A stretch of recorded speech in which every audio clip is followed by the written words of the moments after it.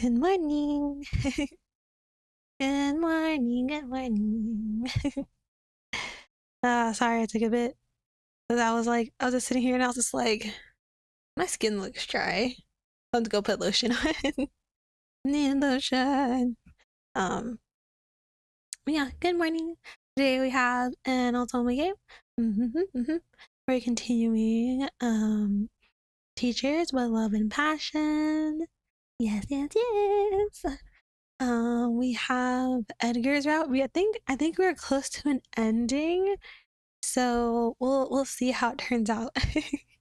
I don't know if we have more choices to make, but we will see. Let me pause this. Put that over there.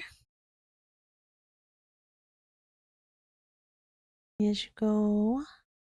Let's go over here.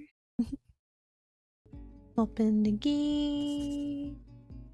And that goes there.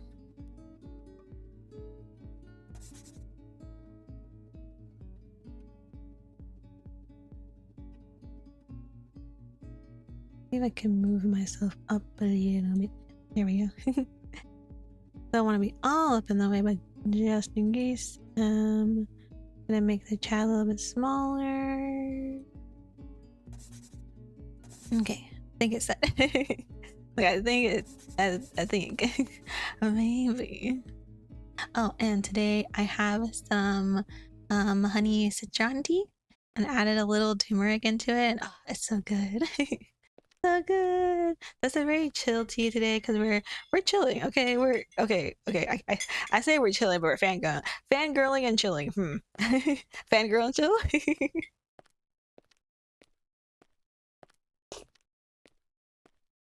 I just finished making my tea too, like a few minutes ago, so I do be very hot.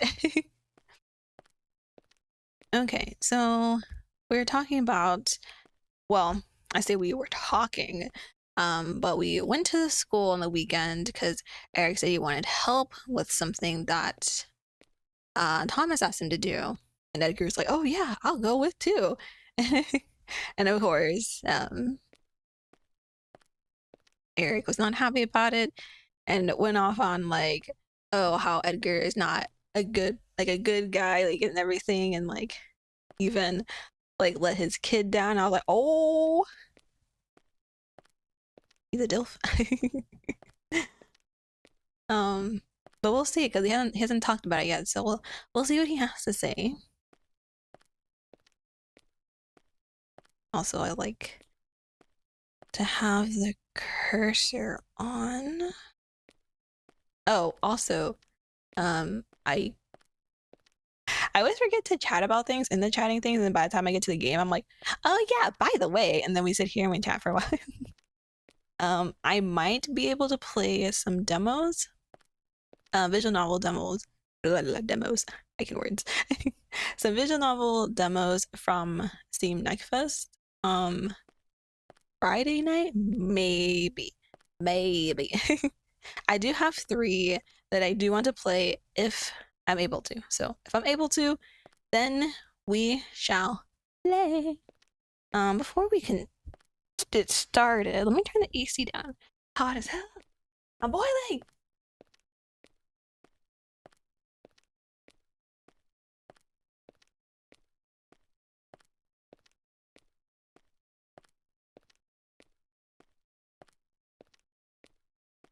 Okay.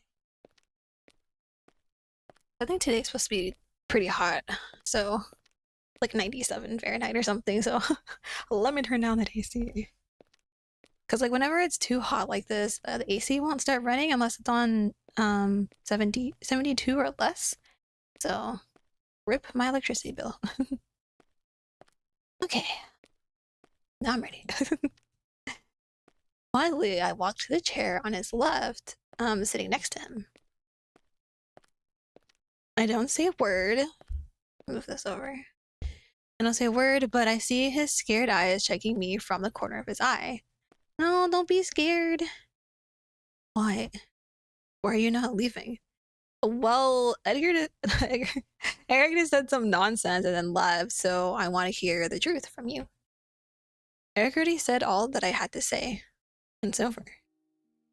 I listen to his hoarse voice whispering painful words, but I don't allow myself to respond. It's not the time for that. He needs to hear himself first. Why are you still here? Can't you see how bad it is? His voice is shaky. The words tumble on one another between his uneven breaths. I'm not a prince, Mai. I didn't say I was looking for no prince. I didn't say I wanted a prince either.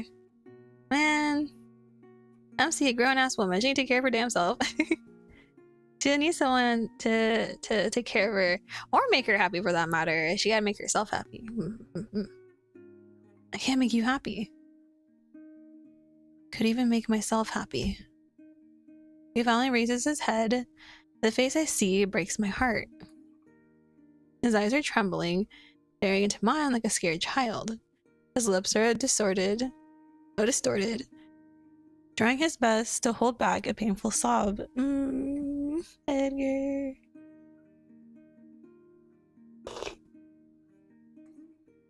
Oh, now it's perfect temperature. I can actually drink it.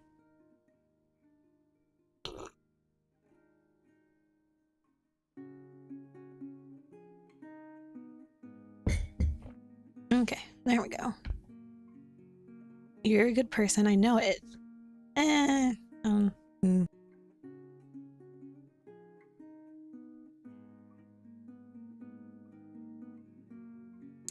don't know about that. I am a Yandere, so I don't think I'm necessarily a good person, but alright. I know it.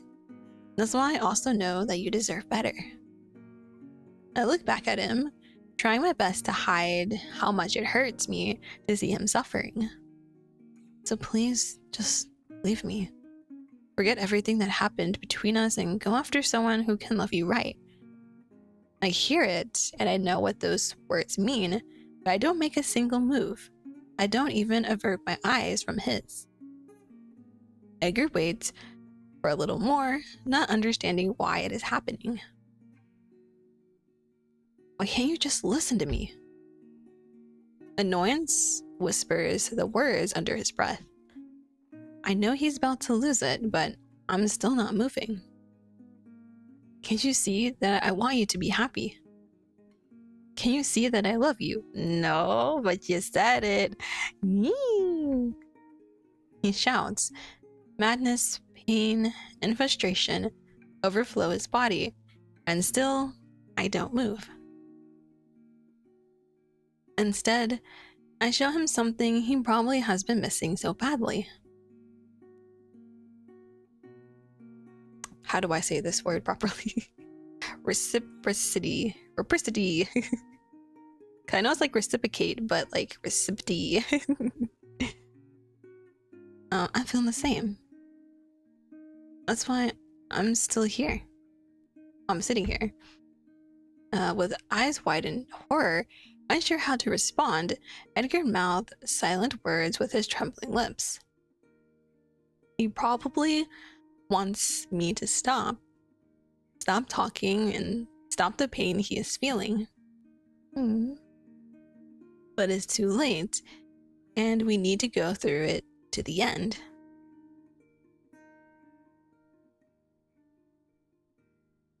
And I just realized I wasn't recording that first part. Whoops. Tilting my head to the side, I show him my brightest smile as I dig my nails into my thigh. Ow. Why though, girly? And she got nails. Not like super long, but she got some nails.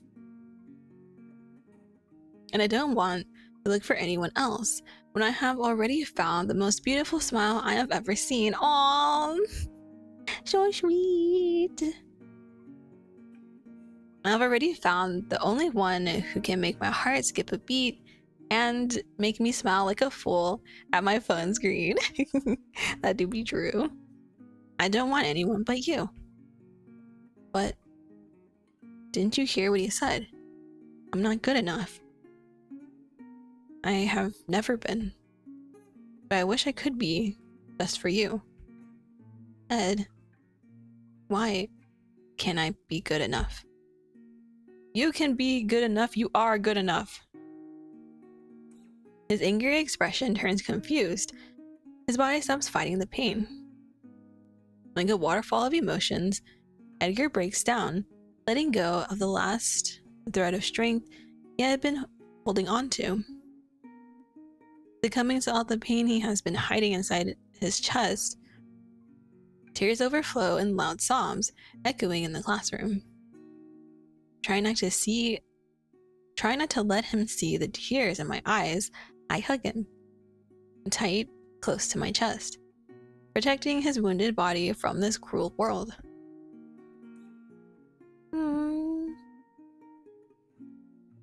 Poor Edgar. Yeah, I would give him a hug too. Huggies. I'm sorry. I'm so sorry. It's okay. It's going to be alright. I'm trying to be strong and better, but I always make the same mistakes. I'm always the same. I don't know how many times he had to hear the awful things people said behind his back. But I'm sure no one ever apologized for the damage they've caused. Don't forget, your words are very strong. So be careful and think before you say something. I hate to agree with them. I hate it. Don't know how to fight it anymore. I'm mad. I'm sad. I'm furious to see the man that works so hard for everyone's smile wounded in my arms now. It hurts. He fought his inner demons alone, left bleeding and broken, left bleeding and broken where no one could see. But not anymore. I want him to know that. Hey, Edgar, you're doing a good job. I'm seeing it. And I'm happy you're still here. Yeah. My words must have been the final trigger that unleashed all the darkness wrapped around his heart. He couldn't even hide his voice weeping on my shoulder for help. I promise I won't leave you. So, let me help you hold this burden. Let me show you the kindness they never showed. Hugging him tightly, I let him cry out all the pain until there's nothing left in his heart. Thank you. I got you, Edgar. We stayed close for a long time until his body stopped shaking and his breath was stable again. Now holding his hand, I wait until he's ready to talk about anything. Eric didn't lie. I never took my life seriously and I fooled around all the time when I was younger. But then I met this girl. She was so nice and fun, every day was like a party with her. Until she got pregnant. Our life went from heaven to hell in a matter of weeks. The dark clouds of that time wiped the smile and color from his face. I could see it. Weeks of unthinkable emotional torture flashed behind his eyes in a matter of seconds. I couldn't find a job, and she was fighting against her parents for having a child. Every day was like filling our hearts with hate. I guess we lost love along the way. He took a deep breath, closing his eyes and giving his mind a break. I don't know if I'm the first person to hear this story, but it seems that he hadn't talked about it for a while. That's why it is hard to find the words now. I realized I was doing everything wrong, but I had no idea how to fix it. That was the first time I felt like a mistake. It happened ages ago, and the pain in his voice seems to come from just yesterday. How could we, 2 kids, take care of a child of our own? One day I found a letter on her bed. She left the house and told me not to go after them. I guess she didn't want me to ruin her children's life too. After that, I tried to focus on being better, you know? I think deep down I was expecting she would come back to me and allow me to be a father. But it didn't happen. I was only making it worse. Those are the last words from his lips. Edgar turns to me. His eyes are tired, disappointed, and so ready to hear another rejection. You get it now. Things got worse when I told you I was in love with you, right? Technically, his ex leaving isn't his own fault, per se. So that's on her, not you, Edgar. Sure, you made dumb decisions, but you could have worked it out. Hi, Cody. Congrats on first.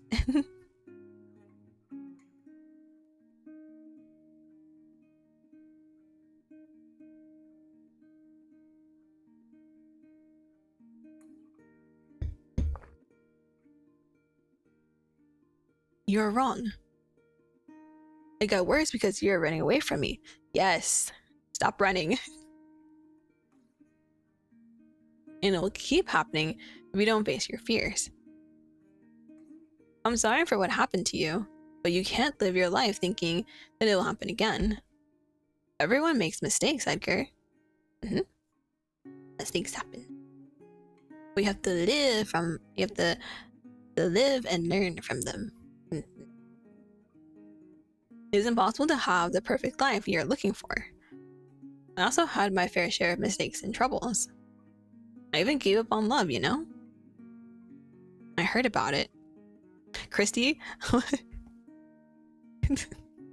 Christy, stop telling people my business. You should have known this.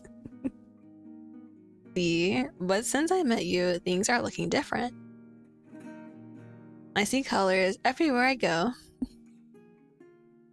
And I'm happy with this feeling. My heart is pounding happily in my chest. Such a nice feeling I haven't felt in a while. Edgar's looking at me, speechless. However, I don't see the same fear from before in his eyes. A good sign for me to continue talking.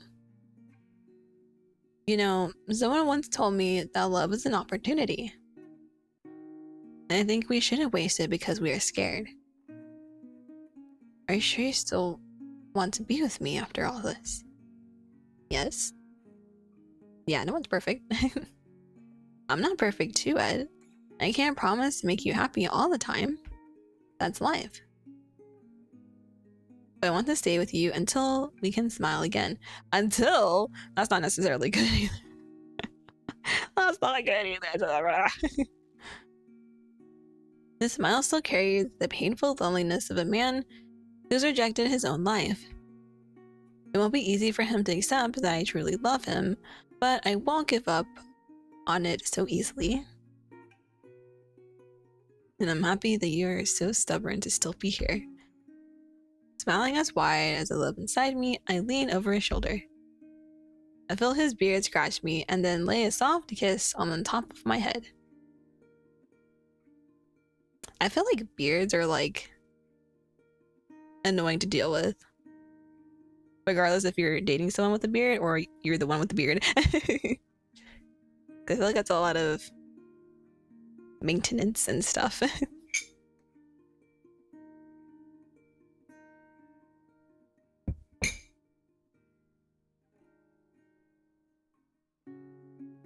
Should we give this feeling a try? Yes. Then give me your hand. We will walk step by step together. Step by step.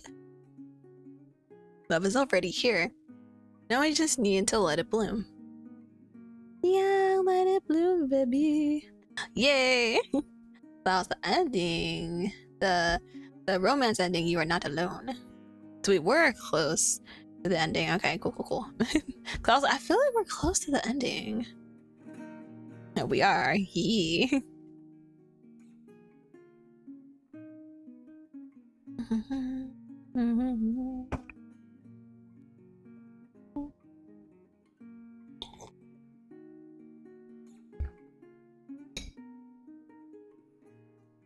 I can't do having a beard.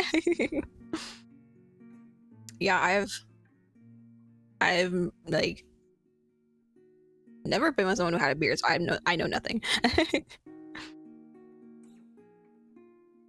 But it seems like for like someone who's dating someone with a beard, it's like itchy nonsense. Like, and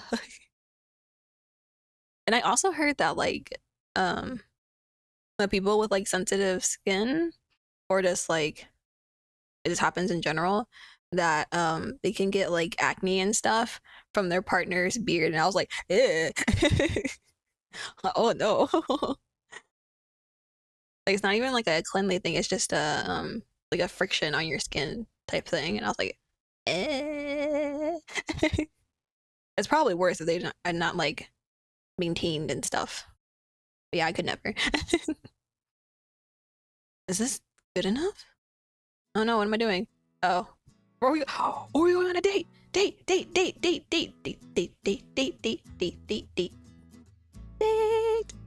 Looking at myself in the mirror, I ask aloud, as if I am not the only one here. My eyes are wide open, just like my smile. Aw, this is love. Such a strange feeling to see me in my reflection. Oh, to see in my reflection. Aw. By my fingertips, I rock my body back and forth, watching my skirt swing. Oh my god, I love doing that. It's so much fun. If I have a nice flowy skirt, I'm just like, wee. Wait, she's like, come on, let's go. I'm like, no, it's me. Icky. Yeah, icky.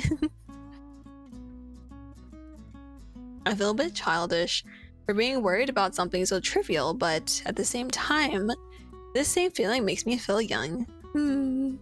It's like, it's just being in love makes you have that feeling. After what happened, Edgar and I started working on our differences and the problems we faced. It was complicated in the beginning. Edgar had too many traumas about love and was scared of opening up to me. I can't say I understand all the pain he went through, but I knew a bit about it. Oh, I wonder how much time has passed. Our last relationship left scars all over my heart and made me scared to feel anything again. I wonder if we ever like get to know more about MC's past relationship that was so bad. So even if I haven't had the same experience, I know how it feels to force your heart to lock. At some point, I think we both realized it, as we found shelter in each other's eyes. We could be our own safe place, and nothing bad could reach us here. Now we are finally here, ready to go on our first and official date. Data! Thinking about it now reminds me of the old times when I used to go out with guys. When I was younger, I used to be nervous and excited, but then it became repetitive and tiring. Oh no! Then it became so troublesome I stopped doing it. I've been through a lot, but this is the first time I'm not experiencing that agonizing anxiety in my stomach. I'm just a bit nervous, of course, but I'm not wishing for it to end already. I think this time my heart knows everything will be fine. Ugh, my hands are sweating. Oh no, not the sweaty hands. The door! The knocking on the door makes my heart stop for a second. Quickly, I turn to the clock on the wall.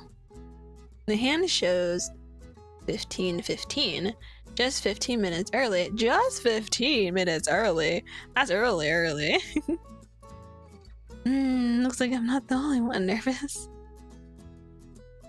With a goofy smile, I walk to the door, smoothing the edges of my dress. I thought that maybe seeing his face would help my heart calm down. No, it would be worse. I was sure his smile would be enough to reassure me about this feeling. But I was wrong. Of course.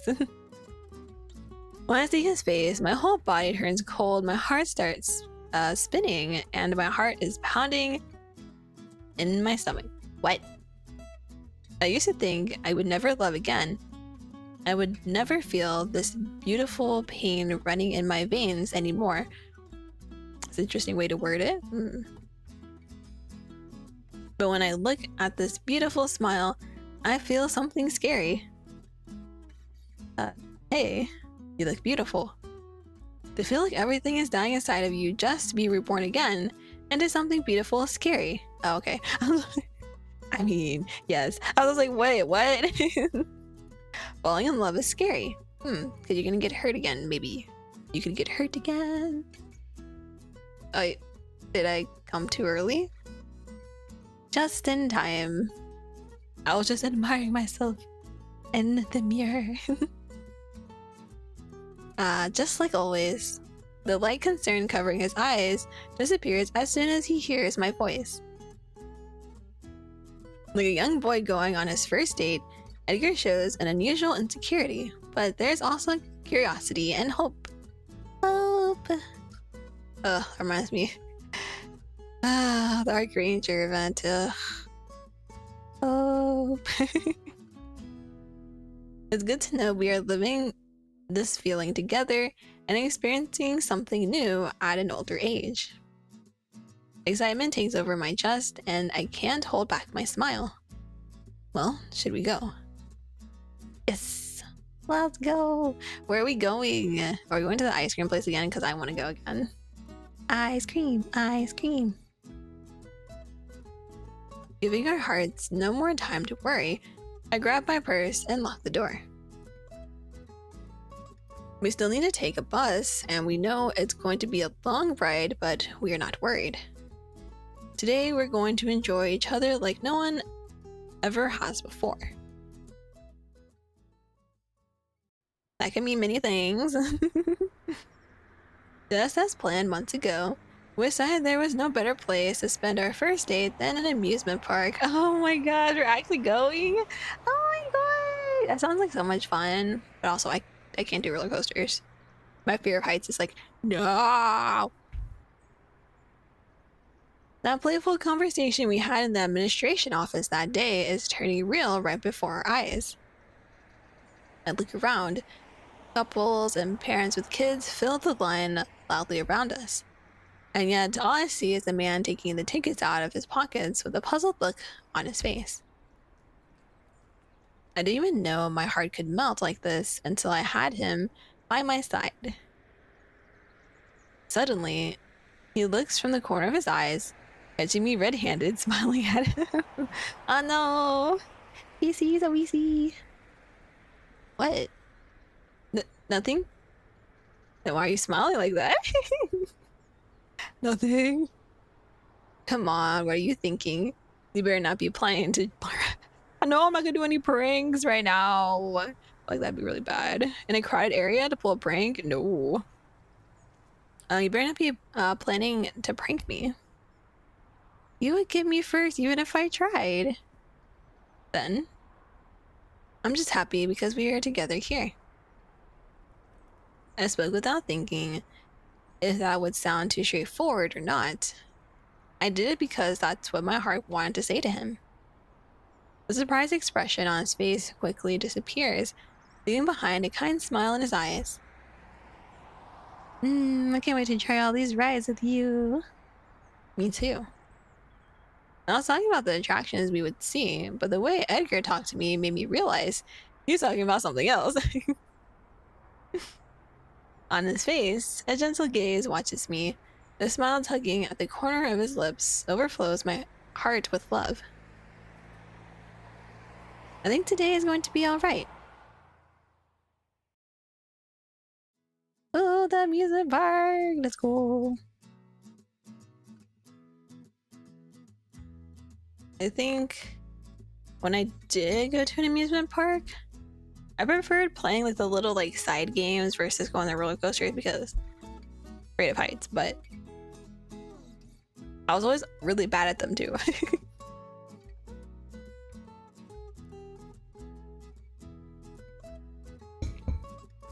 You would think because that's the only thing I can actually do that I'd be better at it, but no. The sky is bright blue, the sun is hot, and people are laughing excitedly. Everything screams joy and fun. Well, unless you see someone just puking their guts out on the side. It took us a long time to get inside, but we found a way to have fun while we waited. Now inside the park, we look around, considering all the options for how to spend our day. Oh, let's get food. Depending on the time, let's get food. So where do you want to go first? I was thinking about the roller coaster. For the first ride? What, is that too wild for you? Oh, my friends are always like that too. They're like, I want to go on the roller coaster. I'm like, you can go, bye. Hi, Art. Hi. Girl, don't try me or I will drag you to the ghost train. Oh, please, no. I love the horror attractions too at amusement parks. Those are fun. To be honest, I have no idea where to go. It's been so long since I've visited a place like this that I don't know what to look for. My eyes dart from corner to corner through the crowd. There are attractions everywhere I look. I'm starting to keep up, and even so, my heart is beating excitedly, begging me to try it all. I mean, you probably could if you really, crunched the time. Edgar chuckles beside me, pulling me out of my thoughts. I turn around, but I find no reason for that. What? Your eyes are sparkling and so cute. Look! I didn't realize I was acting like a kid until he said that. Now my face is red, and I still have no answer to our question. What do you say about the Ferris wheel? As the first one? I mean, okay. My heart shouldn't have skipped a beat just to hear something like that, but it did anyway. And I should be better at hiding it, but I am not. Is that too romantic for you? Funny enough. Well, I guess not funny enough, because I'm, again, afraid of heights. I've never been on a Ferris wheel.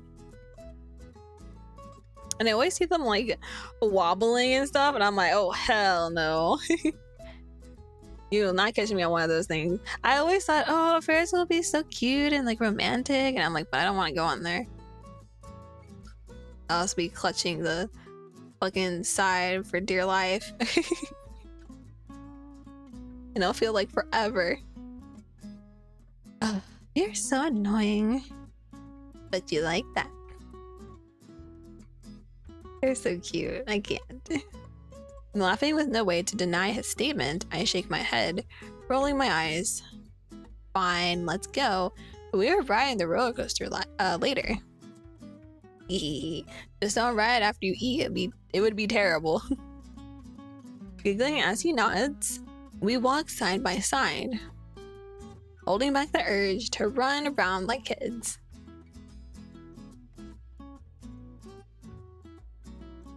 I've never screamed so much in my whole life as I have done in the last 50 minutes. Oh gosh. After sharing a lovely time on the Ferris wheel with a full view of the park and some shy pinkies intertwined, aw, so cute, we headed to the roller coaster ride. And that was the ride. The ride down was more terrifying than we could have expected. When we reached the top, I was too curious to look down, and I swear, I had tears in my eyes when I realized how high it was. Oh no! The ride only lasted 30 seconds, but everyone's screams echoed for a long time after. The best part was hearing Edgar yelling and laughing next to me the whole time. It helped me cry a bit less during it. I think the almost death experience was exactly what we needed to fire excitement inside us. We rode bumper cars. Ooh, that sounds fun too. Bumper cars! Where I was cornered and Edgar came bumping into everyone to save me. Then we took a walk inside the Hall of Mirrors. Nope. Can never catch me in one of those. And finally, Edgar dragged me inside the ghost train. The last one forced me to cling to his arms and lightly punch him many times. It didn't matter where we went. We were always laughing and playing with each other like kids. After so much running and hustle and bustle, we decided to take a break from the rides. Time to get some foods, baby. Or look at shops. Okay. Can I shop and eat foods? Now walking side by side, I look at the shop windows while he reads the booklet searching for the day's attractions. There will be a performance on the main streets later. I think it's a live show by a local band. Ooh! Live show! Sounds nice. Yeah, we should watch it. The curiosity of his earlier question slowly fades from his voice. Suddenly he sounds like he's lost in thought. Concerned, I turn in his direction only to find a confused expression that troubles me. What's wrong? I thought they were holding a night parade, but it seems it's not happening until next month. Aww. Oh. So that's what it is about. He told me we would enjoy this day with no plans, but now I know he had made some after all. Part of me is happy to know it, but the other part is broken to see him looking like a sad puppy. Aww. Well, now we have a reason to come back next month. It was nice to see his face getting surprised by something that seemed to make him happy. Something I could do for him. I would like to do it again, even if we had no reason at all. So, what do you want to do now? As soon as Edgar asks the question, my eyes land on an image just a few meters away from us. I squint my eyes, trying to make out what that is. It doesn't take long to make sense and quickly forces my body to run on impulse. Do you want to check the... Before he can finish speaking, I grab his hand out of sheer instinct and pull him through the crowd. What is happening? Edgar doesn't hesitate or fight my impulses. Instead, he follows me around, only asking what is going on. Soon, he also understands what is about. I stop with him standing beside me and a silly cutout face in front of us. Oh, one of those pictures. Oh, that'd be so cute.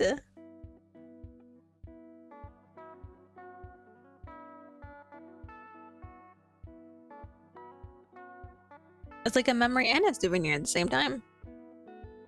Let's take a picture.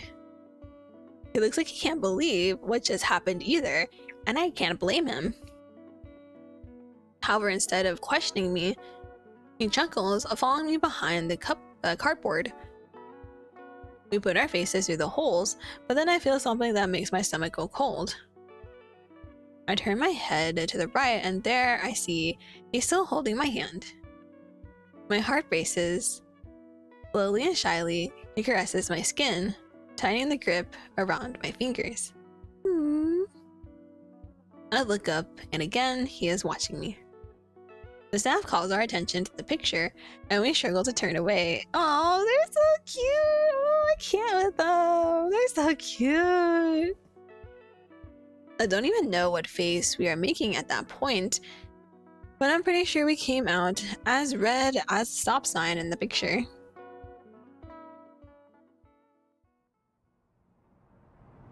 When the night came, he walked me home, always holding my hand tenderly.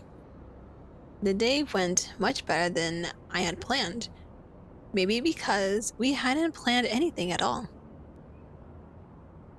I could never do that. I need plans. If I try to do something without plans, it like stresses me out. I'm like, no, no, the anxiety of like not knowing what's happening. I'm like, no, I need to know. I need them plans. Thanks for coming. I loved it. Me too. It was so fun. I hope we can do it again. Yeah, again. Suddenly, it seems like all that chatter from before was left in the park. Now standing in front of my door, we look at each other nervously, both eagerly searching for something to say. And thanks for bringing me home too. It's a pleasure. Will you text me tomorrow morning? Of course, just like I said that day. Okay. Oh. Alright, enough. I can't hold it back anymore. Oh! Quickly let Quickly yet gently, Edgar steps closer, cupping my face in his hands. Before I can react properly, our lips touch in a soft kiss. Yay! Finally, kiss! It's been an emotional ride for this route. Finally. His beard brushes against my skin. His hot breath makes me flush. With my eyes closed, I hold back tears of joy just to be in this moment with him. I should be surprised. I should be feeling my heart beating in every corner of my skin, but I am not. In place of restless feelings, I feel my heart beating softly at peace. We're finally breaking the chains around us. He leans back, his eyes glow in the night. I breathe a sigh of relief as love envelops our hearts. I wanted to do it all day, but I couldn't find the moment. Nah, so you just kiss whatever. It can be a cheek kiss, it can be a nose kiss, it can be a head, or it can be a forehead kiss, and then you end it on the lips kiss. I'm sorry for taking so long. You didn't take long, just the right time. The perfect time when you're saying goodbye for the night. I'm smiling with my whole body. What? How do I do that? I would like to know how to do that. I lean into him, kissing him once more. There's no more fear in his eyes, no more hesitation in his touch, and no more what-ifs in our story. Love finally found home inside our hearts. They're so cute. I can't with them. So cute. They're so cute. Ah. Okay, so let me pull the walkthrough up so I can see.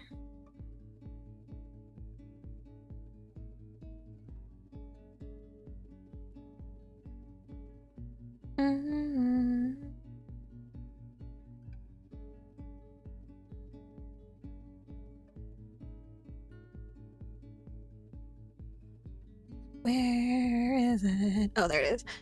Okay, pulling it up. Go to Edgar. Go to Edgar's route. But the romance ending. He doesn't even. He doesn't even have like a normal ending. He just has 2 bad endings. What is that nonsense? He has 2 bad endings. Oh no. Oh no. Oh no. Oh no. Who knows?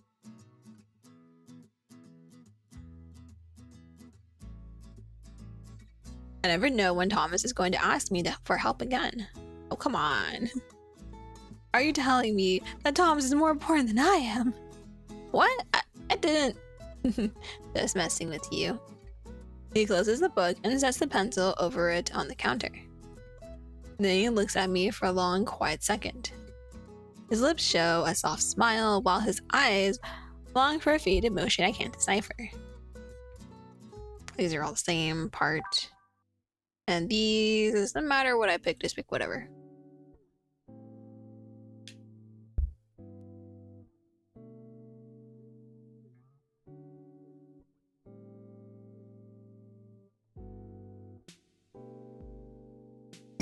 How dare Thomas rent all of your services to himself? Does he know that we are missing you here? Oh, I'll miss you guys too. I hope you miss me more. What if I do? What if I do?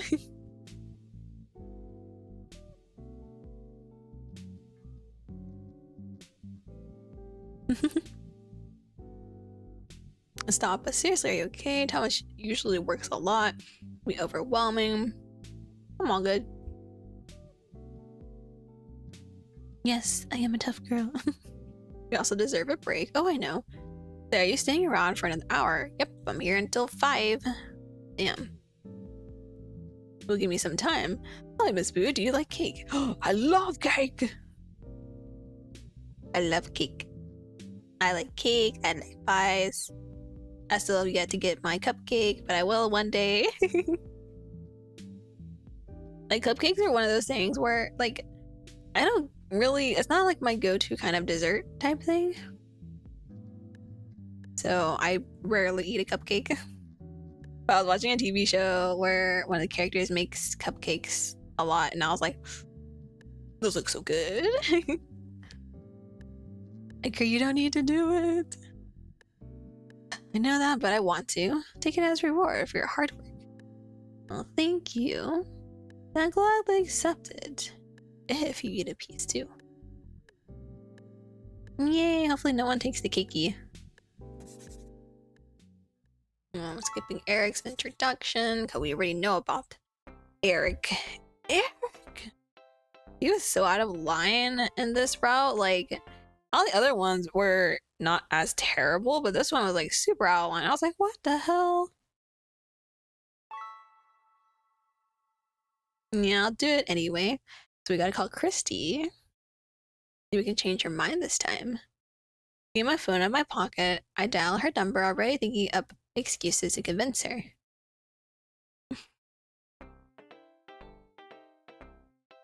I wonder if they ever did get to hang out, or Christy was like, I'm hanging out with my boyfriend.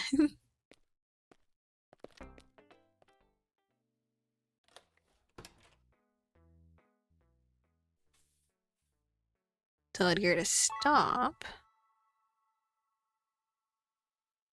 I know he is hurt and probably only wants to do it for fun, but I know it isn't going to end well.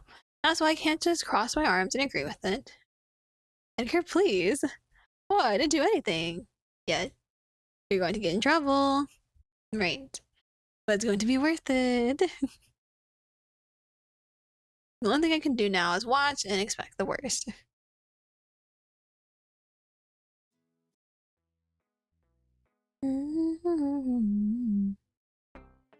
Boo boo doo doo doo doo doo doo. Do do do do do do do do.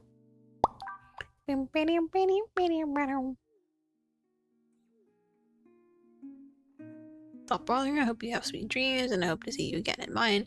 Maybe there I won't feel guilty for hugging you tight. I'm going to bed. See you tomorrow. Oh my. We're gonna say yes here. Yes, that's all your fault. Why are you playing with my heart like this? I understand that you don't want Leonard to know about it, but please, don't make it look like nothing is happening. Especially after everything you said to me last night. I hate feeling like this. I think Leonard is right. We should talk about it. About what? Oh, your text from last night. And then we're gonna go through. They're going to say sorry. Right, sorry, that was rude of me. How are you doing, Eric? Much better now that you asked. He is such he is just a brat. He is indeed. Look at this. Brat coded. I should stop worrying so much and give him some attention. No, don't fall for it. But you know, maybe he won't come. Okay, we'll go through here.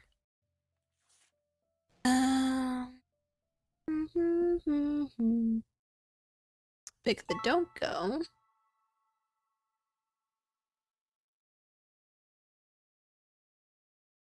And then it says for me to save. Save you. What page am I even on right now? I guess I'm gonna save it here, it's fine.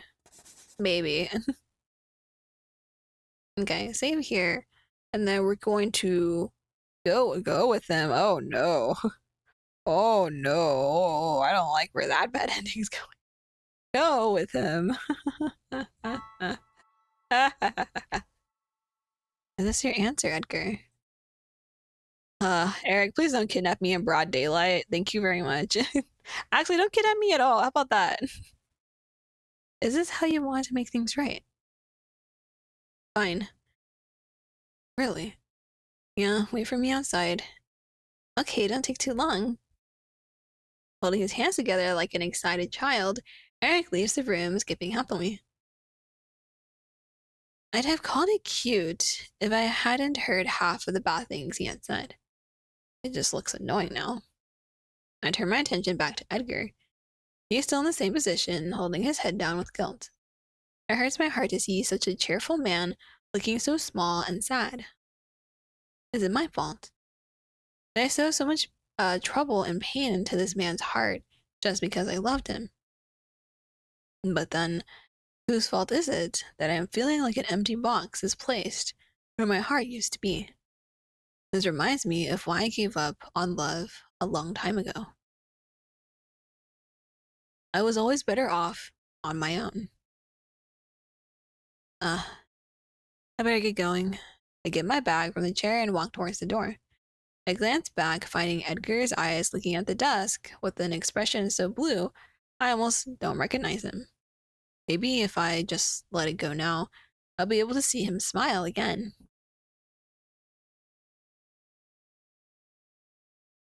Oh, that's just like a normal. Oh, okay. Okay. The normal bad ending. Just a normal bad ending. Okay, cool.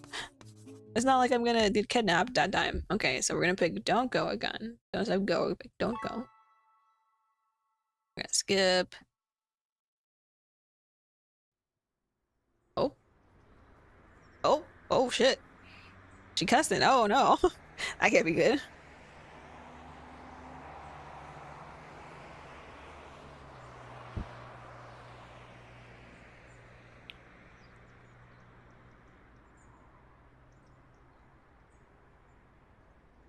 So this tea I have has like pieces of like orange in it.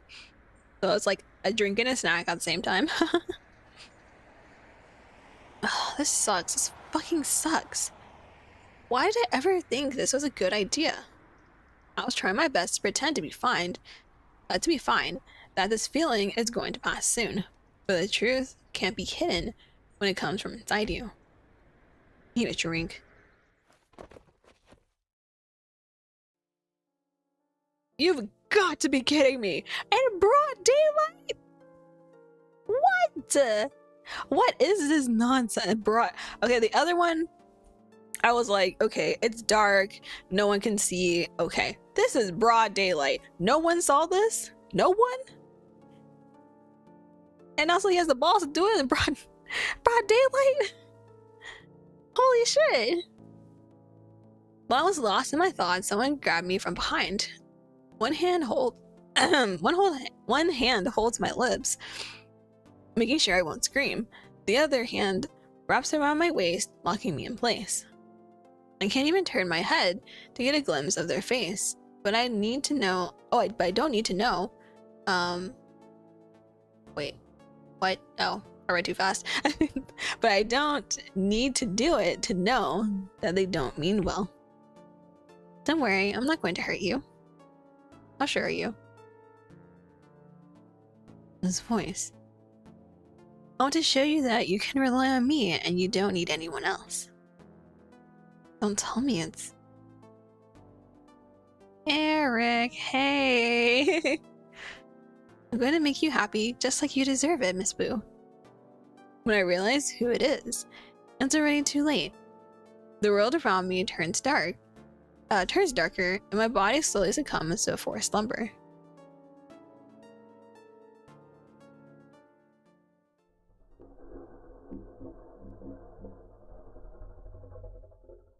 Whoa!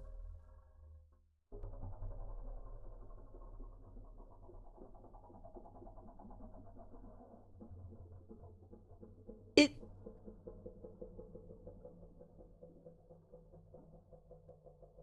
What? What? Hold on.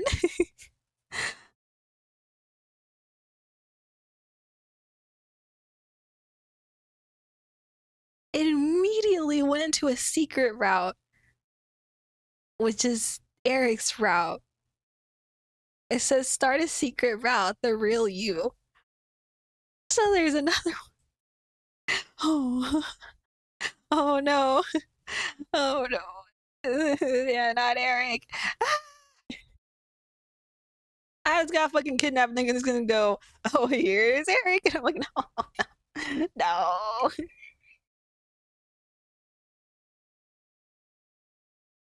That threw me off so bad.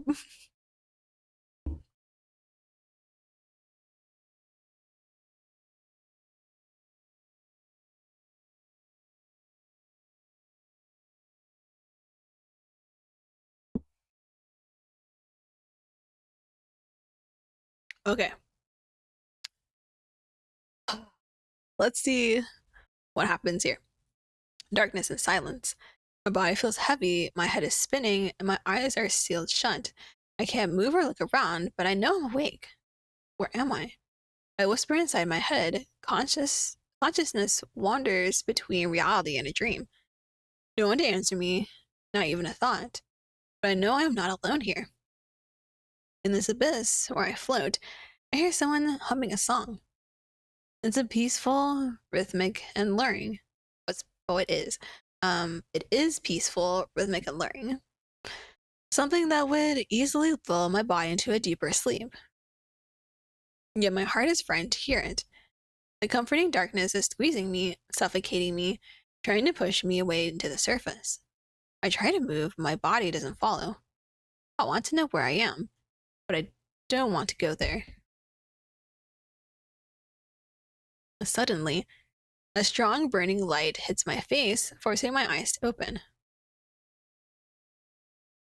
Ain't no way I'm in the basement! Ain't no way I'm in the basement! No. So, I wonder if this is meant to be. Oops, I totally skipped that. Hold on. Go back. I wonder if this is meant to be from this time, from that one Edgar's bad route, and also that other Lauren's bad end when we get kidnapped. Both those times, this is where we go. It's like, hey. Or is it just like in general if Eric just decides to kidnap you? Fun. The clear light and distorted silhouettes are all I see. There's too much information for my brain to make out at first. I try to blink a few times, but that only seems to increase the blur in my eyes. What? Slowly, I hear a faraway voice saying words I don't understand. For a moment, I wonder if this sound is coming from inside my head. Oh no, now I'm hearing things. That can't be good. Still groggy, I turn my head to the side. I never knew such a simple move could hurt so much.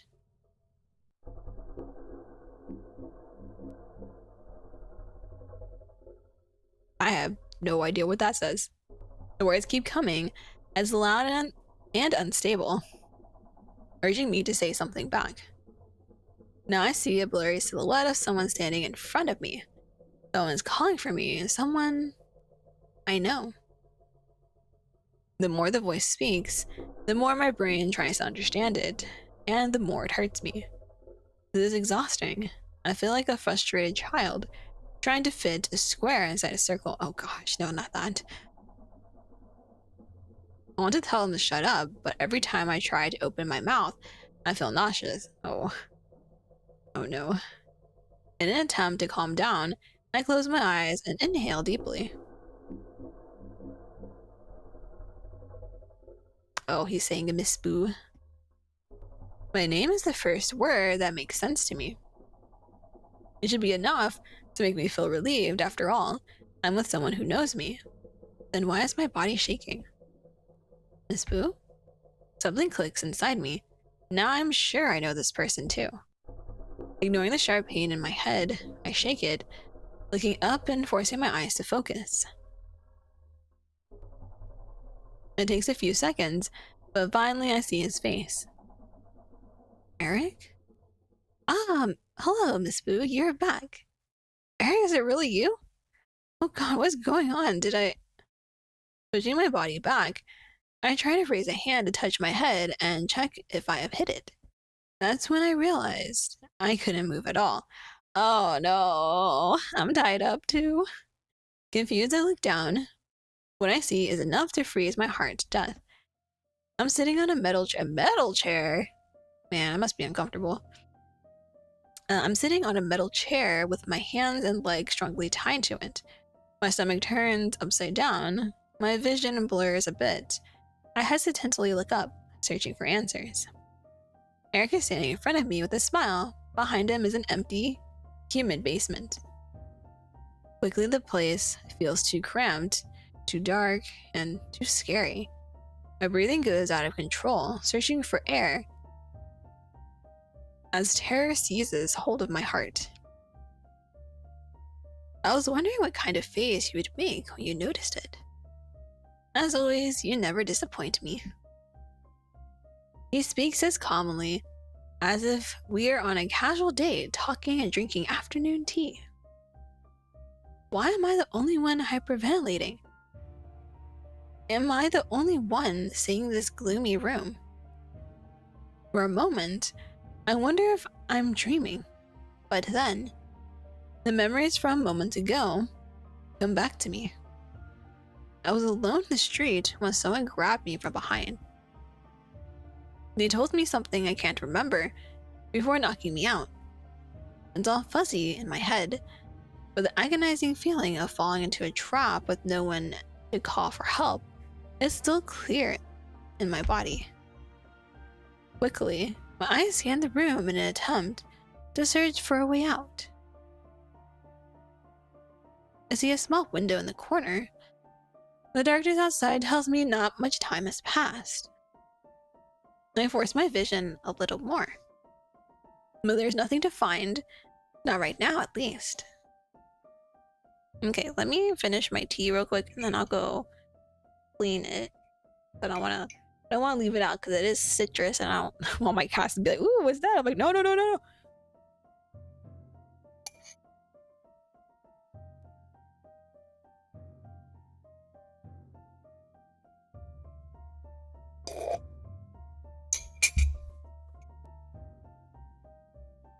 Okay, I'll be right back. BRB.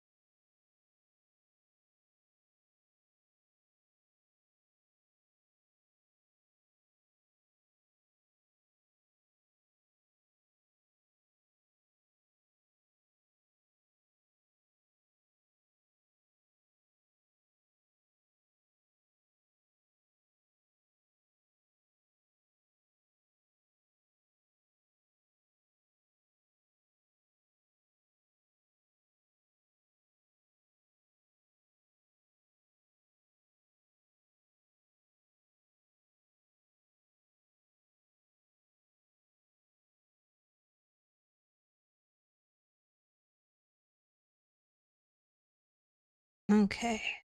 Go back over here.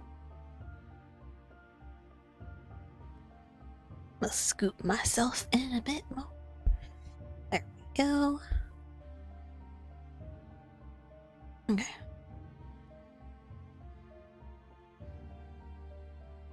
I force my vision a little more, but there is nothing left to find.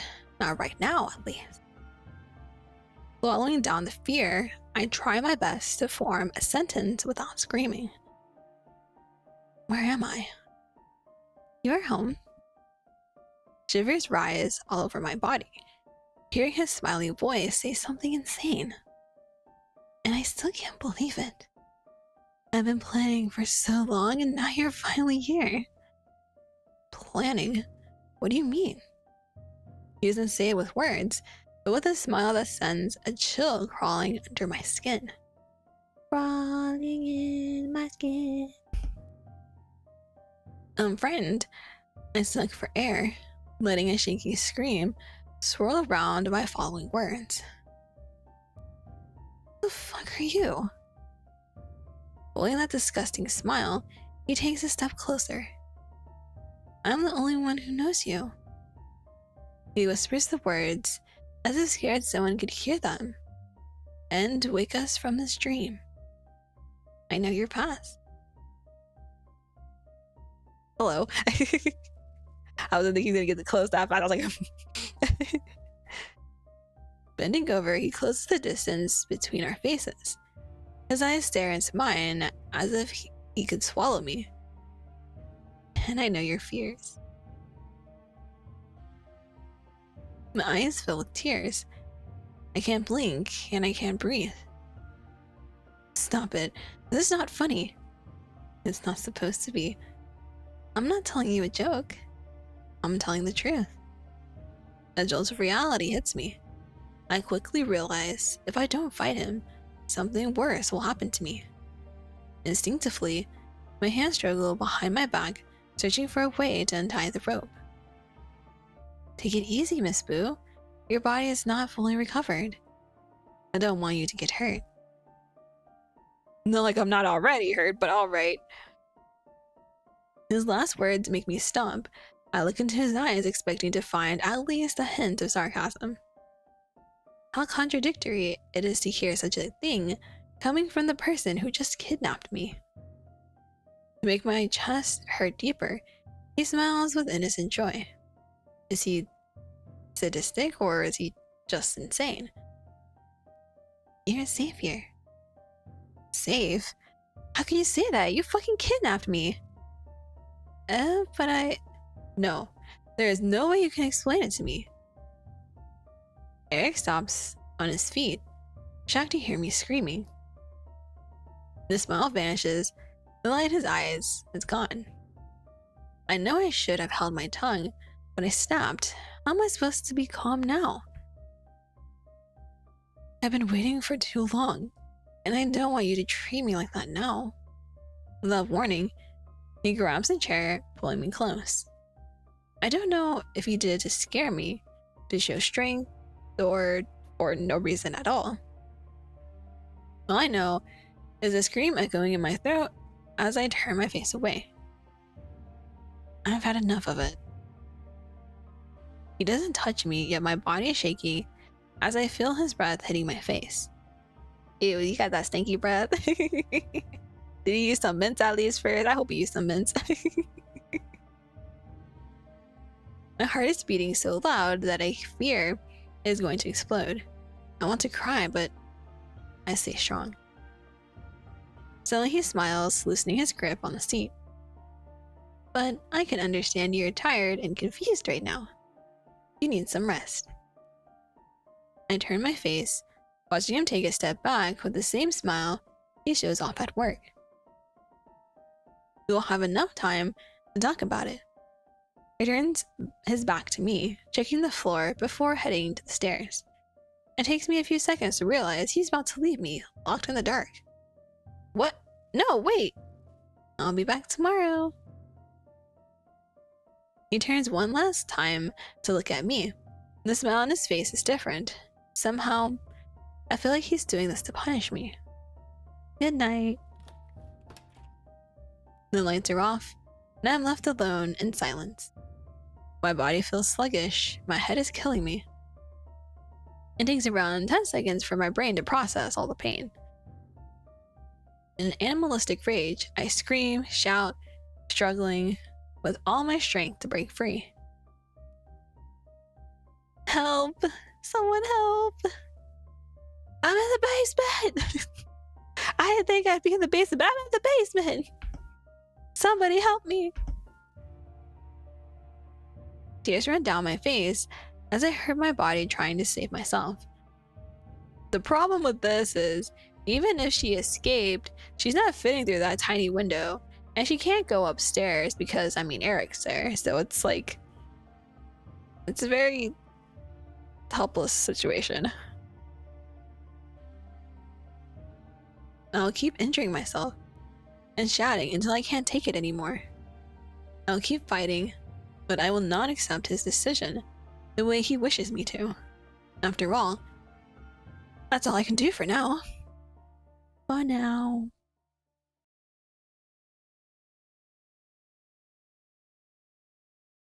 Oh, it's bright outside now. As expected, I didn't sleep at all, but it doesn't mean my head is completely awake. Once the shock was over, I started to think properly about what to do and how to find a way out of here. This is obviously a basement. Down here I see shelves, chains, and a washing machine. There are lots of knickknacks, but nothing that seems useful for me. Well, I mean, the chains might be something. The thing that bothers me most is the old mattress in the corner. Why did he leave it here?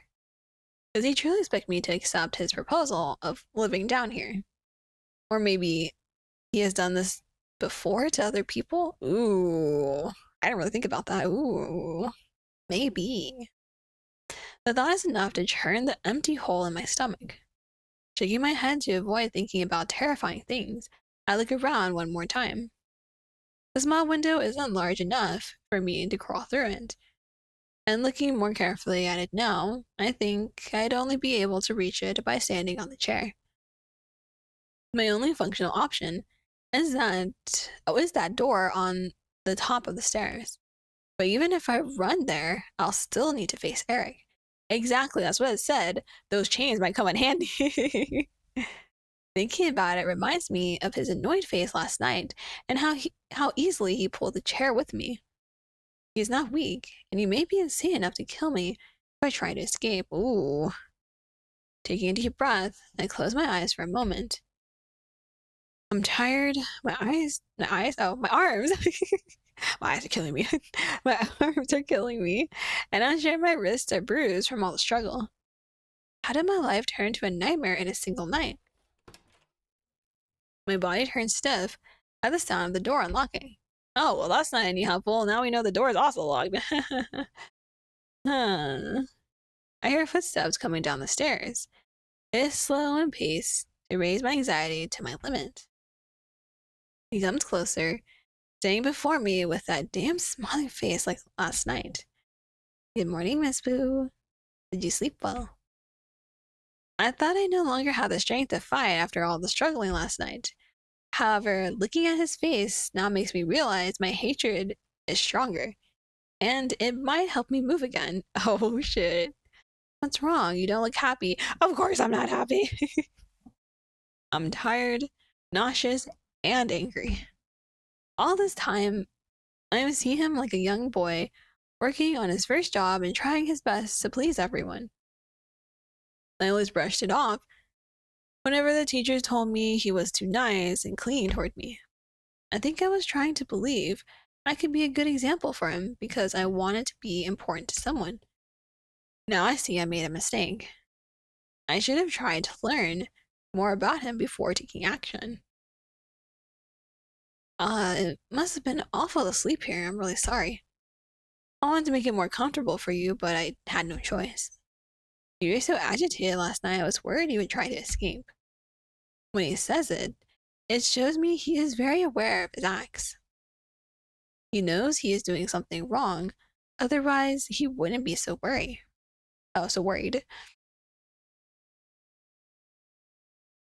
I'll keep you like this a little more, okay? At least until you're ready to cooperate with me. Now he is talking softly again, in an attempt to make me feel better. He wants me to forget this short-tempered, violent Eric living under all the smiles. All because he wants me to like him back. I promise I'll take good care of you. I'll make meals for us, and I'll keep you company every day. You're going to have a good life together. I don't think I'll have a good life being in the basement, just saying. Hearing the excited way he talks about such absurd things makes my stomach churn. It's almost like he's seeing something completely different from me. I'm feeling anxious again. I don't know how to convince him to let me go if he doesn't see the problem the same way I do. Taking a deep breath, I try to ignore his jolly speeches. I try to focus on what is important. Why are you doing this? Ed, what do you want from me? He looks at me like I just asked the most terrible question. You're a creep, Eric. Well, he's essentially just a yandere, and as a yandere, I understand. I understand. But I wish I was not kidnapped. Please, thank you.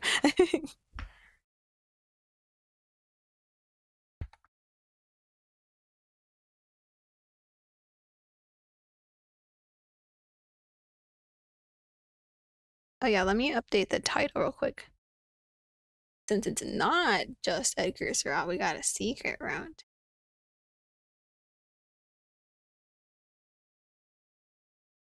Which only unlocks after you finish all the endings, so. Did I spell secret right? I don't know anymore.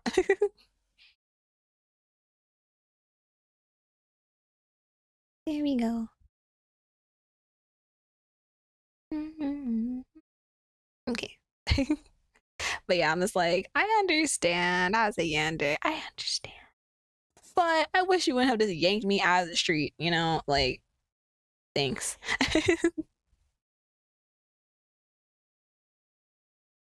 Remember, he doesn't say anything. It feels like he's expecting me to say I'm joking. You really don't remember me, do you? Oh, here we go. Eric backstory. Yo, I really want to know. Because I'm just like, like, what did we do that made him so obsessed with us in college? Like, what the hell? What'd I do? No. This makes me sad. When I saw you in the teacher's lounge on my first day, I thought it would take some time for you to remember. But you really forgot me. He talks with a smile, but his voice is sad and lonely. I search my mind for his face, but nothing, and no one appears. Does he look different? He is no one but Thomas's assistant to me. Noticing my prolonged silence and confused gaze, Eric sighs, looking around. I said I met you at the campus, but to be honest, that wasn't the first time you had seen me. It was 7 years. 7 years ago. Holy shit. Bro, you can't believe that you think I'm gonna remember someone from 7 years ago? You're insane. I would never. And plus, in 7 years, people can change like a shit ton. You can look completely different. My face immediately changes from its serious, somewhat uneasy expression to one of wide eyes and parted lips. I expected anything but that. 7 years ago was before I even thought about becoming a teacher. In a single second, so many things go through my head that I get lost in time. I used to work in a store, you know, a terrible place. Ignoring my emotions, Eric starts to tell a horror story that I don't want to hear. I was having an awful day, like always, when you came in. You were so pretty, everyone was looking at you. But not me. To be honest, it got on my nerves when I saw that smile of yours. What? So he didn't like us when he saw us. I really wanted to ruin your day back then. I mean, how dare someone show up in front of me with so much joy while I'm in pain? Oh, that sounds so bad. I'm sorry for laughing, but oh my god. I was placing some bottles on the shelf when you came closer. I was planning to throw something at you, but Karma came after me. I mean, that would explain why she wouldn't remember you. Like, your hair was all over the place. And you were Angies. I stumbled and fell. The balls came down on me one after another. It was a mess. My boss had already yelled at me that day, and I didn't want him to do it again. God, I was so scared, and it was all your fault. But then you kneeled on my side and asked if I was hurt. It was strange. When my boss reached us, he was already breathing fire. I knew he was going to hurt me badly this time. But it didn't happen. You stood there, and you said it was your fault and you would pay for it. That kindness. It was the first time I saw it. Oh, he was abused at work. Oh, poor Elwick. The first time someone showed it to me. It felt terrible, but also so good.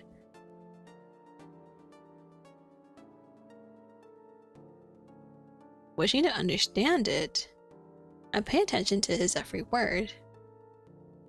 I remember a store, a place I used to shop when I lived in another area. It was a small place and the owner wasn't nice. But as much as I want to, I can't remember anything related to Eric. However, I also can't imagine he's making up such a story. I mean, I wouldn't put it past him, honestly. He's made up stories before in other routes, so... At least not after hearing his words drenched in so many feelings. You came around a few more times. It was the most fun part of my day. Then one day, I decided to ask you out. His confession drew my attention back to his face quickly. I still don't know what he is talking about, but that made me remember something else. 7 years ago, I wasn't living alone. Oh, shit! The same day you came over with your boyfriend. That wasn't fair, right? That guy was stealing what was mine. Then I started following you around. Oh, what? Yeah, I thought it was a bit too much too, but then I found out I was right. He didn't deserve you, and yet you couldn't see it. Wait a minute, so I made you see. My voice cracks as memories start to come up behind my eyes. One after another, the dots are connecting. Something inside me was scared to hear the story from the beginning, and now I know why. Remember when you found that poison bottle in his bag? He told you he didn't know what that was, right?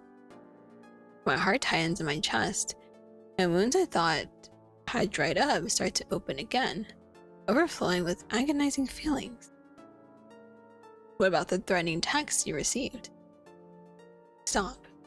Or when you found your dog What? Stop, I don't want to hear it.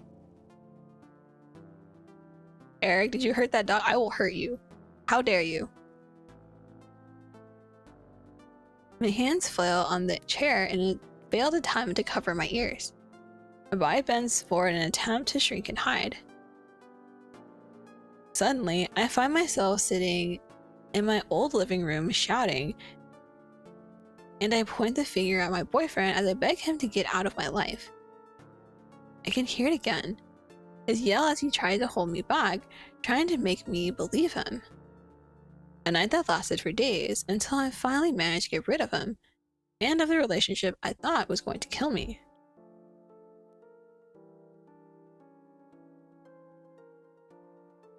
R.I.P. doggy. My dog. I remember it clearly. The most painful moment of my life that I tried so hard to forget. All these years, I thought he was trying to confuse me with his lies. All this time, I was forced to believe lies from someone else. I feel like throwing up just thinking about the terrible things that happened between us. You thought it was him, but I did that because I wanted you to understand he wasn't good for you. Eric's voice makes— oh, I pressed it too fast. Eric's voice makes me look up once more. The reason why I can't believe anyone and I'm so afraid to trust myself is right in front of me. You ruined my life. After that, I was never okay going out again. I know, just like I wanted. What? If you didn't leave your house, you wouldn't meet people. You wouldn't fall in love with some useless man, and you would never be hurt. Because I would keep you safe. Looking at him now, I know I'm in deeper danger than I thought.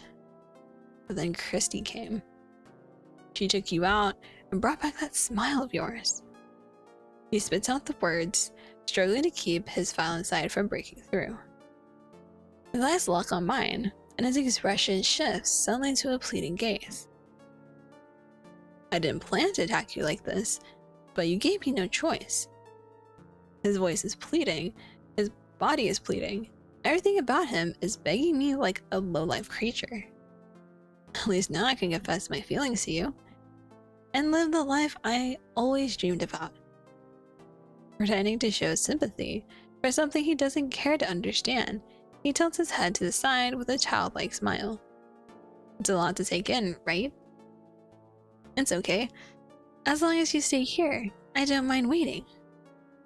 He really expects me to understand and accept the same utopia he created in his mind. I want to spit in his face and make him feel the same anger I'm feeling right now. But now I need to go to work. Telling those words woke me up from my hatred trance. As much as I'm overflowing with pain and grudge, I still need to keep my head straight. Eric is my only connection to the outside world right now. I need to use this to my advantage. Panicking, I think of what to say as I watch him turn towards the stairs. Suddenly a drop of darkness from the open wounds in my chest reminds me of something that can help me now. But wait. Yes? What is it? Would you mind dropping by my house? If I'm going to stay here, then at least bring some of my stuff to make me feel at home. Yes, what do you need? A blanket and a book? A book? But you won't be able to read, Miss Boo. I'm still not ready to untie you. You can read it to me. What book?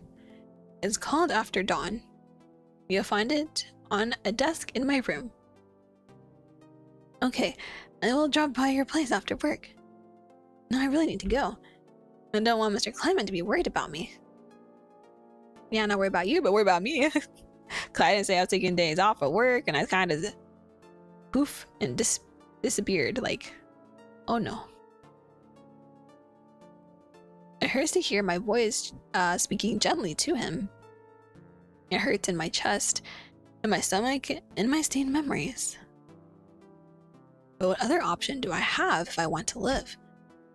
See you later, Miss Boo. He turns happily, making his way out of my sight and leaving me alone again. A book. Nothing suspicious about that, but enough reason to save me. Christy gave me that book when I told her about the bad things that happened in my last relationship. It's actually a journal we shared. Every day we would write things together, but only the good things. No one ever saw this book but us. If this book goes missing now, she will know something happened to me again. That book saved me once, and it'll save me again. Christy, please, I need your help. Closing my eyes, I pray, allowing all the feelings to overflow to the tears in my eyes.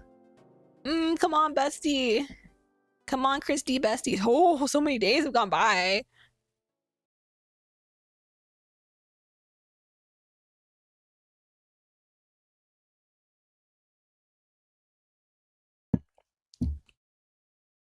In the lounge, 3 men sit silently around the table.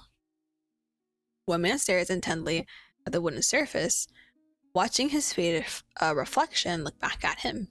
In his eyes, a bitter sadness blurs his thoughts when he feels his heart aching for feelings he didn't dare to face. Another man looks down at his nervous hands in front of him. In his mind, he recalls running down the hallways, leaving behind a confused young woman. A scene from days ago, and he can't stop imagining what would have happened if he had stayed and been honest with her. The third man sighs heavily, looking out the window. Guilt consumes him whenever he remembers the day he gave up going to the library. Edgar, Leonard, and Lawrence, 3 different people, are thinking the same thing. Silence grows in the room, squeezing them into their seats, pushing something painful down their throats. So, their voices purge the silence in a single synchrony? Yeah, synchrony. But it also makes them bite their tongues in fright. It takes some time for the situation to make sense in their head. Hold on, let me move my keyboard. I leaned too far back in my chair. Okay. Okay, now the keyboard is on my lap. Fantastic. It takes some time for the situation to make sense in their heads and make it clear they have been thinking about the same thing. Anyone know what is happening with Mai? Fighting back his words and swallowing hard, Leonard is the first to speak. Eyes around the table stare at him with enough guilt, needing no spoken answer. So you haven't been talking to her too? Yeah. It's been 3 days since the last time she came to work. I'm kind of worried. Edgar hears him say that and almost automatically lowers his head, trying to escape the guilt that haunts him. I think it's my fault. What? Leonard digs his nails into his sweaty palms. His heart races, seeing the surprised gazes staring in his direction. This is what he expected, and yet it didn't make it easier to face it. His thoughts are tangling with his feelings. Part of him begs him not to say anything and save himself, but the other part is crying for help. Taking a deep breath, he turns to them as seriously as he can. He starts it, so now he has no choice but to finish it. A few days ago, she stopped coming to work. She found out about my secret. She asked me about it and I lied to her. He claps his hands together, looking down with teary eyes. I think I hurt her feelings. Wait. What do you mean you hurt her feelings? I did that before you. Eh? Yeah, I turned my back on her when she was standing from me the most. Only because I was afraid of my feelings. Was it supposed to be a plea for help? Turns into a confession session. We're all just confessing. Confess your sins. For a long time, the 3 said nothing. Their gazes jumped from one to another, seeking the culprit in this plot twist. So what do you think No. Lawrence breaks the cycle of suspicion, leaving no room for questioning. Mai is not the type to be put off by rudeness or miscommunication. I mean, true. If that was the case, she wouldn't have spent so much time with me. Love, when mixed with another feeling, becomes complex, and in the worst case, vicious. Something all sinful hearts are seeking.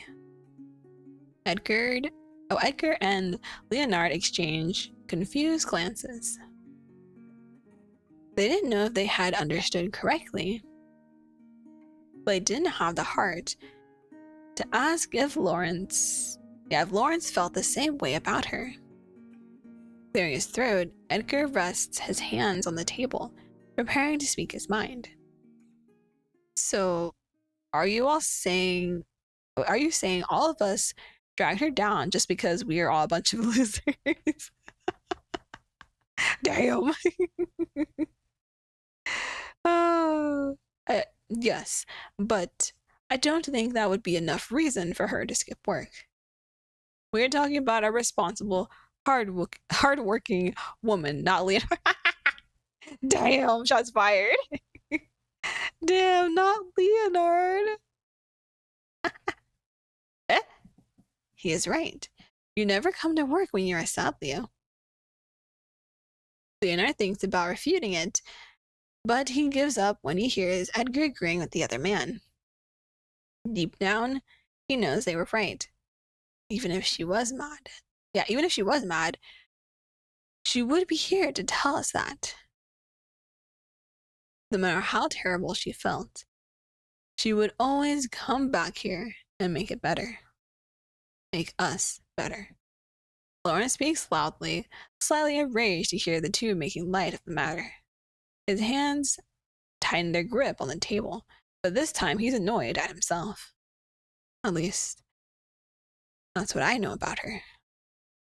Slowly, his anger fades, leaving a fragile sadness. Leonard casts his eyes down like a sad puppy who doesn't know what to do. So, what is going on? The door opened abruptly, answering his question loudly. All three turned their heads to find a blonde girl at the entrance. Oh, hey, I was looking for you all. Making friendly expressions to hide their earlier conversation, they greet the girl amicably. What's up? I didn't show up to work again today, so I was wondering if you knew anything. What? Yes, I've been working a lot, and thanks to that, we haven't been seeing each other much lately. So I thought she would have said something to you. Leonard, Edgar, and Edgar share the same astonishment in their wide open mouths, while Lawrence tries to connect their earlier doubts to this new information. So even you don't know the reason. What do you mean? Christy asks, not understanding the weight of her words. When she finally realizes there are no answers, her heart nearly leaps out of her chest. Guys, what happened to my girl? We don't know, to be honest. We were just talking about it now. Christy thought about yelling and accusing them. However, she decided to hold her tongue. Those men's eyes are full of doubt and concern. She knows they could never hurt that girl.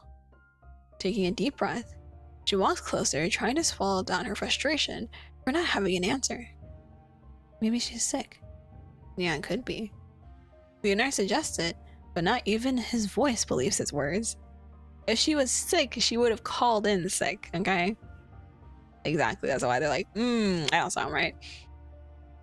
The four confused people look at the table, keeping the most disturbing possibilities in their minds. Finally, the one stands up, grunting with no more patience left. Enough of assumptions. Let's check it with Thomas. No one disagrees or says anything back. They have had enough, too. Quickly, everyone stands up, following Lawrence, and marching out of the room. Find me! Find me! The group quickly arrives at the reception, taking over the entire counter with their presence. Damn. The girls at the computers look up from their screens, puzzled by the visit. A few students nearby turn their curious gaze, saying nothing. Everyone is watching them in surprise, but only one person is bold enough to approach them. Good morning. What's going on? I'm calling Thomas for us. Why? What happened? Nothing. We just need to talk to him. Sorry, but he's busy at the moment. Seriously? Yes. Can you tell me what happened? Might be able to help. For a moment, everyone is troubled about what to do. Thomas was their only hope of fixing things, and now they couldn't even count on that. Of course, Eric is offering to help, but that's not the same. Hesitantly, Leonard allows his concerns to get the best of him. Have you heard anything about Mai? Miss Boo? No. Actually, I was thinking about her just now. She didn't come to work today either, right? Yeah. Nobody says anything after that. Their hearts, which before seemed to be reeling in doubts, were now tormented by certainties. What the hell is Thomas doing that is important? He's talking to Mr. Kent. He came here worried about Marcus. He's talking to Marcus. For God's sake, he is not busy. Damn, let's go, Lawrence. Lawrence is like, he's not busy. Oh my gosh. I love Lawrence. Like I said, I didn't expect to like him so much, but during his route, I was just like, oh my gosh. Oh gosh. Losing his temper and pushing open the counter's door, Lawrence storms into the back room. The others follow him, ignoring Eric's protests and the many curious gazes around. Lawrence really don't give a fuck. He's like, fuck this shit. The door slams open, making Thomas jump out of his seat and Marcus peek over his shoulder.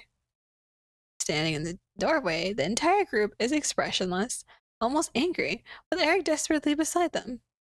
What is this? Sorry, Mr. Kleiman, I tried to stop them. Nobody answers. The matter is too serious to be summed up in one sentence.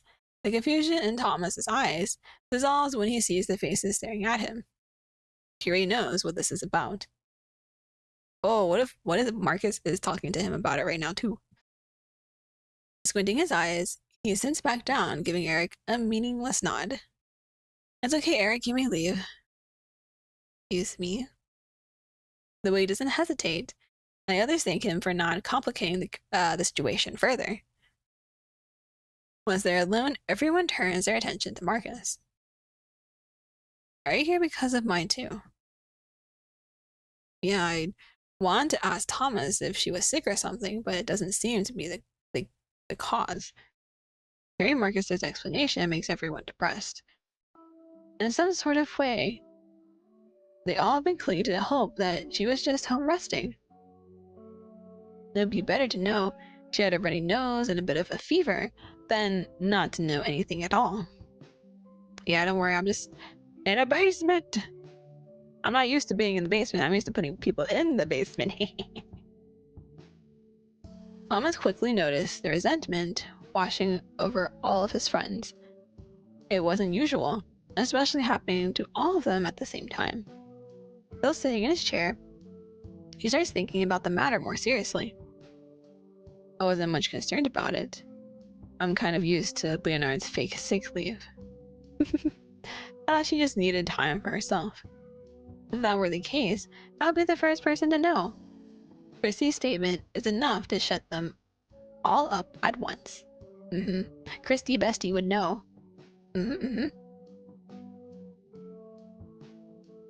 This also helps them to understand the situation is more serious than it seems. Has anyone tried calling her? I called her last night, but she didn't pick up. I tried again today, but no answer. Do you think she gave up, like the last biology teacher? Hell no, she was so engaged with work, she wouldn't do it. She was happy for real.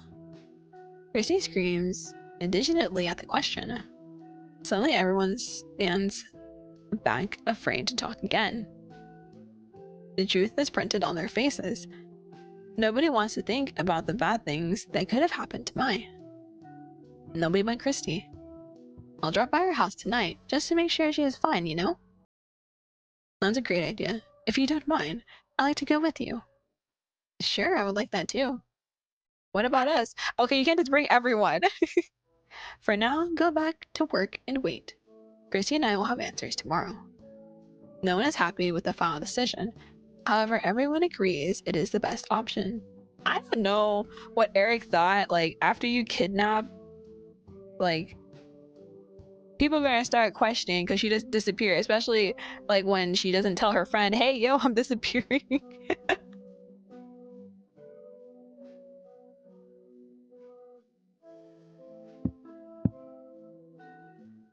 One of her only close friends.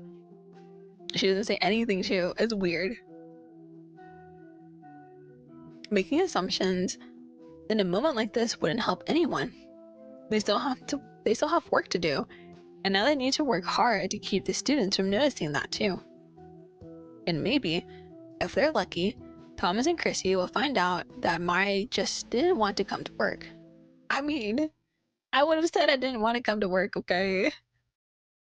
3 days, almost 4. And I'm still here. Why? Someone should have noticed by now. Someone should have come. Then why? For how long will I have to wait? How much more of it do I need to endure? Every day is the same. Eric wakes up, comes downstairs, talks to me, and feeds me breakfast. After that, he leaves to work. He only comes back at lunchtime and for dinner. At night, he unties me and allows me to use a small bathroom here in the basement.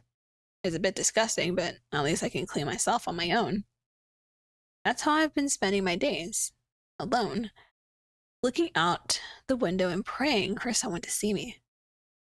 On my first day, I didn't want to eat. I was too sick to be around him, and I couldn't stop considering he would drug me. That's very fair. I would think he would. On my second night, I tried to escape when he untied me, but I think he was already expecting that.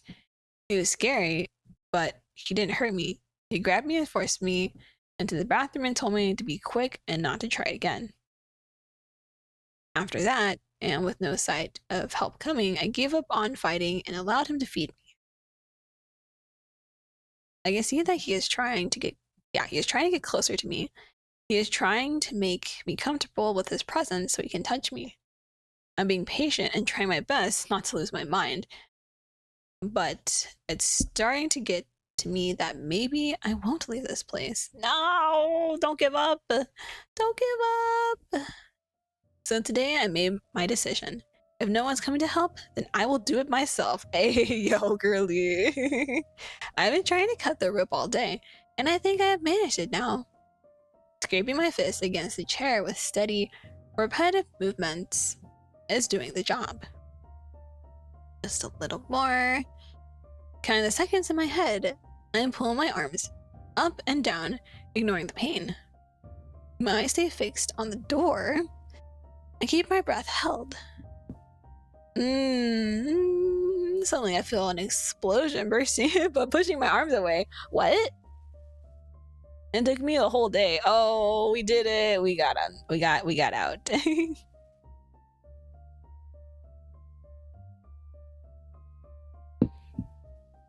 It took me the whole day and a little more, but I'm finally done with it. Yeah, baby. I look down at my wrist, and I almost can't believe it. I made it. The smile on my face doesn't do justice to the fast pounding in my chest. Happiness never tasted so good. Shaking my head, I stand. As much as I want to celebrate this moment, I still need to find a way out of here.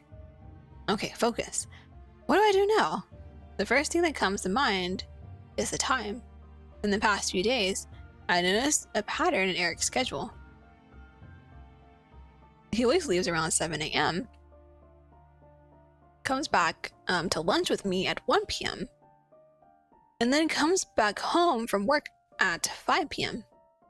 So right now, by the color of the sky outside, I have not much more than 30 minutes before he comes home. Oh shit! Quickly, I run to the top of the stairs, trying to open the door, but as expected, it is locked. I try to push a little more, but it's useless. My next target is the window. There's no way I'm reaching that thing. Even if I climbed up there and like everything, not even reaching, like I'm not fitting through that. Like, there's no way my head could fit through that. Not alone the boobas. As I concluded before, it's too high for me to reach even on my tiptoes. Knowing I have no time to waste, I grab the chair, pulling it close to the spot. I try to force it open, but again it is useless. Eric took care of it too. Of course, he's been planning it for years. Feeling my blood burning with rage, I punch the glass and scream for help several times. I refuse to accept this. I refuse to let him win again. With no luck with screaming, I look around desperately, finding some boxes in the corner. I jump off the chair, running with only one spot in my view. Dropping to my knees, heedless of the dirt, I scavenge for something heavy to break the window. It takes some precious time to go through papers and trash, but in the end, I'm able to find a piece of wood from what was once part of a hammer. Wait, we had a hammer down here too? Shit. It's not enough, but it will have to work now.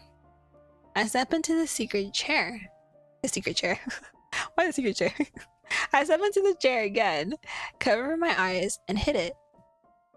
The wood makes a muted noise on the glass, having no effect. Tempered glass? Really? I mean, I would not put it past him. I would not put it past him. Swallowing down my frustration, I try again, harder this time. The rattle of the glass gives me hope. I position myself again, close my eyes, and pray silently for any mighty force to let me leave this place. My heart stops. My head turns back fast. Ah, fuck! No! Ah, shit.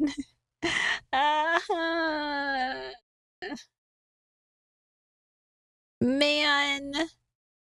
Ah, so close. Eric is standing in the doorway with a frightened expression. What the?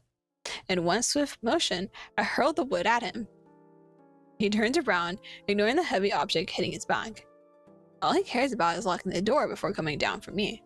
This gives me time to run to the box again and look for something to defend myself. Miss Boo, what are you doing? How did you... Stay away from me. I scream as soon as I hear his voice getting closer.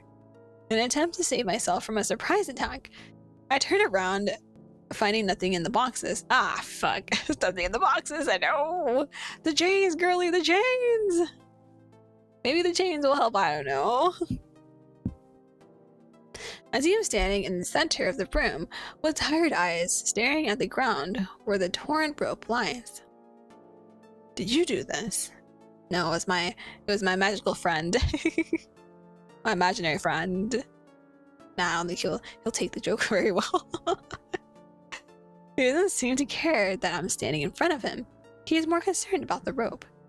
It looks like I disrespected him for breaking something he gave me. Why did you do it? I thought we were starting to get along. His eyes turn to me once more. His face darkens with something hazy. Something you would see when someone's plotting revenge. I take a step back, afraid he will try to hurt me. I guess I need to try harder. He steps closer, not blinking. Don't. Stay right there. Or what? Are you going to fight me and run? Do you really think that will work? The smile has returned to his face. However, the sparkle in his eyes is no longer there. His questions do not require an answer. It's only a reminder to let me know where I am. You can't do that.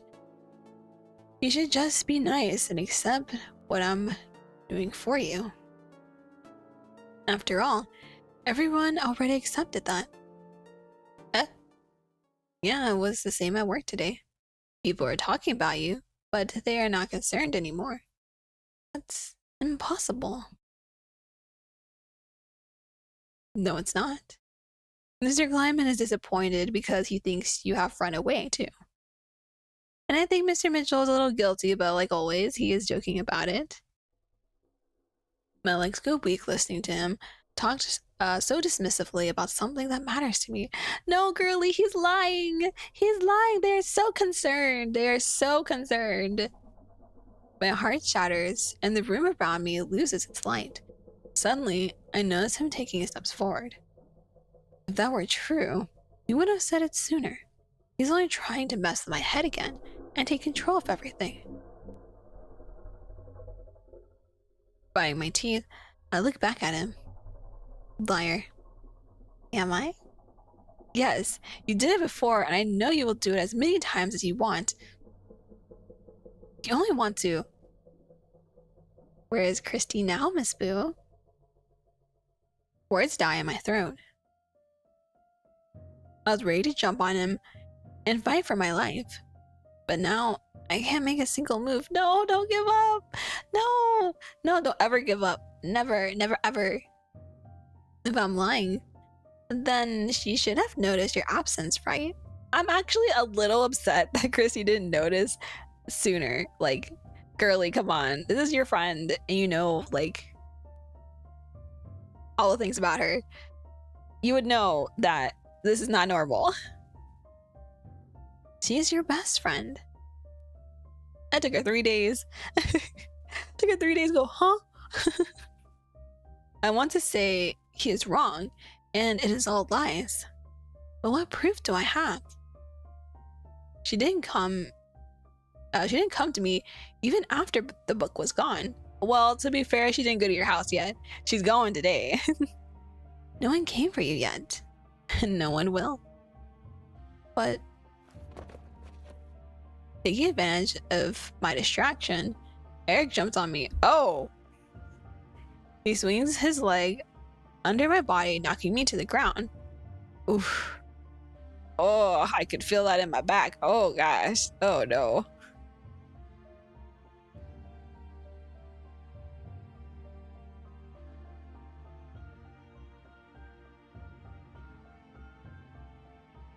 The impact takes my breath away for a moment.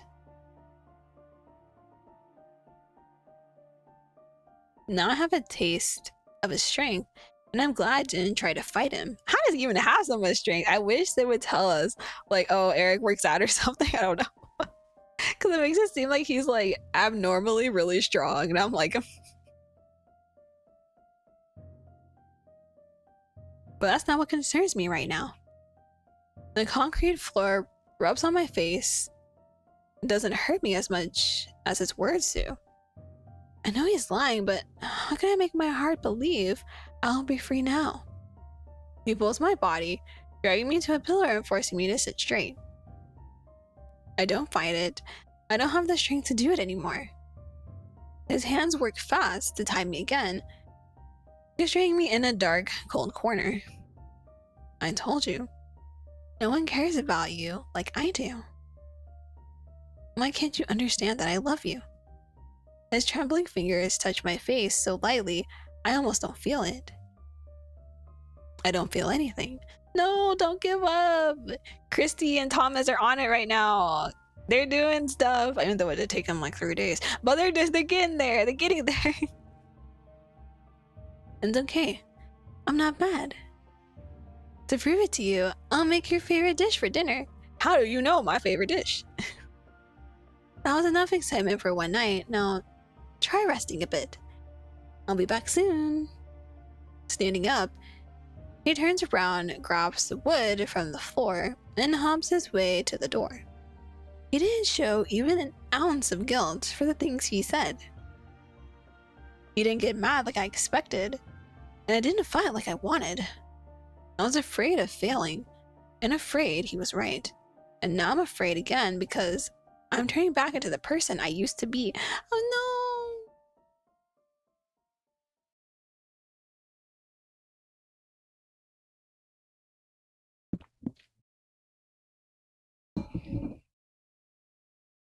It's morning at the lounge again. Edgar, Marcus, Leonard, and Lawrence are waiting patiently and quietly in the room. Last night, Christy and Thomas decided to go to Maya's house, but their plan didn't work as they wanted. What? What happened? Maya, it's me. Open the fucking door. Christine. Poor Thomas. Just like, oh, Christine. Poor Thomas has to deal with all these troublesome children. These adult children. Standing at the entrance, the two argue while waiting for an answer. It's the 4th time they were knocking, and probably the 10th time Christy is calling her friend. Taking a long breath, Thomas walks closer to the door, trying a different approach. Miss Boo, are you there? I don't think she is home right now. A sleepy voice answers from the other side of the wall. A young man with tangled hair and faded pajamas looks at them from the doorway of his house. I was screaming and banging probably woke him up.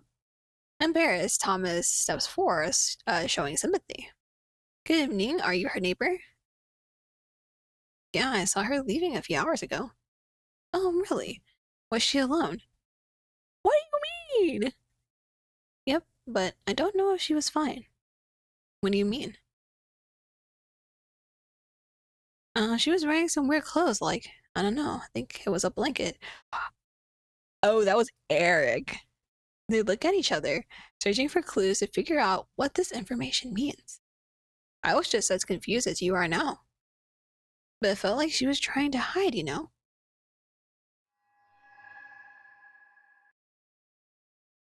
They knew that staying there overnight wouldn't solve anything. So, after thanking the man for his help, Christy and Thomas decided to go back home and wait for the next day.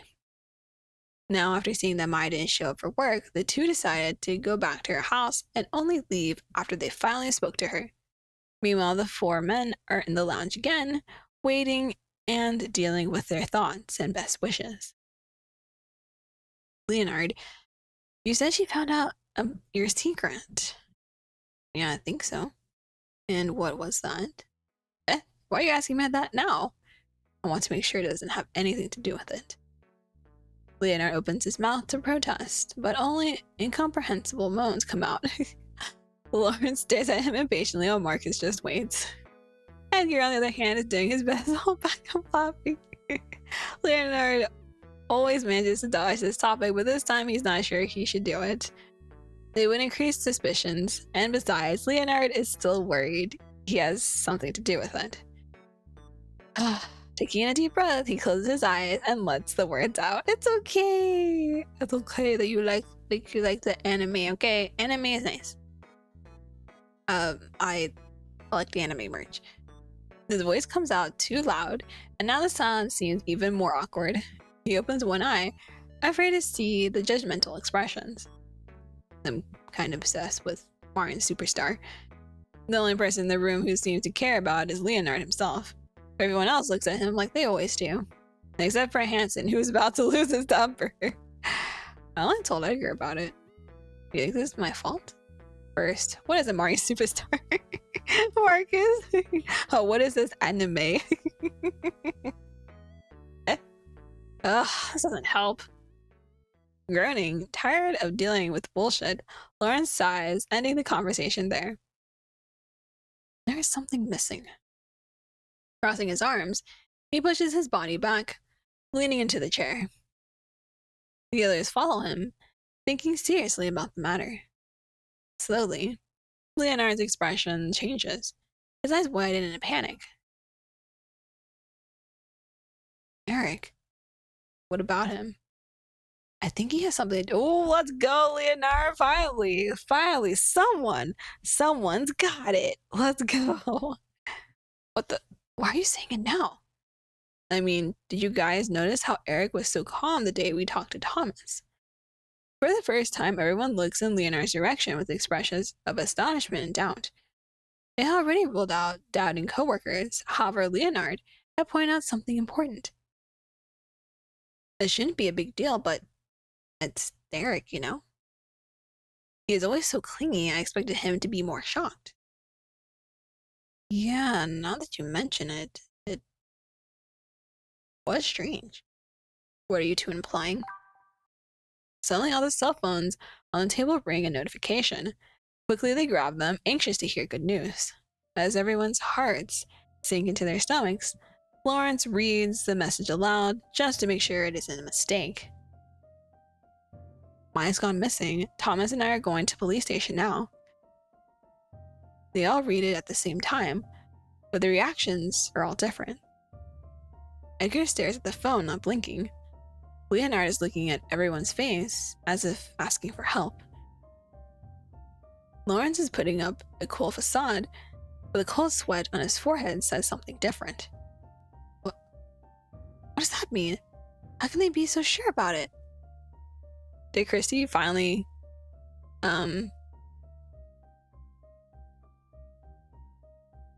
get into our place and saw the book was missing? I was like, oh! Marcus is the only one not completely shaken. At least, not enough to stop him from looking for answers. Wasn't Maya home last night? No one answers him. They're all in denial. Too busy with their thoughts. We can't just stay here, right? We need to do something. We need to think. Lars? I don't know. The man shouts, as they had never heard before. All the eyes turn in his direction. He can't help them now.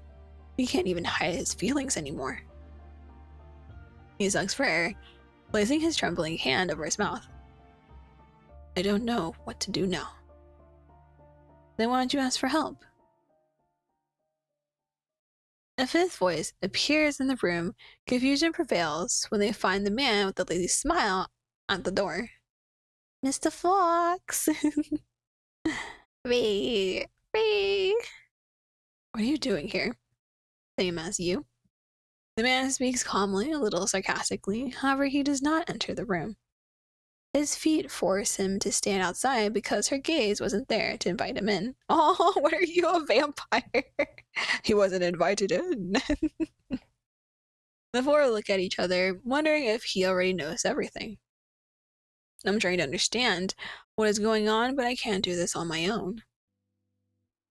It feels like the words were struggling to come out, like a cry for help that goes far beyond what they can see. But Lawrence could see it. He knew what that meant, and he didn't hide it in his face. So, can you help me this time? Silence surrounds them for a while as they decide who should speak first. I have no complaints. We are running in circles, so we can help each other. You're very welcome to stay. Same for me. Yeah, I'm not against it as long as you talk to us. Thanks. He looks at Lawrence, considering asking again. However, he gives up on doing so. Yeah, he'll just be grumpy grump. His eyes filled with a nostalgic feeling he knows so well are enough to understand that he should be here too. Okay, so what do you know? The important part and a little more. A little more? Yeah. Thomas texted me last night after going to her house. He knew I was still here, so he asked me to check some data at his office. And I found some interesting stuff. He takes his phone out of his pocket. He comes closer to the table.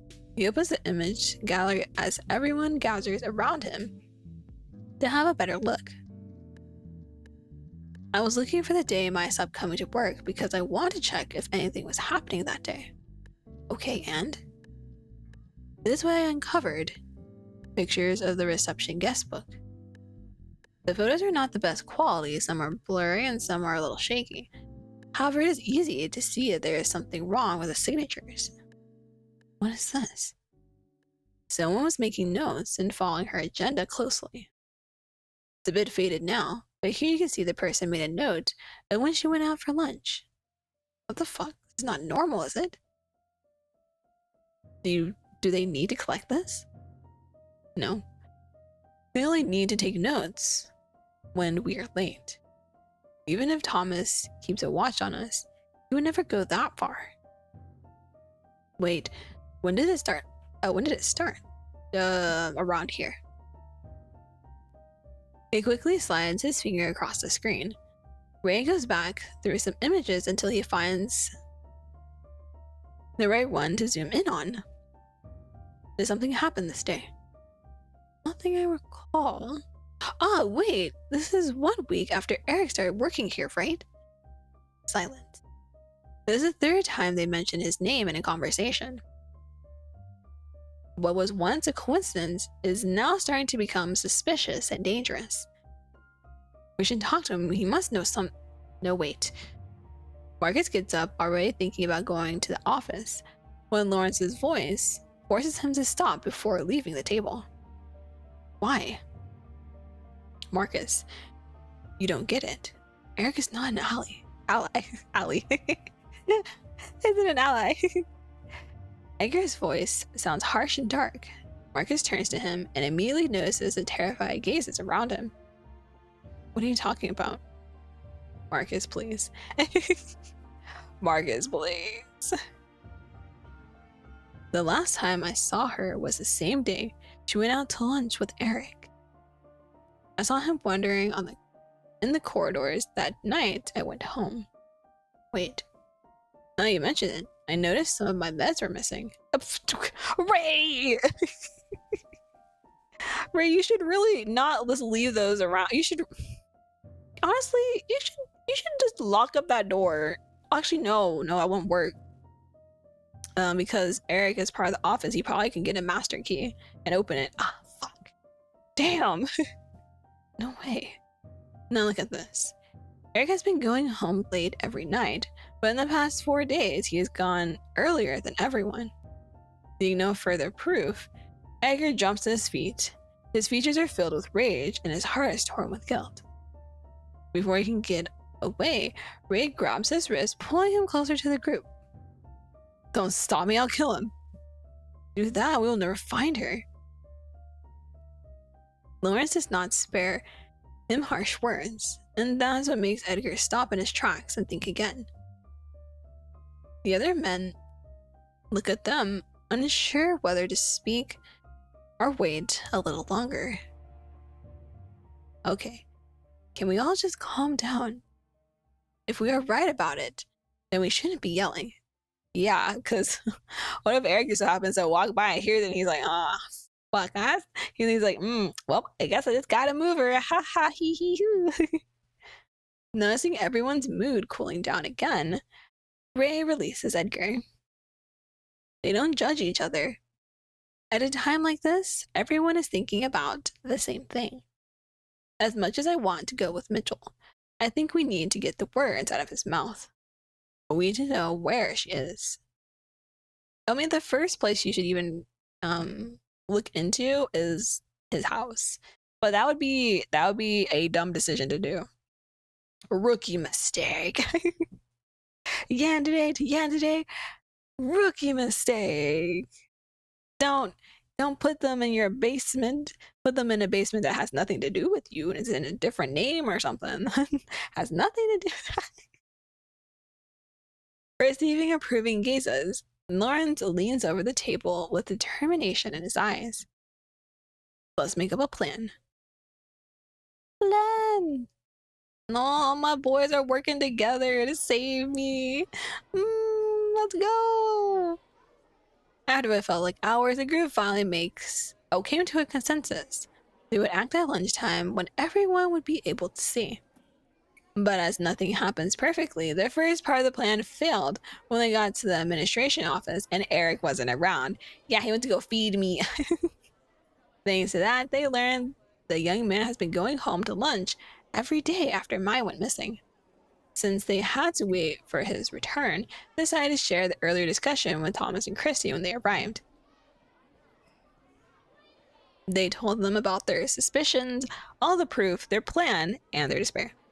Christy also told them about what they found in the house. The house was a bit dirty and everything was out of place, but almost nothing was taken. When they arrived at the police station, they talked about everything happening in the past few days. The police were interested in helping until Thomas mentioned the neighbor's statement. Knowing she left the house by herself was enough reason for them not to give much attention to the case. And that's why Thomas didn't try to stop the teacher's plan. It was their only hope. So to help them, he got Eric's address and a bit of extra information. He's relying on them, but it doesn't mean he wants to be careless. A single mistake would be enough to turn the situation upside down terribly. After a few classes and all the ups and downs, it was time to try again, and this time Eric was where they wanted him to be. Pretending to be chatting, Edgar and Marcus went to the administration office to ask for old documents that needed their signature. They didn't know how to start the conversation or how not to sound too suspicious, but luckily Eric is confident enough to do it on his own. Is there any news on Miss Boo? Hearing the young man ask the question so cynically with that fake sad look in his eyes made Edgar clench his fist under the counter. Oh, hold it together, Edgar! Hold it together! Marcus, on the other hand, didn't show any different emotion. He only turned his attention to the boy, thinking deeply about it. Nothing. The police said they were going to look into it, but kind of hard to tell. It takes time, right? Yeah, especially when she didn't leave anything behind. Marcus speaks with bitterness and loneliness. His emotions are honest. Edgar knows it, and that's what makes him even angrier. It feels like she vanished into thin air. It's frustrating.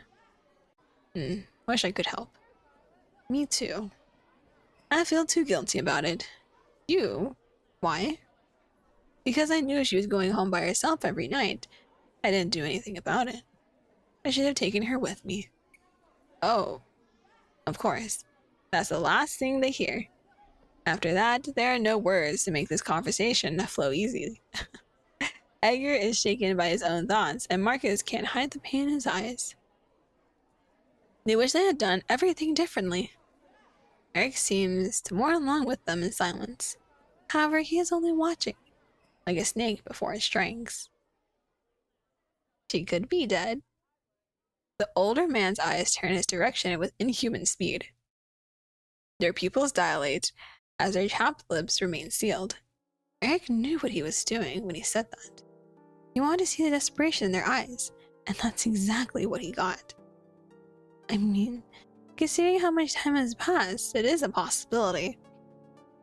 See, this is what they say about generally, or like when someone goes missing, right? The more time that passes, it's less likely that they're alive. And I'm like, no! But in this case, Eric would never hurt me. Well, would never kill me, I guess I should say. I'm already hurt. Marcus swallows his fear faster than Edgar, and just like that, he takes the lead again to turn the tables in their favor. If that were the case, we would have found her body by now, don't you think? Yeah, but you never know. People are crazy. Gripping the pen in his hand, Edgar grits his teeth. I'm tired of seeing the young man laughing in his face. You should be careful, Eric. Me? Yeah, you said you live alone, right? Oh, yes. You don't need to worry about me, Mr. Mitchell. I live in a peaceful area. That's good. Miss Boo was in the city when it happened. It's different.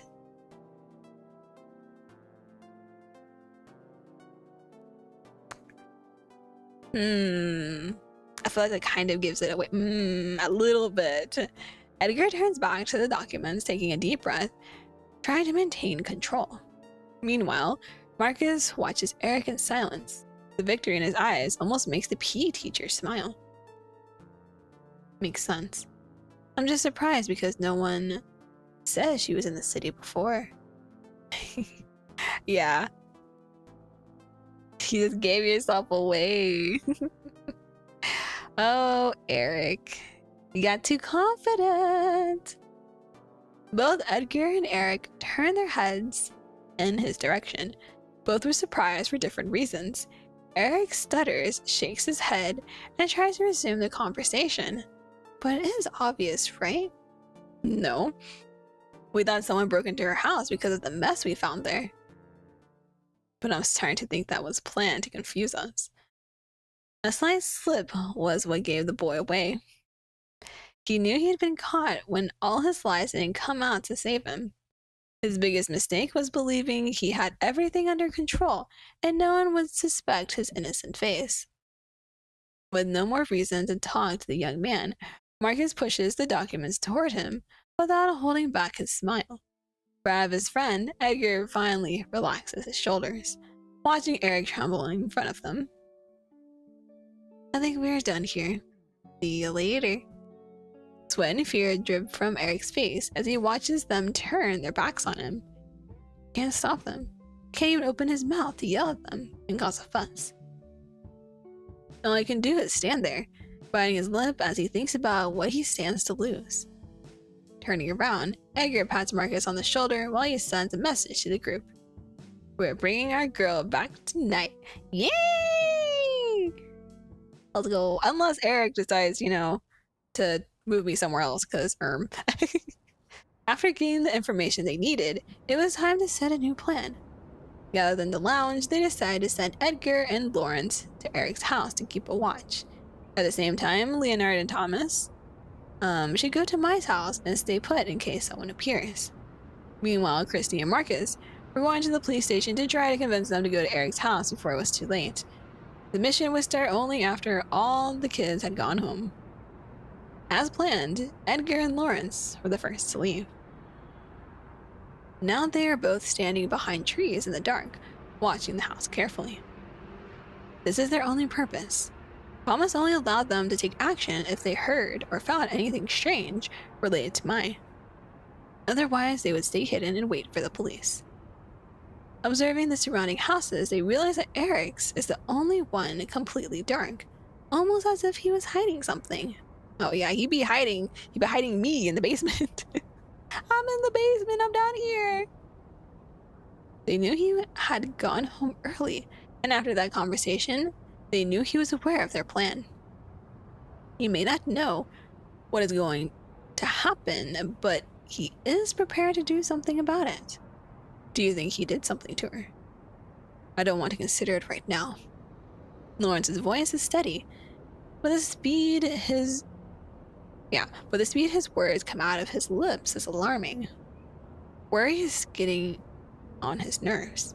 Edgar can sense it, and he doesn't like it one bit. It's because he knows Hanson and he are the same.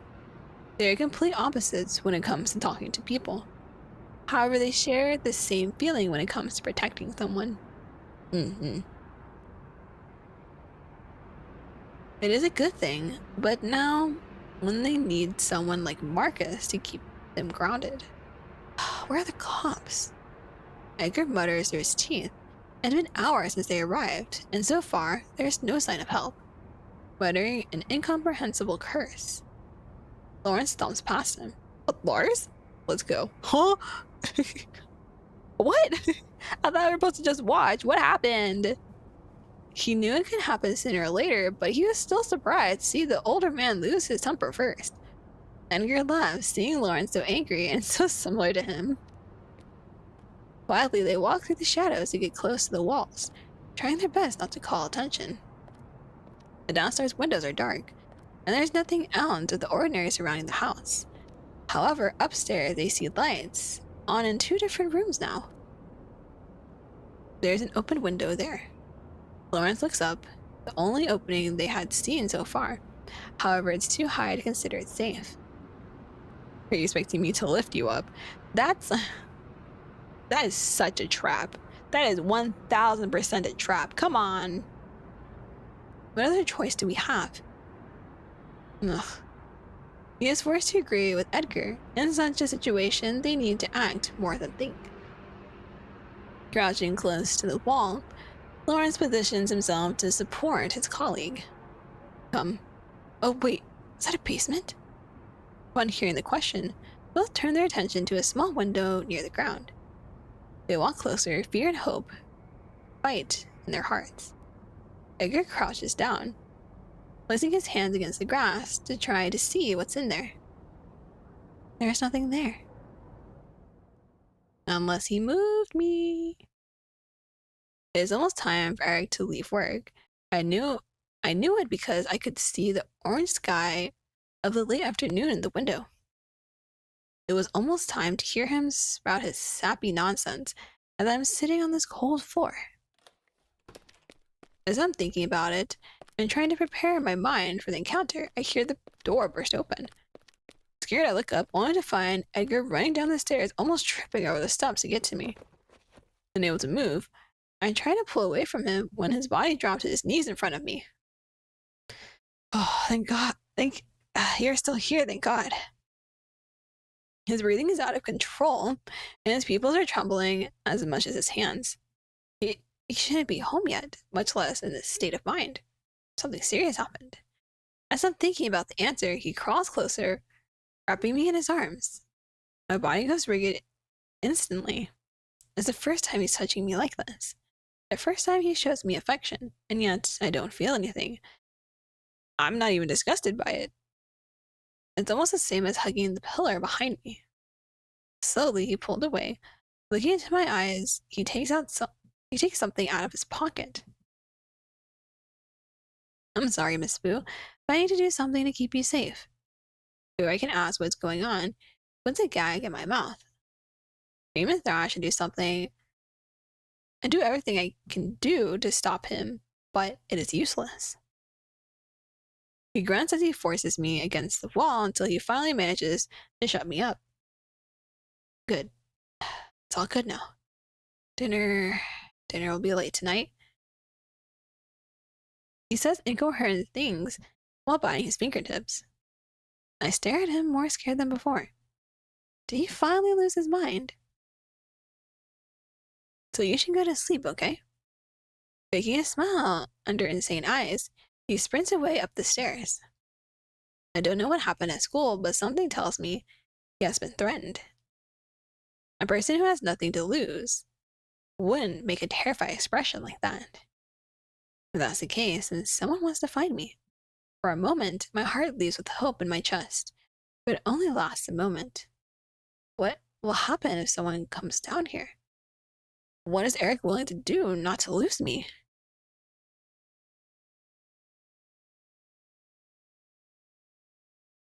The night has come, but Eric hasn't come down since the uproar he caused. It has been hours, and nothing different had happened. Now I'm sitting here with my heart hammering in my chest, and dark thoughts wandering in my mind. You wouldn't do this for no reason. I should pay attention to footsteps above me. I'm thinking of a plan. I see a strange shadow coming from the window. My heart almost jumps out of my chest when I see Edgar's face behind the glass. I want to cry, I want to scream, I want to laugh nervously. In a single second, my brain and heart start working in opposite direction. There's nothing here. All the color in my face drained away when I hear his muffled words behind the glass. Eric's desperation from earlier starts to make sense now. That's why he ran down here to make sure I didn't vanish. And that's why he gagged me. Because now I can't scream to save myself. Are you sure? Yeah, take a look. My freedom is knocking at my door, and I'm about to let it go. When it hits me that I'm going to be stuck here for the rest of my life, an unusual burst of energy runs through my body. Yo, let's go, girly. They're right there. They're right there. Desperately, I start moving my limbs, kicking my legs against the floor like a ragdoll. I scream and cry until I'm out of breath, but it is all in vain. It's like Eric planned. No one will see me in this dark corner.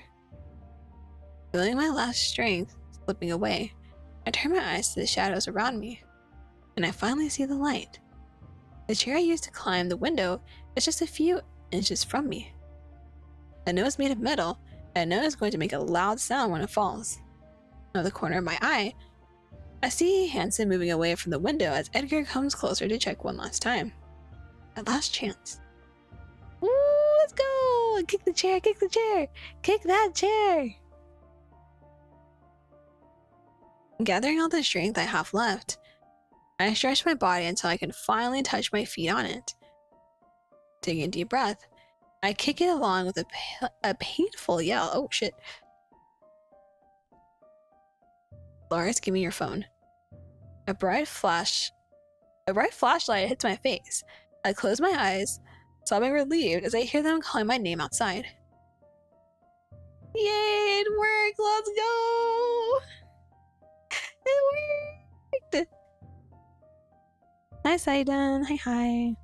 What's up? The ceiling is up. The ceiling is up.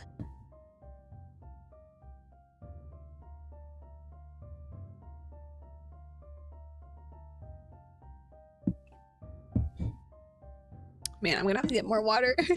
I ran out of water. Ah! It's okay. I'm okay for now until my voice goes. She's here. Oh god, I can see her. I'm saved.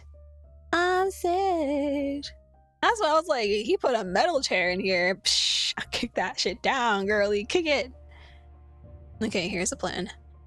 You help me get that window and then make some noise down here. Try to force Eric to come out. Okay? I'll get down in the basement and bring her out with me. Just be careful, okay? Hearing his colleague saying such kind words nearly made Edgar trip over something. Yeah, you never know. What if Eric has weapons? You know, gotta be careful. Gotta be careful. It's really not Edgar, Eric, but it's weird because Eric seems like he's not strong, but he is strong. I guess like he's strong for like because we're a girl, but against guys that are bigger than him. Because he struggled in other routes. I was like, but like when he shows up in like the bad endings, I'm like, how the fuck did he just like yeet me off the street like that? Like what? The name of this game? Teachers with Love and Passion. This is the secret route. The last route that shows up after you finish all the other endings. Of course, Lawrence said it wearing the same annoyed expression he is used to seeing. However, it doesn't change the fact that he is worried. It is strange to feel so happy at a time like this, but Edgar couldn't help it. Small moments like this give meaning to the family bond they built in that lounge. Yeah, we're family. We're not just teachers. We're not just coworkers. We're family. And reinforce the reason they are here now. Ready. Nodding, they take their positions. Deep down, they know this may be a trap, but it won't be worth it now that they know she is there. And besides, they have each other to watch over their backs if something goes wrong. They need to try for her. Yeah, I've been stuck here for like 4 days. Help.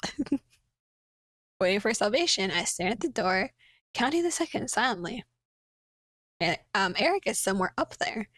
I don't know if his mind is in the right place. He wasn't afraid of kidnapping me in the middle of the city. Seriously, in broad daylight too. Like, damn. Why would he be afraid of doing something worse to Edgar and Hanson? Suddenly I hear the door open, and I'm glad I'm already sitting on the floor, otherwise I would have fallen to my knees. My heart bursts in my chest when I see the red beard I love so much appearing and coming out in the light. The mixture of relief, hope, love, and so many other things that I don't know how to describe it. Edgar comes down, running down the stairs, not minding the sound. His eyes are filled with tears and fear when it finally reaches me, releasing the gag in my mouth. You came. You really came for me. And sobbing, I try to smile in a way that doesn't look too weird through my ugly crying. Look, it doesn't matter. We're saved. We're saved. He smiles back, touching my face, holding back his own tears. I'm so sorry we took so long. I didn't know what to do. I'm so sorry. Tightly, he wraps his arms around me, pulling me into a warm hug. Feeling his body, the scent, and the safety I've been longing for makes it hard for me to breathe. Not the time for this. It's not the time for this. If Eric shows up, that won't be good. This is what love feels like. Don't worry. We're going to take you out of here. Forcing his body to move away. He talks between gasps for air as he unties my hands. Once I'm released, I feel my arms burning in pain and it's hard to move. But Edgar helps me all the time. Can you walk? Yeah, I just need a minute. I've been sitting like this forever. I've been in this position for too long. It's okay. No fucking way. Yeah. A voice as loud as a roar draws our attention upwards. My whole body shakes when I see that insane gaze closing in on me again. You. Why did it have to be you? It can only be me. And you're just like, well, sheesh, it be me. In an attempt to not to show his concern, Edgar smiles, putting himself in front of me. And you better not try anything funny. The cops are coming already. I don't know if Edgar said that to scare him or if it was true, but either way, his words hit Eric just right. He comes down the stairs slowly, like a threatened animal. It's unsettling, disturbing to say the least. However, it gets worse when his eyes find me. Miss Boo, do you really want to go with him? I left you here all this time, and now he appears to play the hero. You know he is going to throw you out later. That's what useless men like him do. Shut the fuck up. Yo, girly. She's not taking nothing now. She's like, fuck you, and fuck you, and fuck you, and fuck you again. An angry scream burst from my throat. It was so unexpected that I managed to scare Edgar. Poor Edgar's even like, oh, gosh. I know I shouldn't pay any attention to him and I should just wait for help. I know that, but if I don't do it, If I don't say anything now, I don't think I'll get rid of his ghost in my mind.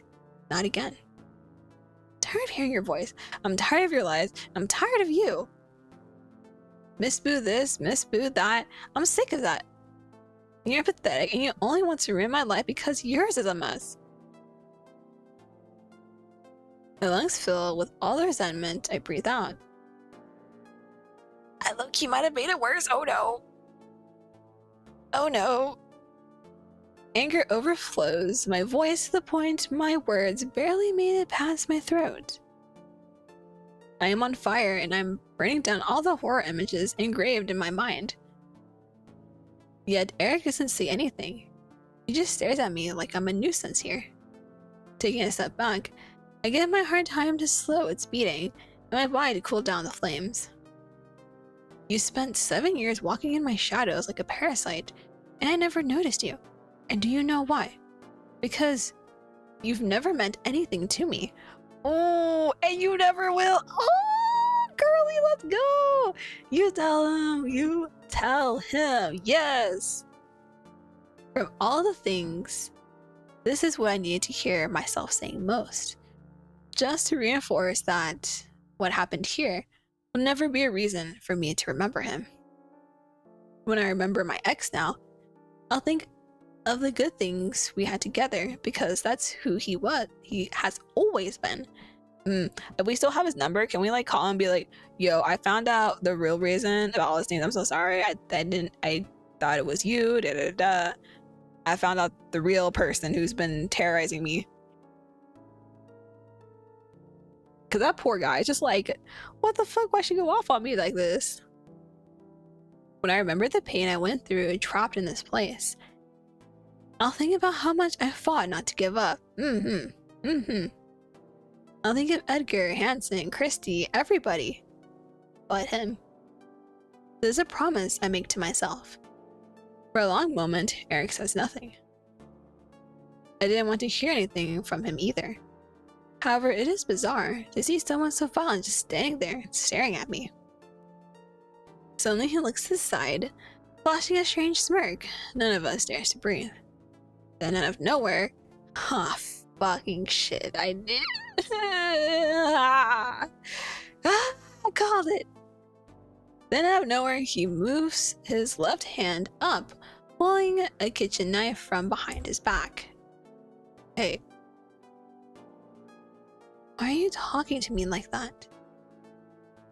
After all I did for us, Miss Boo, I'm not a loser. I just love you too much. The blade glistened in the moonlight near his neck. I barely blink. That was one of the things I thought would happen if someone came for me. Maybe my love wasn't enough for you, but maybe this will be.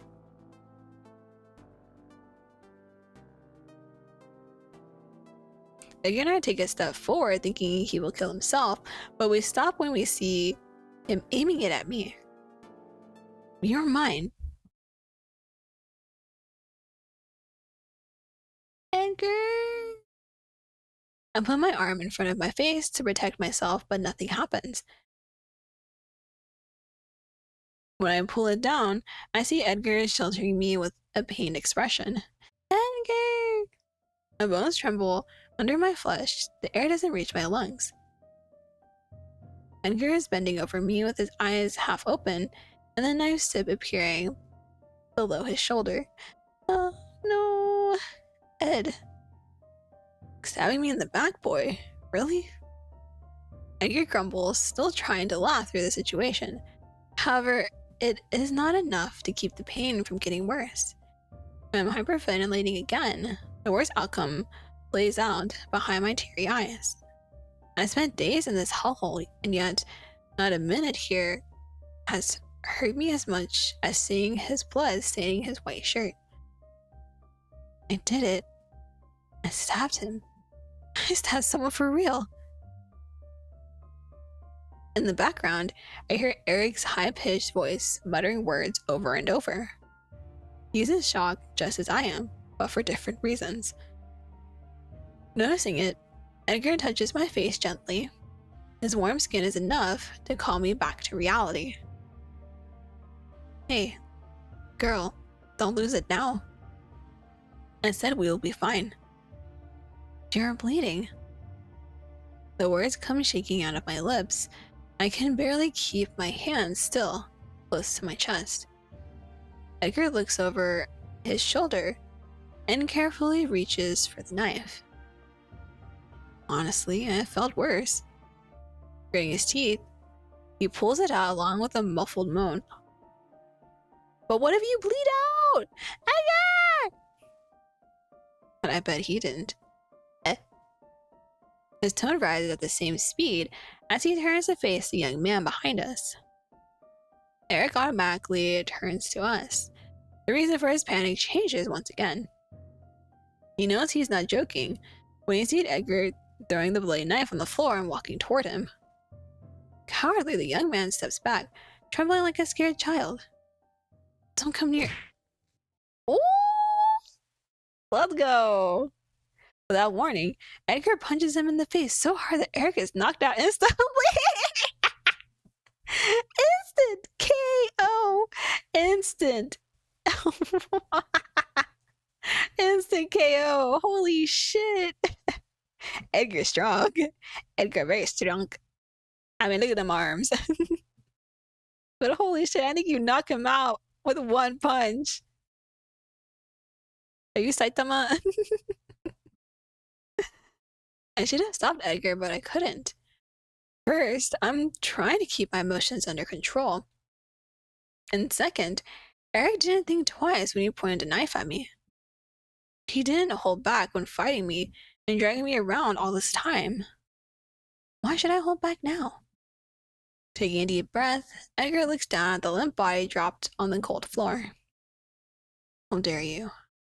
How dare you point a knife at her? How dare you say you love her when you hurt her? You freak. He screams with all his might. His voice vibrates inside my chest. It's a mixture of anger and frustration that runs through him. I know because I feel the same. That's what Eric offers people. Reasons to awaken the worst that lives inside of us. Out of breath and dizzy from losing so much blood, Edgar's body staggers back. Yeah, let's not do anything too much. Because like I said, you're gonna bleed out. Should have left the knife in there.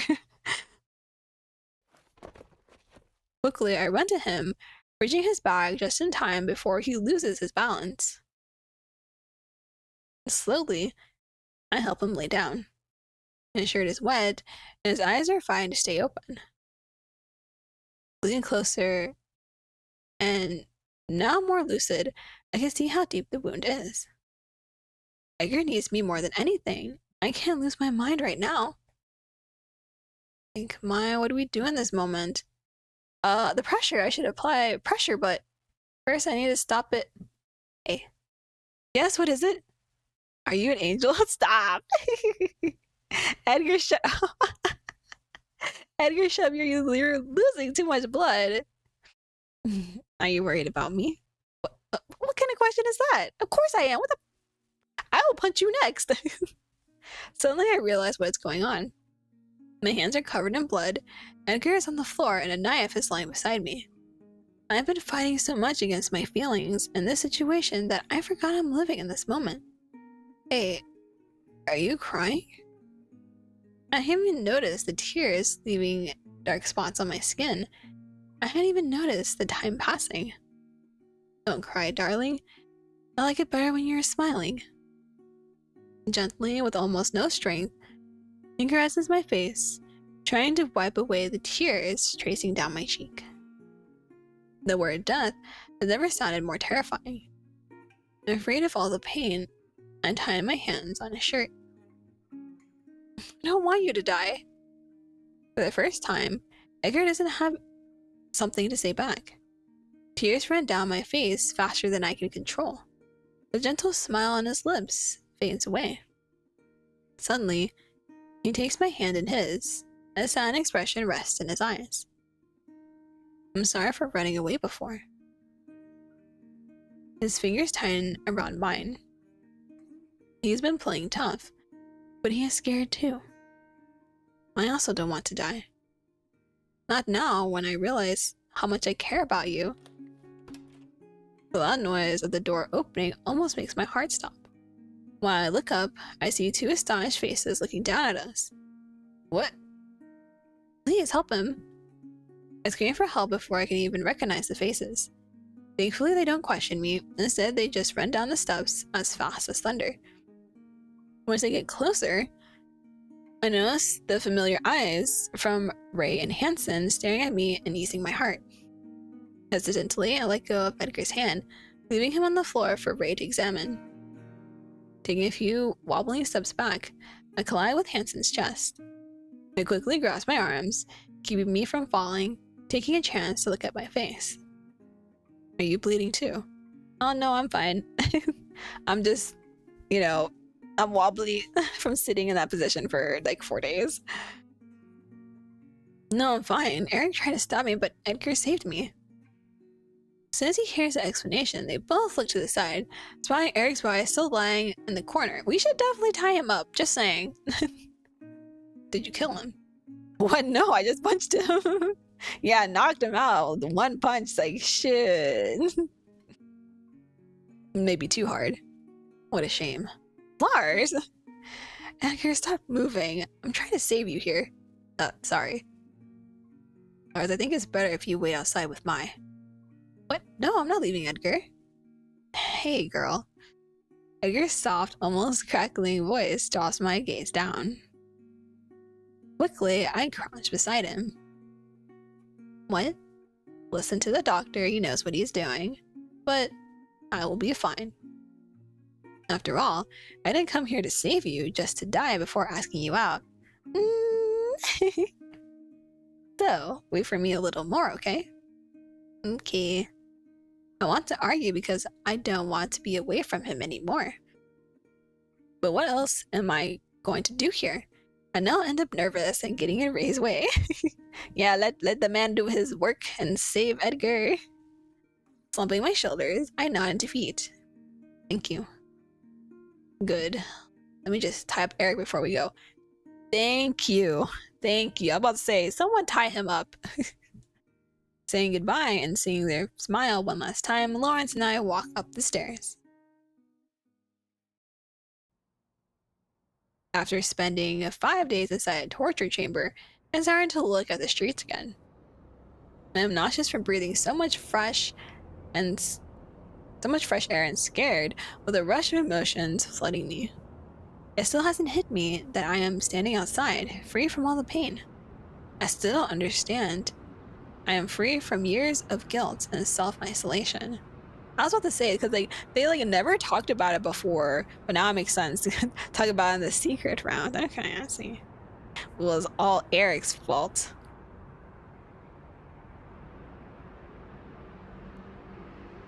Searching for clues on what to do, I look down on myself, finding my whole body shaking.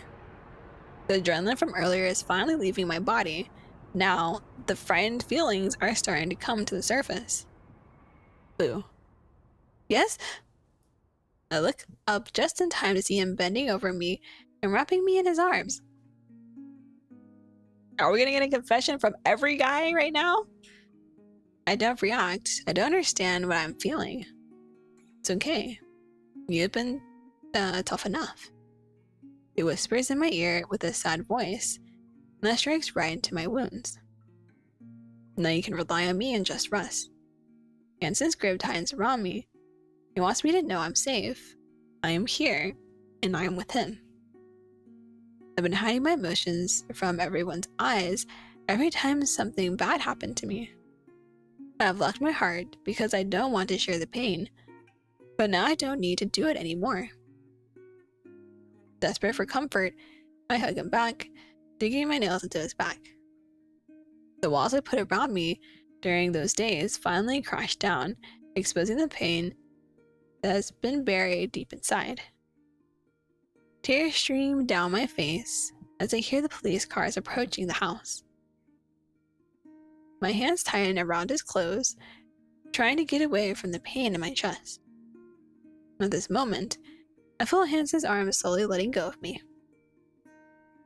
For a moment, I thought he was trying to give me some room to breathe, but soon I realized he wanted to show me something. And that's when I heard a voice calling my name in the background. Desperate to see her face, I turned around, gasping for air. There I saw Christy, the blonde, ever so tough girl, now looked like a different person. Scared face, messy hair, and an unstoppable wish to whoops. Someone wished to cross the world just to get close to me. And heart beats in my throat.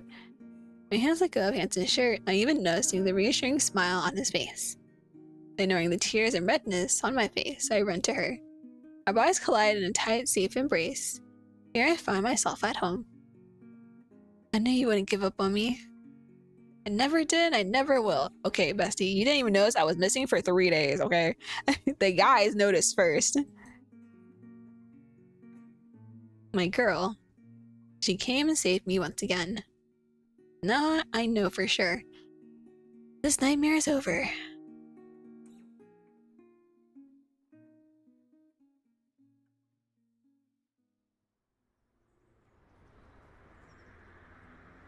Once the storm is over, Thomas forces me to stay home for the next few weeks to recover from the shock. He wanted me to feel better and safe before taking the risk of going back to my normal life. It was a little hard to accept his decision at first because I didn't want to give myself time to think about it all. No, you have to think about it. You can't just ignore it. I wanted to go back to my normal life like nothing ever happened. But I couldn't do that, right?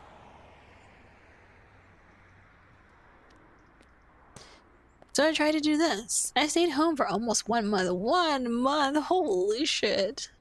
That's understandable. But it wasn't like the last time when I forced myself to shut the world out because I was afraid to trust anyone. This time I left all my windows open, I went out for a walk, and I gave myself time. Oh, but I also didn't do it all on my own. The teachers are always sending me messages and calling at random times just to check on me. Oh, they're so sweet. And sometimes we spend hours talking, and sometimes we just send each other a stupid selfie. Talking about stupid decisions, Edgar ended up in a hospital after what happened. Oh my gosh, no! The wound was as deep as I expected. However, thanks to Ray's first aid that night, Edgar was out of danger when help arrived. Now he is resting at home, feeling better, sending me stupid texts every morning. Aside from all the boys' attempts to make my day better, Christy was always around me every day and every night. Just like she always does. Again, she helped me hold my head high and not be afraid to cry when it hurts too much to think. Of course, I'm still scared and my mind is confused. After all the things I heard in that room, I couldn't stop imagining how different it would have been if I knew about Eric at that time. It eats me up inside to think about all the things I didn't know about my own life.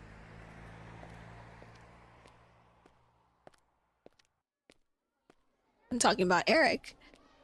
Eric ended up in jail, expected, and he's going to spend a long time there. It won't change what happened in my life, but it will ensure it won't happen again. You say that, but once he gets out, won't it be a problem again? I mean, because he'll always be obsessed, right? I think it will take some time for me to heal again, but I will get through it. I know that because now I'm not afraid to feel my own feelings. I know that because I learned to trust and be a better person. And I know that because now I am not alone anymore. And whatever happens next, I now have a family here that will always love and protect me.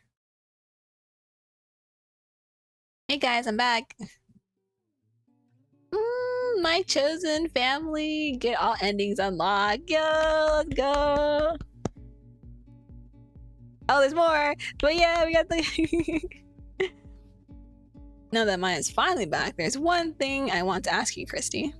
What? How did you know she was missing and not just taking a break? When Thomas and I broke into her house, the first thing I did was search for a book. And it wasn't there. That's when I knew she wanted me to save her. I don't get it. It's because the best friends thing, Marcus. You would understand.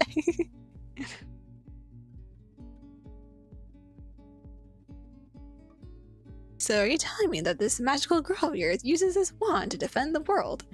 Yes, the power of love and friendship. I see. This wand may look simple, but is actually powerful enough to take down an army of zombies. Is that why you brought it with you that night we were watching Miss Boo's house? Oh, Leonard. You're so cute.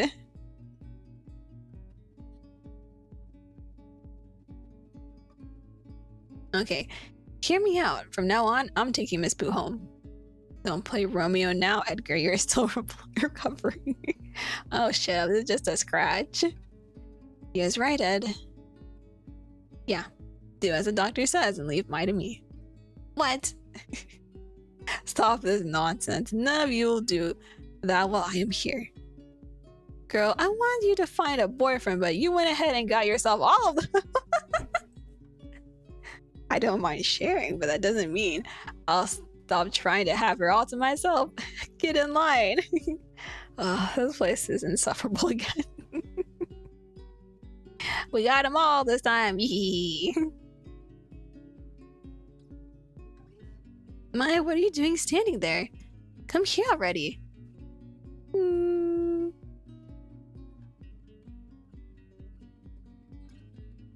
No, look at them. They're so cute. I love them. And put this away for a second. Look at them. Aww. This family is only complete when we are together.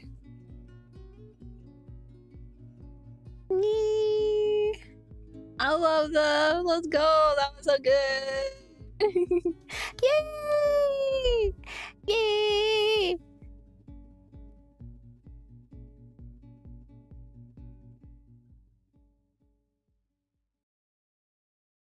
Thank you for playing. I love this. This is so good. Oh my god, the father. I forgot his name. The father though. The one kid. Aw. We did it, yo. Let's go. Oh, let's see. We should have all of Edgar's now. And we have all of Edgar's. We have all the secret ones. Praise. Yeah, we got all the sieges. Yo, let's go. Oh, Jess, thank you for hydrate. I don't have water at the moment. Hold on. But we did it. Yo.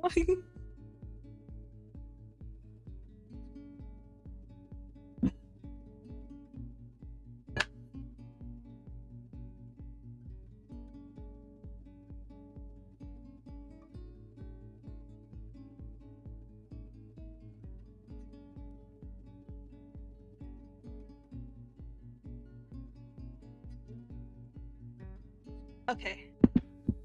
Got the water.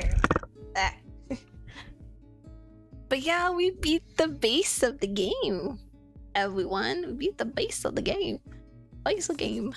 Base game complete.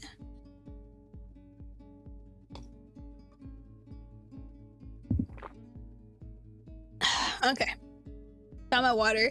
Thank you for hydrating, Jess. Hope you're doing well today.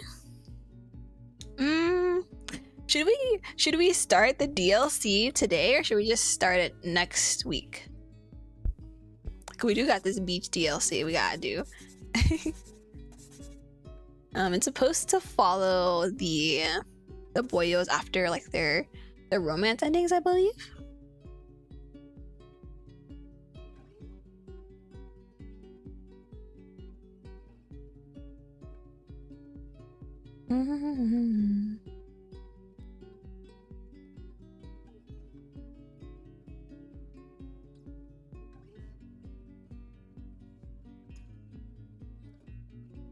Hold on a second.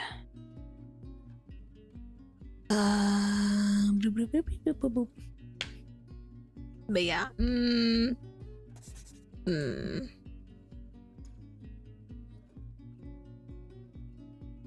debating if I should.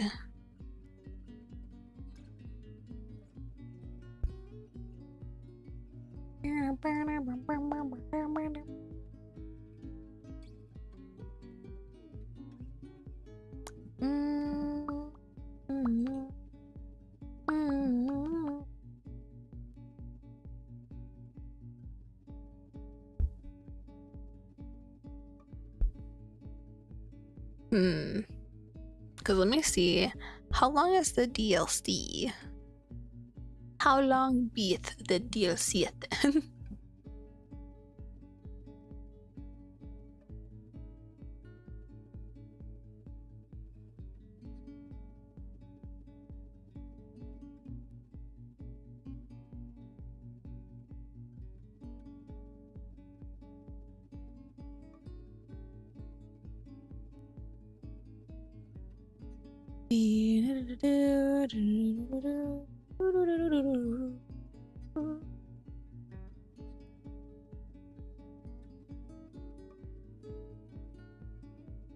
Where'd it go? There it is. Oh, the store page. Let's see.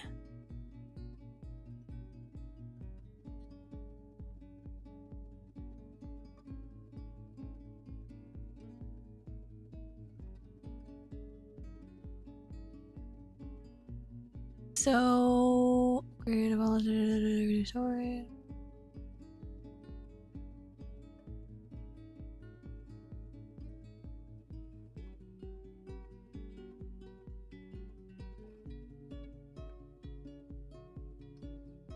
So it doesn't say exactly. I guess we'll figure out when we play it then.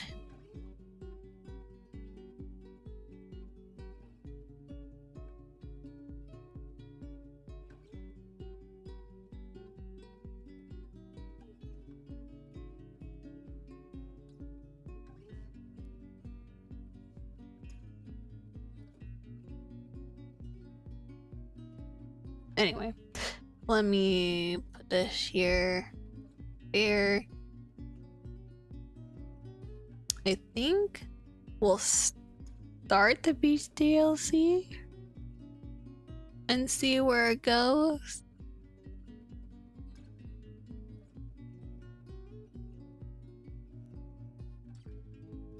Yeah, well, at least so because like in case there's like a common route type thing, and we'll just pick answers and see where it leads us, type thing.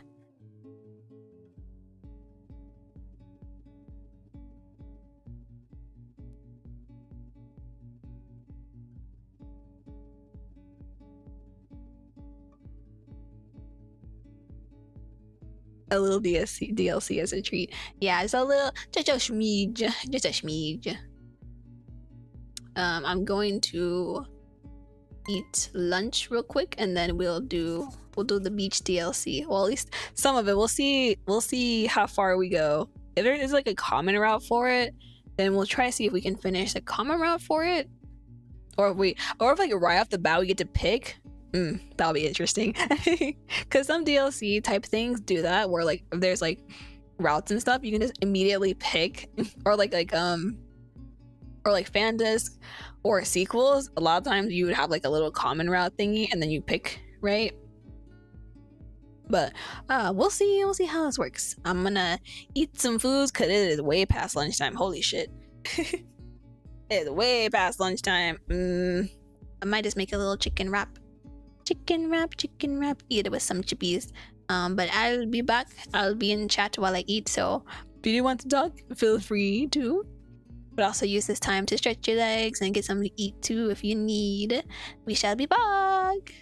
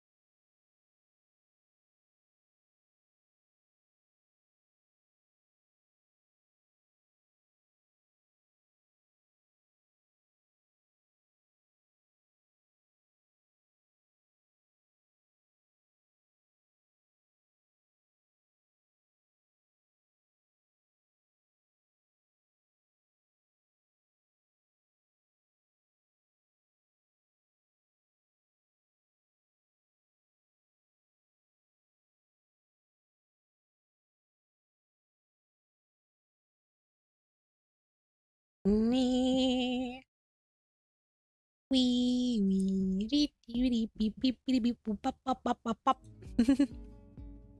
Okay. Let me make sure my bottle's tracking because I've been going up, down, up, down, up, down.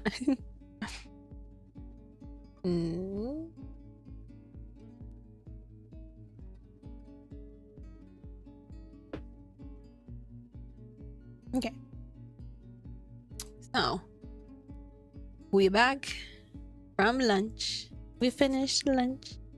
It was so good. Oh, good. I had this chicken rack. We get this like lightly breaded chicken. It's like extra meat in case we run out of meal prep for the week or I just want to eat something else.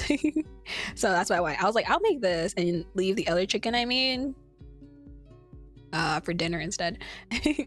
But I had that, a little bit of this cabbage mix we got from Costco. It's like a huge bag. And I was like, yes. Then I put that on with some Kewpie mayo and then some sriracha because be it, and we add sriracha to everything. Not literally, but we add sriracha to a lot of things.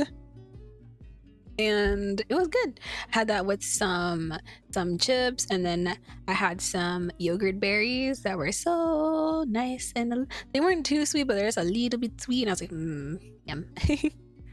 I got all the things. Yummy, yummy, yummy lunch. Let me unpin this. There we go. And let's start this beach DLC because, man, I gotta see my mans in their swimsuits, right? Gotta see them in that swimsuit. Ah! Teachers with love on vacation.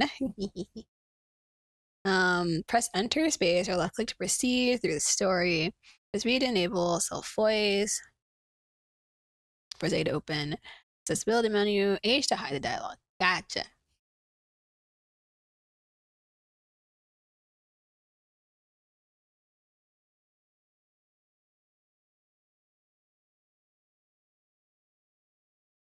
Let me in there. Oh, we got a little prologue going on. Hey, no, go back. Try and click on the menu. Oh, not that menu. Wrong menu. Trying to see if I need to turn the music up a bit. Gonna blast my ears out. I already know. We'll see when the music starts playing. But this is Teachers with Love on Vacation, the beach DLC. Let's go. Sitting here, I watch the sunlight spill through the window like a spotlight, making the room feel even more suffocating than usual. The fan in the corner spins lazily, doing nothing to actually help with the weather. Oh no, do we not have AC? But in this half-melted scenery, I realize how strangely time seems to stretch and warp. It's already been 3 years since I arrived here. 3 years have passed already. Damn, I just registered. I was like, whoa. Because in the beginning of the game, you just started teaching at this school, so aww. On the surface, almost nothing seems to have changed. The boys still argue over the silliest reasons. Hanson remains as blunt and sharp as ever. And Christy keeps teasing me. And Thomas still is the quiet heart of the school. But all it takes is a closer look to notice that nothing is the same. These days, Ray has practically adopted our teacher's lounge as his second home. Aw, I love to see it. He shows up often, bringing along inappropriate comments, questionable stories, and enough material to fuel yet another round of arguments among the teachers. Oh my god, Ray! Over the years, this staff room has become a part of our lives more than our own homes ever were. Here in the middle of the noise, the unbearable heat, and the chaos of every morning, we end up building something that feels a lot like a family. No day is ever the same. There's always a new mess, a new challenge, a new reason to stress out and to laugh. And honestly, I wouldn't trade this for anything. Gosh, this is getting hard. Entire words come from across the table in the middle of the room. I look up to find Edgar rubbing his face as he lets out a weary sigh. What happened? Lately, I've been hearing the kids say things in the hallways that I don't understand. I don't know, but it feels like they're living in a completely different reality. The sadness of getting old. What do you mean? Have you seen what they're into these days? None of it makes sense to me anymore. Like what? Like the memes, you know? Oh. And it's bothering me because I can't keep it up. And that's not right. I'm the most up-to-date teacher in the school. I know all the trends. Oh, Lord. Edgar is having a crisis. But this is kind of funny. I made trends, I made jokes, and now I'm feeling left out. Oh, Eddie. God, what is happening? When it came to useless trivia, Leo was the only one who could beat me. Now it seems that everyone knows more about everything than me. I don't know if I should take that as a compliment, but everything seems normal to me. Of course it does. You're always online. You see everything these kids are saying. It's easier for you. I still don't know if that's a good thing for me. And now that I think about it, I've even stopped using those dating apps and stuff. What happened to me? Oh, thank goodness. That thing was gonna get you scammed sooner or later. Oh no. Not the scams. I could get scammed, but at least I knew what was going on. Look, Ed, not to make you feel worse, but have you ever considered that you're feeling that way because you're getting old? Uh-oh. What? I'm just saying. The world is moving, kids are getting older, and so are you. Time waits for no one, my friend. No, that has nothing to do with it. I just haven't had time to be online lately. Yeah, that's all. I should ask Thomas to give me a few days off. Seriously? Of course, I'm sure that will help me get back on track, you know?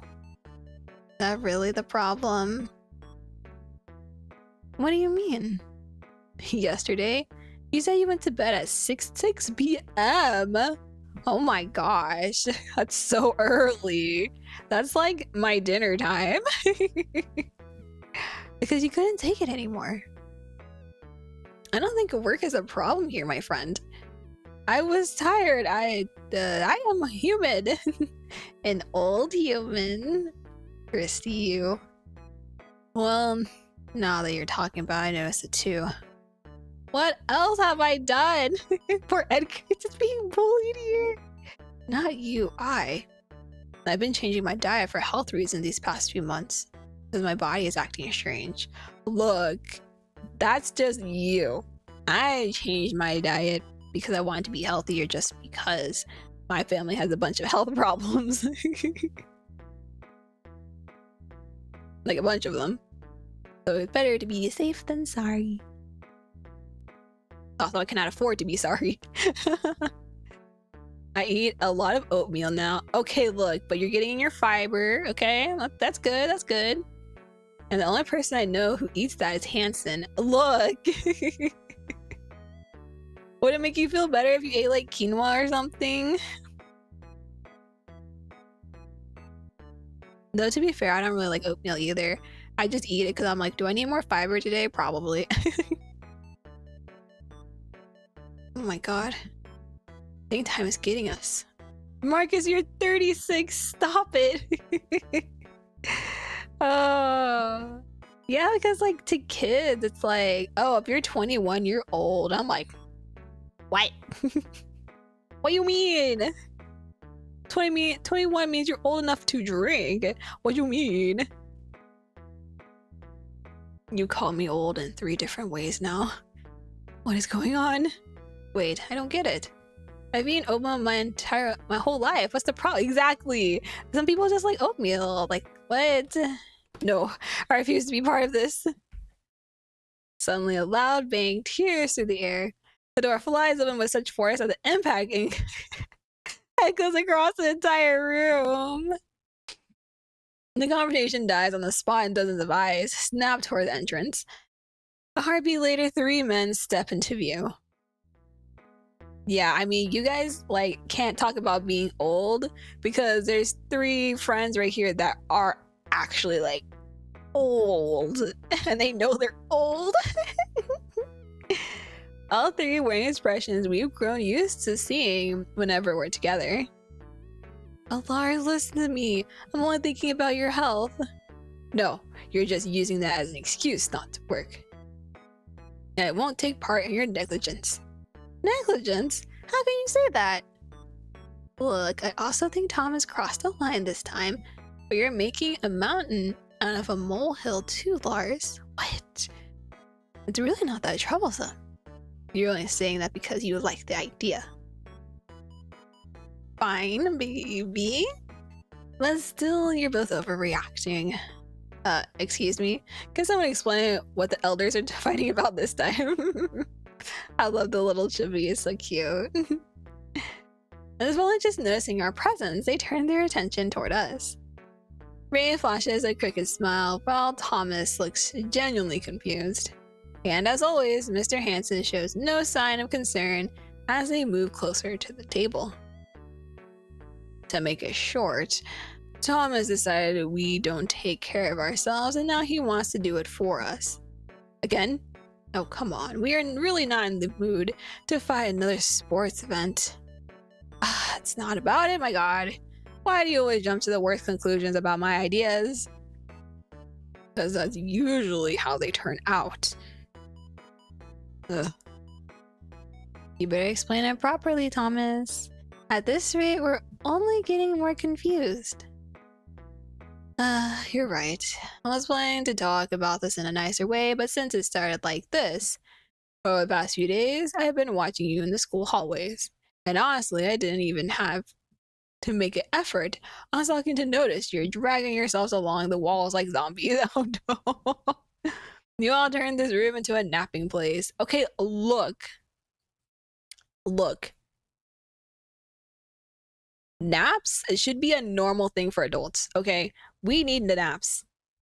We need the naps. We're tired. We're overworked. We need the naps. Like, even just like a 25-minute nap, like, golden.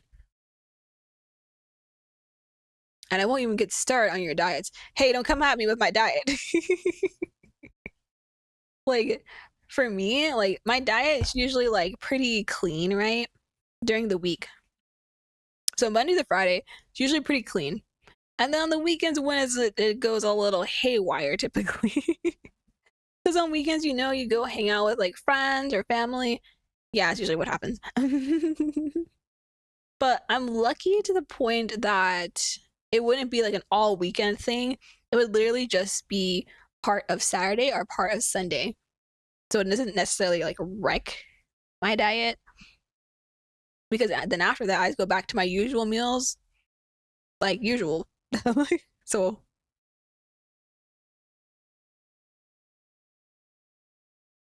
Hi, Babu. Maki's just like chugging the water over there. And I'm like, are you okay? You want me to change the water? Why you look offended?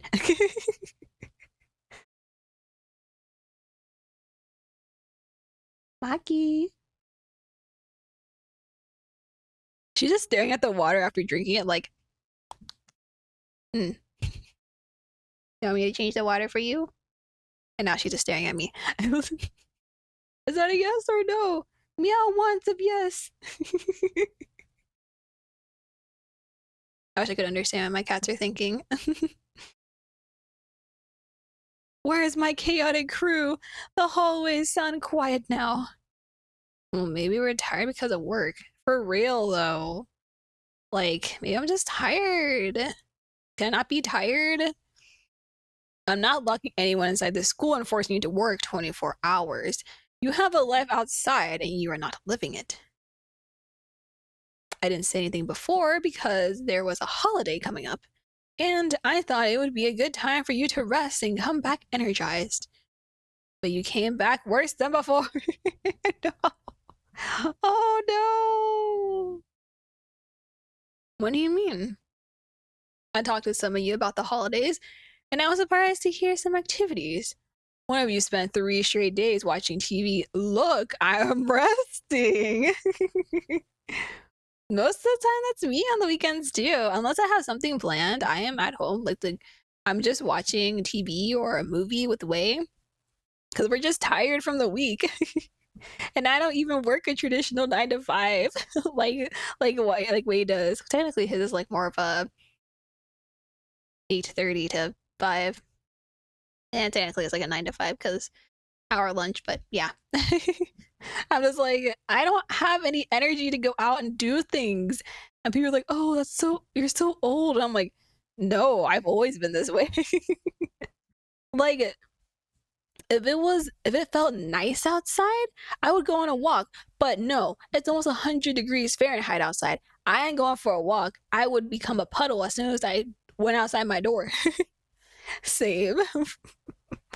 For real, we just want to rest on our days off, okay? Okay. Another one did nothing but sleep. Sleep is good for you.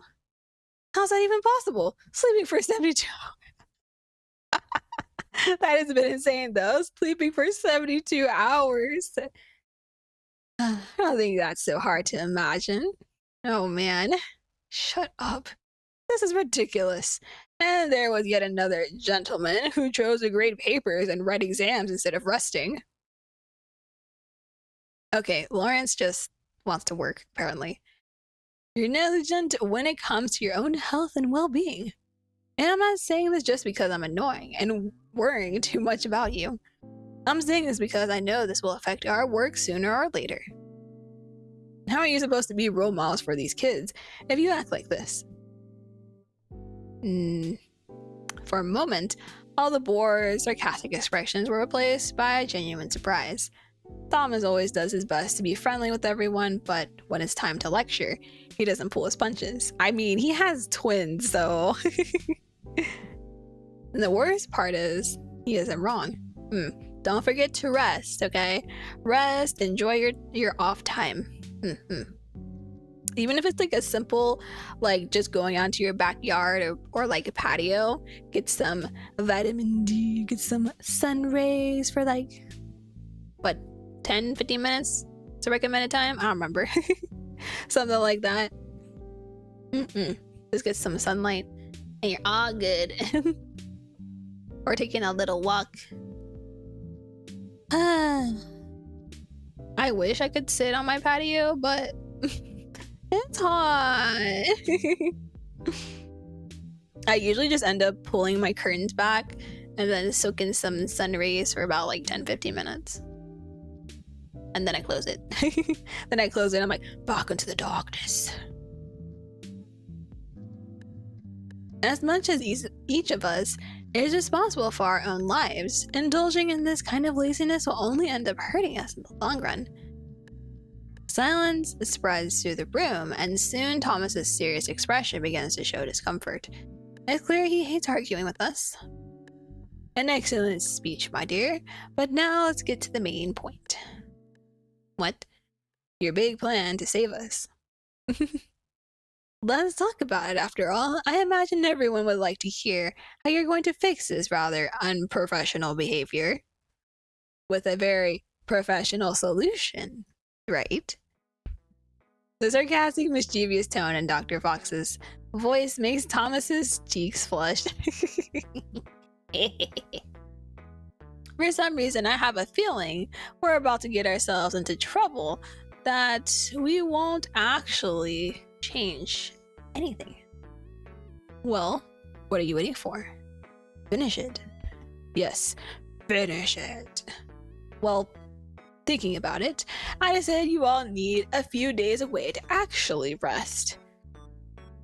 But wouldn't that just be the same as the holiday? No, because this time, I'll be there. What? The outrage in the room is unanimous. Even Marcus, who hates drawing attention to himself, ends up shouting. Oh no. Isn't it bad enough putting up with you at school? Now you want to be in our homes too? Mitchell, please. You're planning some kind of spiritual retreat to heal us. I swear I'll quit. There you go again, assuming the worst. Then just say what you're planning already. Fine. I thought it would be nice for us to go somewhere different, far away from all of this. Please don't say it's a retreat. I'm not going to survive without my cell phone. No. I decided to book hotel rooms at the beach for us to spend the weekend. I know I made the wrong call by not consulting you first, but it's already done. It was a desperate measure to help you. I mean, if my boss was paying me to go to the beach, I'm going. Even though I don't even like water. I don't like the beach. But my boss is paying for it. I'm going. I'll be like, can I bring Wei? Can I bring my cat?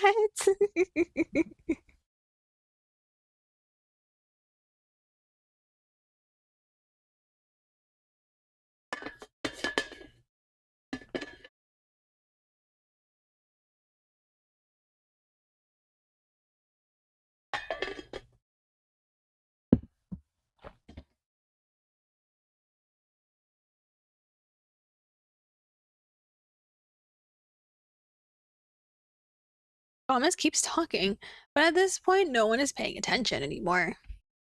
All the trouble ideas everyone had in mind, vanish like dust the moment we hear the word beach. Even I can't deny it. I felt the energy rush back into my body as soon as he said it. Guys, this is perfect. Edgar's the first to shout.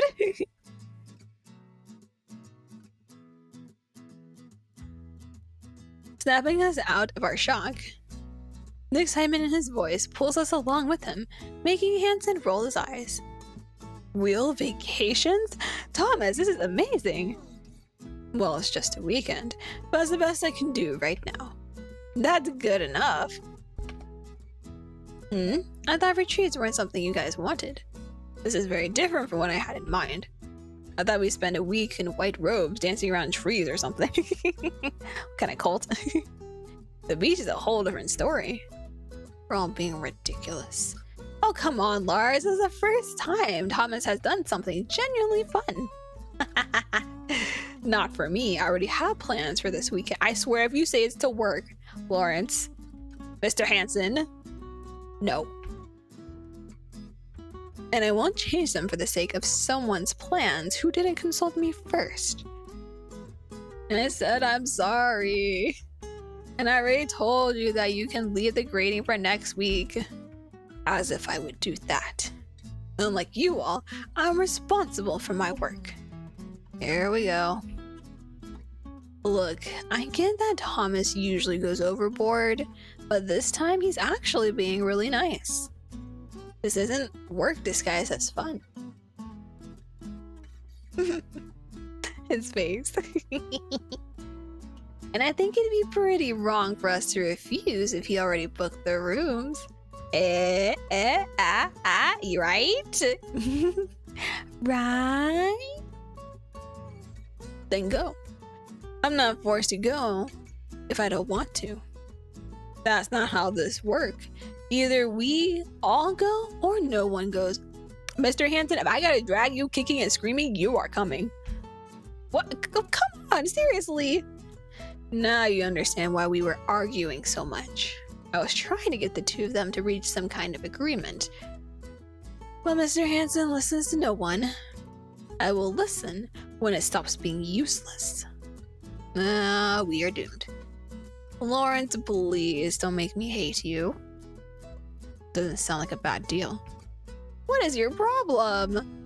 You're not going to die from doing something fun once in your life. He is right, Lars. Besides, Thomas wants you to enjoy yourself for once. Is it really that hard for you?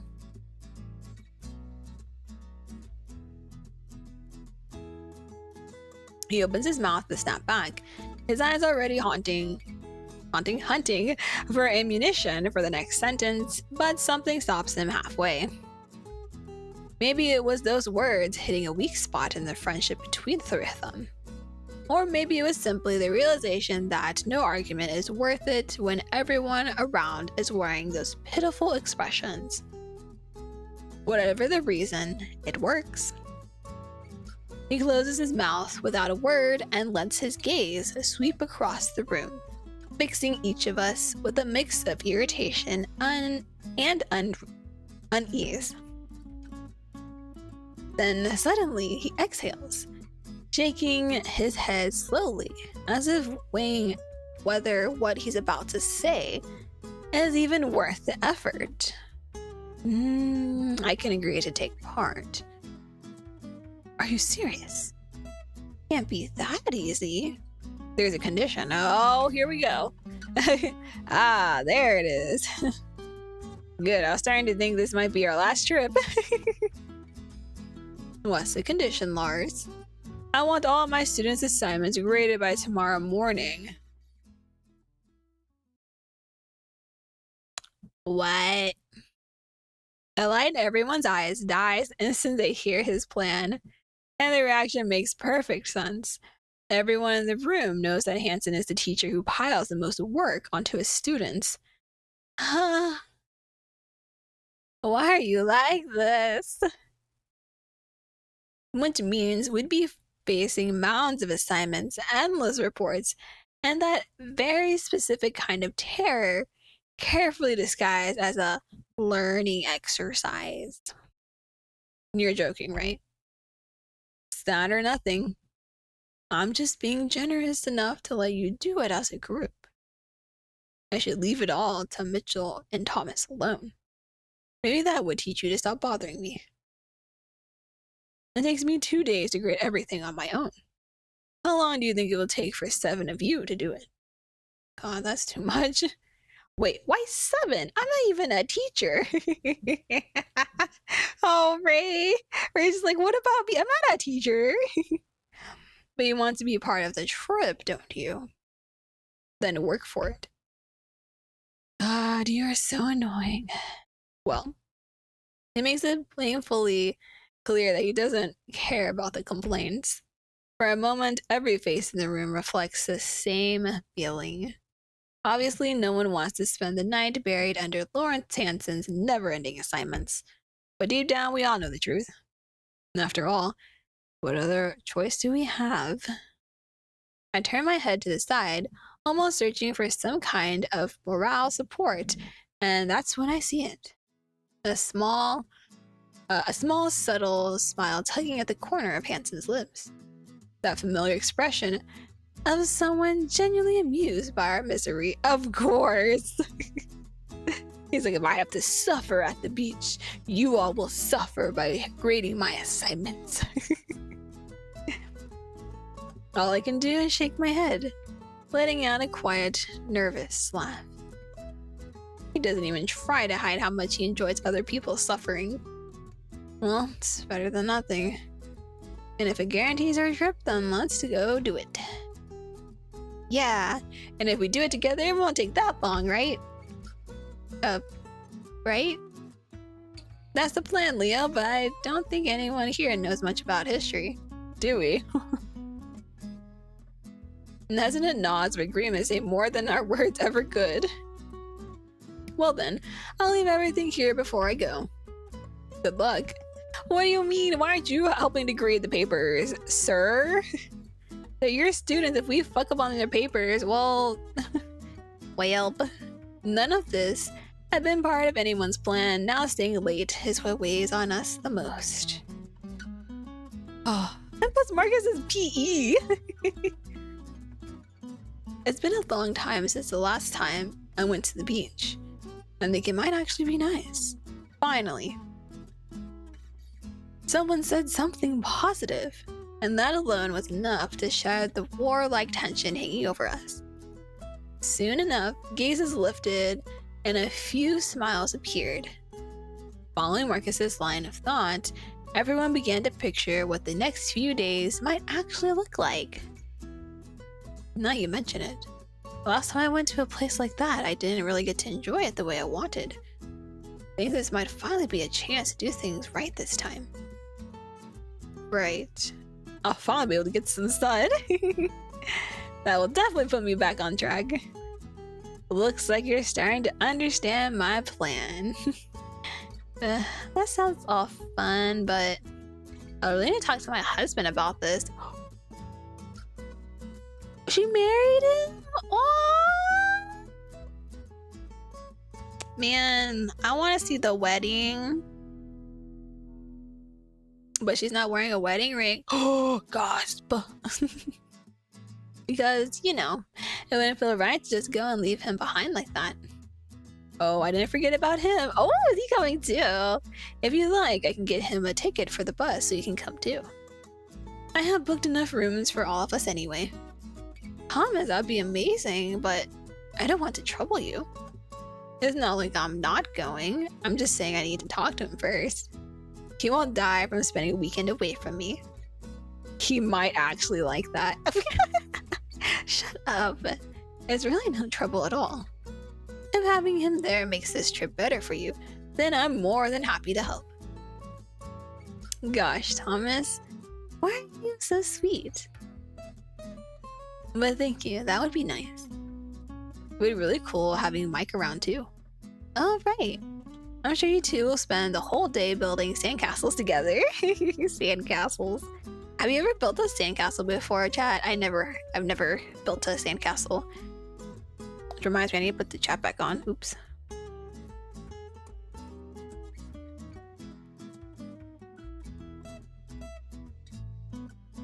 Put it slightly over Leonard's head right here. Before we said it all, I want to say that I know I can be a bit much, but I really do worry about you all. You do so much for me, and this is the least I can do to show my gratitude. So sweet. Suddenly everyone fell silent. As annoying as Thomas's constant worrying can be, it always comes from a genuine place. And it's usually that sincerity that softens us. Lars is the only one who can actually be mad at Thomas. Someone has to keep things under control around here. Otherwise, this school turns into an amusement park. Seeing the mood shifting again, I decide to step in. We should probably just thank Thomas, right? Especially me. This is going to be my first time at the beach. First time! Interesting. I didn't even know what I'm supposed to do or where. What? Thomas, this is the best thing you could have done for us in years. Oh, Lord Mitchell. What do you have to say about that, Mr. Hanson?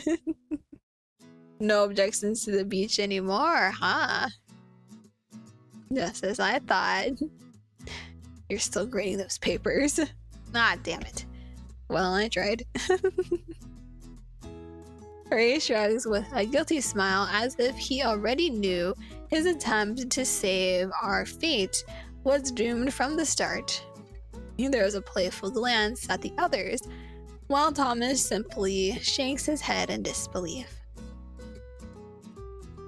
The expressions around the room blend stifled laughter with a touch of embarrassment, and that alone is enough to make me blush. We're buying you swimsuits on lunch break, Mai. Seeing the perfect opening, Christy reaches for my hand as if pulling me out of my own embarrassment. The lightness in her voice sends a wave of anticipation rushing through me. I can't help but smile. I can't wait. You and all of us. Alright then. If it's all set, we're leaving tomorrow afternoon. Oh wait, what about tomorrow's classes? Don't worry, I already informed the students that the school will be closed for pest control.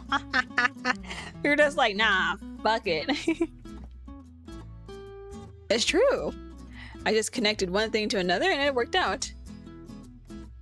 Didn't make it up to ditch work. No one here is judging. Yeah, we're not judging.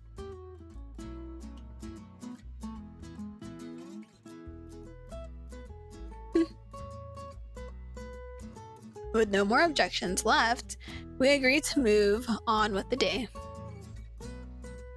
Now, even with a pile of tasks waiting for us, there's a new kind of sparkle in everyone's eyes.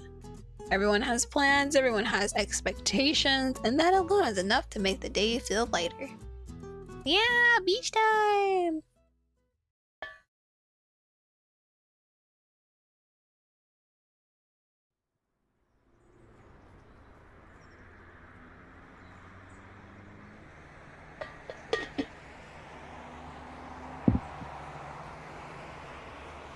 Sitting alone at the empty bus stop, I let out a long, noisy yawn that echoes down the quiet sidewalk. The cool morning air helps a little, but I can still feel the weight of the past few hours clinging to my shoulders. Yesterday, we ended up trapped in the teacher's lounge until late, struggling to finish the massive amount of work Mr. Hansen dumped on us. At one point, we bombarded Hansen's phone with so many messages he eventually just turned it off. It was exhausting, but also strangely fun. We laughed, complained, threatened to give up at least 10 times, and in the end, we stumbled out of there like soldiers who had survived the same battle. We didn't get home until dawn. Oh my gosh. Luckily, we didn't have any classes to teach this morning, so I was able to sleep in.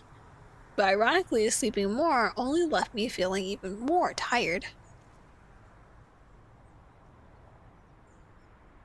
As if my body had finally caught up with just how badly it needed the rest. Oh, I love this outfit! Oh my gosh! She looks so cute! Aww! Aww! Look at her, she's so cute! So cute! This is my first time I've gone on a trip like this. And I think I'm happier because I'll be there with the people I love. It's gonna be so much fun. Hey! Hey! Hey!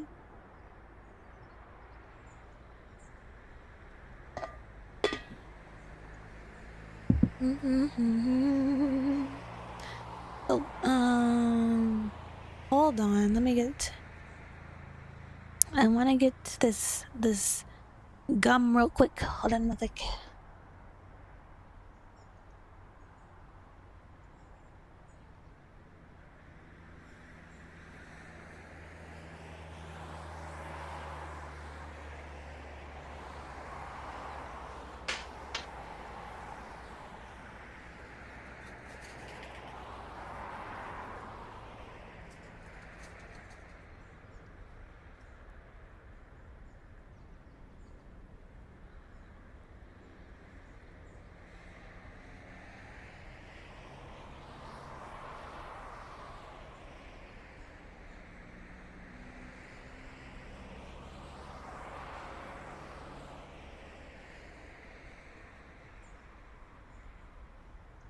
I forgot I was gonna get this gum after my lunch.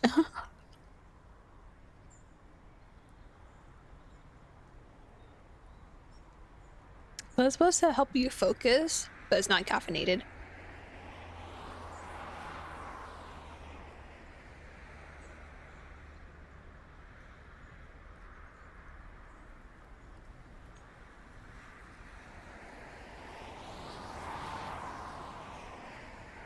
Okay. A loud, cheerful voice cuts through the quiet morning, making my shoulders jolt before I turn around. I recognize it instantly. A pleased smile spreads across my face on its own. Christy walks over toward me, radiant as ever, with an elegant bag hanging from her arm. Behind her, a tall man follows at the same pace, arms full of luggage, looking very much so like a personal assistant. Oh no. Oh shit, Mike is hot. Damn, Christy. You snagged yourself a good one. Plus, look at her outfit. So cute. I love it. Whoops, I didn't read that. Well, finally, gosh, where were you?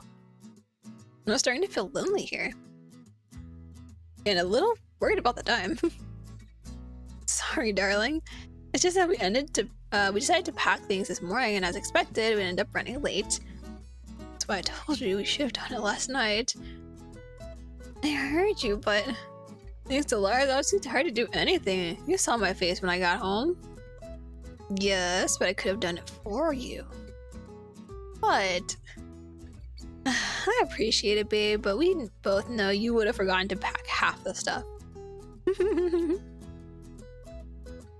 Then we'd have to do it all over again early this morning. We'd be late anyway. Maybe. That's really like you, Mike. Oh, come on. It's been so long since I saw you and you're already acting against me. That's not fair, Mai. Sorry, but my girl comes first. And she's hardly wrong. Unfortunately, you're right. Is that a complaint, mister? No, ma'am. That's exactly how I like it. It's weird to see Christy embarrassed and completely at a loss for words. Mike has no idea how much power he holds over her. And maybe that's exactly what makes it even funnier.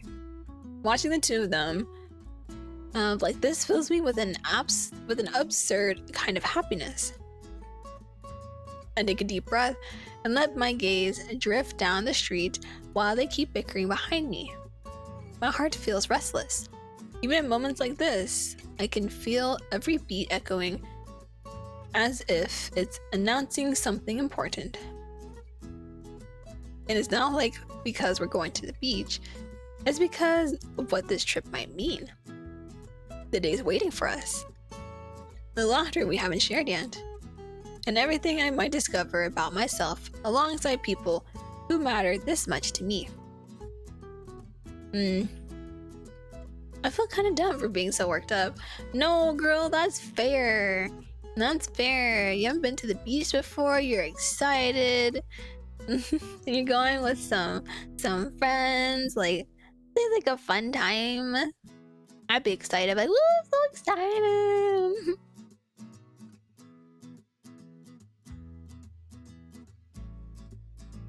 But I don't want to hide what I'm feeling right now. I guess they have to put up with my dumb smile for all these days. So where is everyone? I don't know. No one texted me or anything. I thought Leo was coming with you. Well, yeah, that was the plan. But when we stopped by his place, we had no choice but to leave him there. Why? He was still packing his things. What, did he oversleep? I don't think so. He said he'd still take a while and Edgar was supposed to swing by and help him. Yeah, I was shook too. I mean, we've only been spending the weekend. It's not like we're going to live there forever. I don't get what's so complicated about packing. He probably doesn't want to leave Martin behind. I just hope he doesn't try to bring that plush, that huge plush in his bag. At least bring a small one. That makes more sense.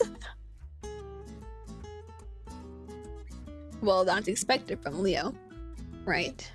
I'm actually surprised about the others. I was expecting Thomas to show up on time. Why would he be late? He must be bursting with excitement over this trip. What about his kids, maybe? Yeah. He probably is having a hard time to leave his kids, you know? Oh, right. I forgot about that. His babysitters will be out of town this weekend. Oh, really? Yeah, Ray and Thoris are coming with us. Oh god, I hope Thomas didn't forget about it. Me too, girl, me too. Hey, hey, hey. I can't.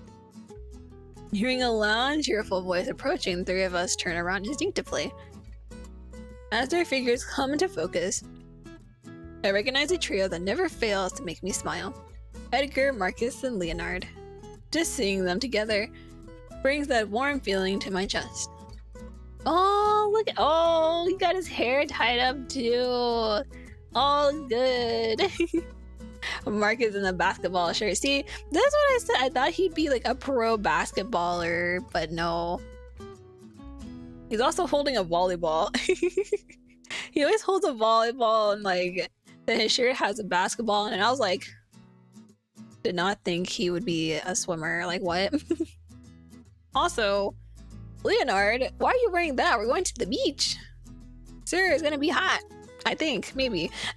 That's a lot of layers. Hey girls. What took you guys so long? Are you making a pack for the whole month? Well, Leo made us feel like that. Sorry about it, guys. Oh wait, Leo's part is different? His hair part, I think? Right? It's different, right? I'm not just imagining things. It's been a while since I went on a trip. I just wanted to make sure I wouldn't forget anything. That is true. I feel that.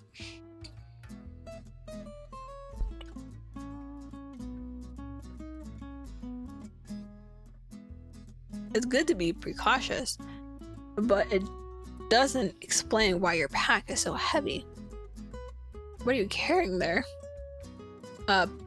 Stuff. I'm a little sensitive about many things, so I need stuff to help me feel better.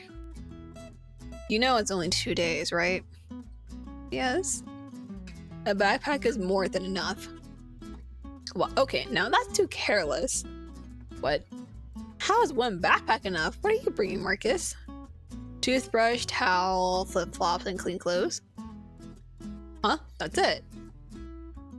Yeah, do we need anything else? Yeah, like shampoo, conditioner, sunscreen, body lotion? What about shampoo? I'll just use the hotels. What kind of monster are you? I feel like only women care about that.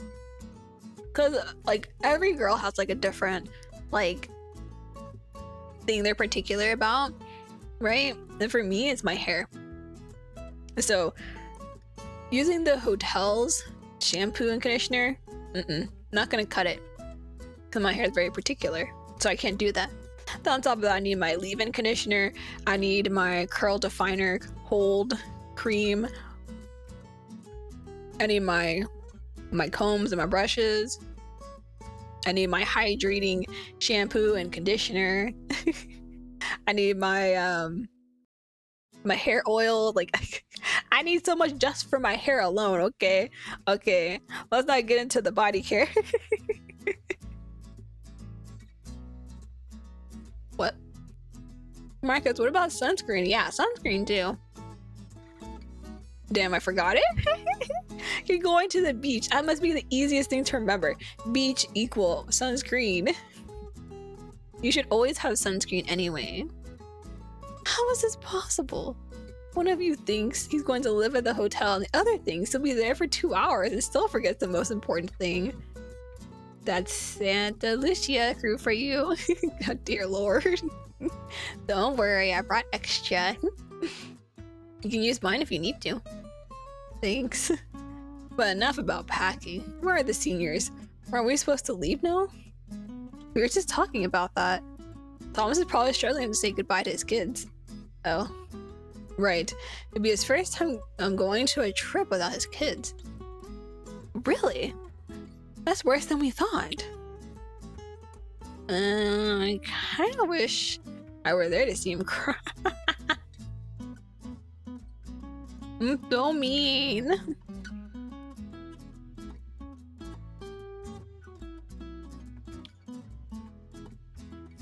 Thinking about it now, I think it's hard for Lars too. You know how much he hates leaving his house. Yeah, and there's no sunscreen strong enough for a vampire. He will have a hard time to find something to protect him. You might see him turn into dust. Oh, Ed, shut up. Jokes aside, he's probably having a hard time. Why? He has a dog, right? Finding someone last minute to take care of it isn't easy.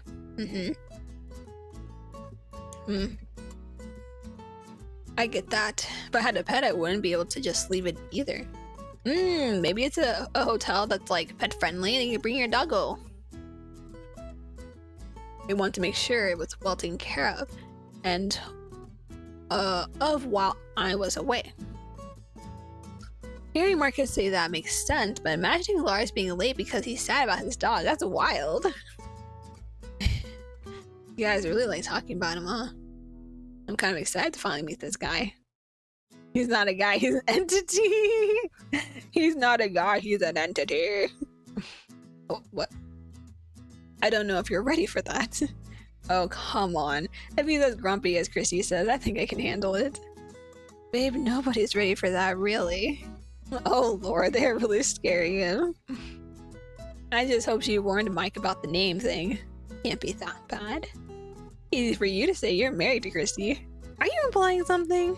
Nope. Good, because if you think I'm hard to deal with, I can make it worse. Oh, Mike, you are a champion. Mr. Hanson isn't that bad, Mike, trust me. He's only mean to these guys because they keep picking on him. It's easy for you too. You're the teacher's favorite. Hey, interrupting our conversation and sparing me from yet another one of Christy's embarrassing antics.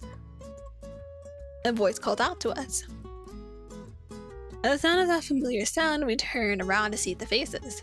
3 older men stand before us, each with a distinct expression, different enough to set them apart, yet together, forming the perfect trio. Finally! Oh my god! Oh my god! What? Oh my god! Oh my god! Thomas has a braid in his hair. Oh my god! Thomas, you look amazing. I love that braid. And then Mr. Hanson has a side pony, like a low side pony. I think that's what that is. Or are they pigtails? Are they pigtails? Does he have pigtails? And then, oh my god, Ray. Ray has a high pony. I look so floofy. I want to press. I want to touch. Can I touch your hair? Ray, can I touch it? Can I pet it? Good morning, everyone. Also, I just have to say, Mr. Hanson and Ray, both their outfits are similar to, like, the colors are similar, so it's hard to tell they're wearing different clothing. Whereas Thomas is like distinctly different, even though it's like a different shade of like pink or red. Essentially, they're like vastly different. But for the other two, they're like very close in color. So I was like, wait. Good morning, everyone. Morning. It's so good to see everyone already here. We're here because you guys are late. Oh. What took you guys so long? We were about to get on the bus without you. Make a wild guess. Lars didn't want to come. That would make sense, but he was surprisingly cooperative this time. I'm really worried about this trip, you know. I'm making it way too easy, Lars. Don't worry, Mitchell. I'll make sure nothing happens during this trip. Then I can make your life miserable every single day once we're back at work. That doesn't even sound like a threat. It sounds like a promise. You know, this weird masochistic dynamic you two have is actually fascinating. What? Judging by the size of Thomas's suitcase, I think I know what was holding you up. Oh, is it that obvious? No, it's just that that's what delayed me too. Really? See, I told you both I wasn't overdoing it. Comparing yourself to Leonard doesn't really work in your favor. What? You're not in a position to defend yourself, Thomas. We saw what you're bringing. And what exactly is wrong with it? Thomas, you packed 2 toothbrushes and 5 bottles of sunscreen. 5 bottles is insane. It makes sense to bring 2. So you have one for yourself, right? And then extra in case like people forgot. Like that's fine, but like that's way too much for me. Oh, even for me. And I work in healthcare. It's called being prepared. You understand once you have kids. We'll see about that. Speaking of which, Leo, you did remember to bring your toothbrush, right? Because your bag is full of Hi, yes, I did. Not that. Hi, yes, I did. I did. Amid all the shouting and pointless bickering, I catch myself smiling at them. I thought I'd be the only one feeling this restless, but now I can see it clearly. Everyone's emotions are running high, their anticipation building just like mine. Anyway, I'm really glad to see everyone here. I know we started this in a bit of a rush, but seeing everyone together makes me sure it's going to work out. I want us to make the most of this weekend. So let's go. At this cue, everyone starts moving at once. Some make a point of rolling their eyes, others let out dramatic sighs before finally giving in. As for me, I simply clutched my backpack smiling. I climbed the first steps of the bus with a pleasant flutter in my stomach. The trip is finally beginning.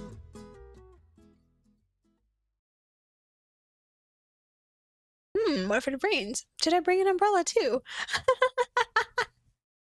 Oh my god. I mean, but that's fair. Like I said, that's very fair.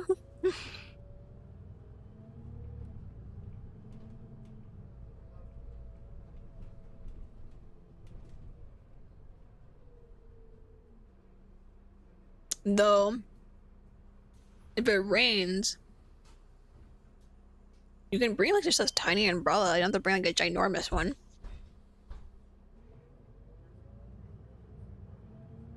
The moment we step onto the bus, the chaos hits me like a familiar wave, pulling me straight back to school field trip days. It's impossible not to remember kids screaming, laughing, overlapping, and how all of it makes your heart race in an excited way.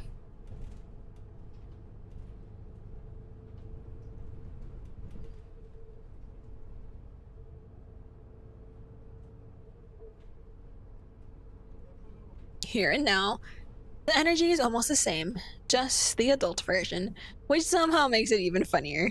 And right in the middle of that whirlwind, something inevitable happens. Something that instantly puts everyone on a little competitive side.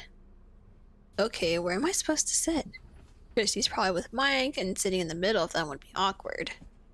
Ugh, soon everyone will be settled in. What am I supposed to do now? Take a seat by myself, sit next to someone. Ooh, we got choices now. Ooh, we got choices. Ooh, I'm ready. Age am I on? Okay, let's go 9.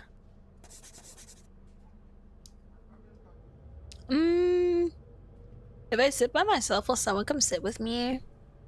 But I want to sit with someone. Let's sit next to someone. I guess it's better than sitting in a corner like some depressed loser. Yeah, if I sit by myself, it might not be the best anyway, so. And I better pick a good seat while I still can. Front, middle, back. Oh, fuck. I'm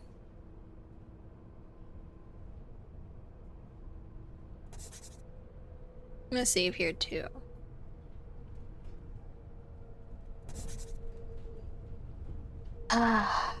Front, middle, back.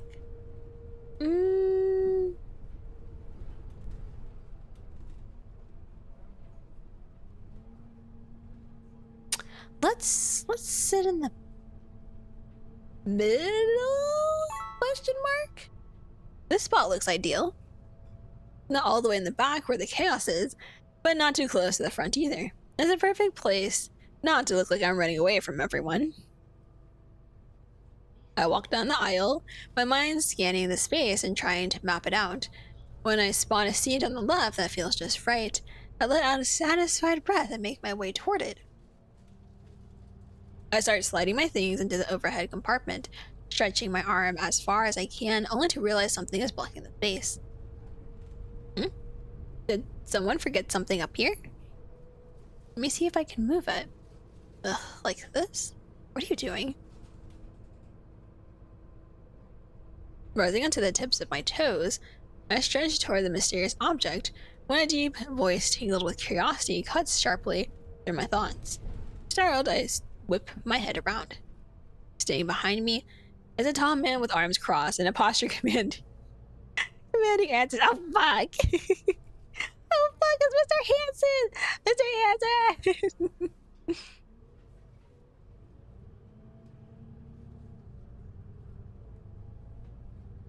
Oh, hi, Miki. Miki has come to crash my stream. Hello, baby kitty. Hello, baby kitty. Meow meow. You just wake up? Hey.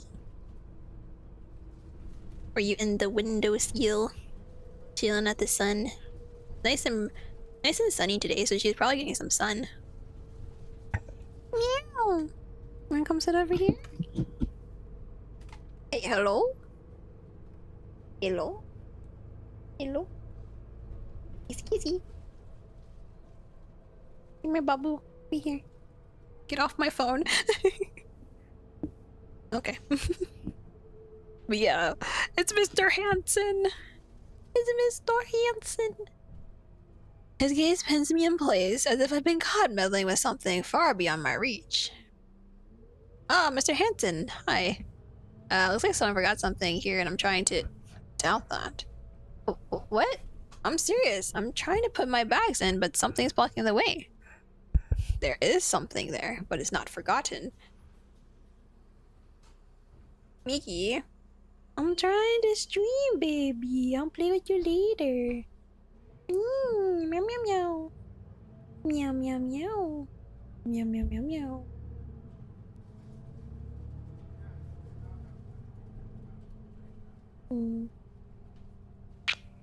Miki's been so needy the last couple days. I don't know why, but she's been so needy. Baby. Hey. Come here. Over here. Meow meow.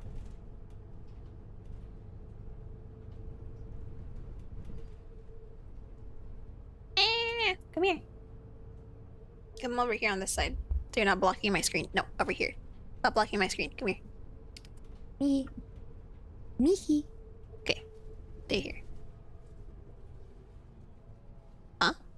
It's my bag. Oh, of course it is.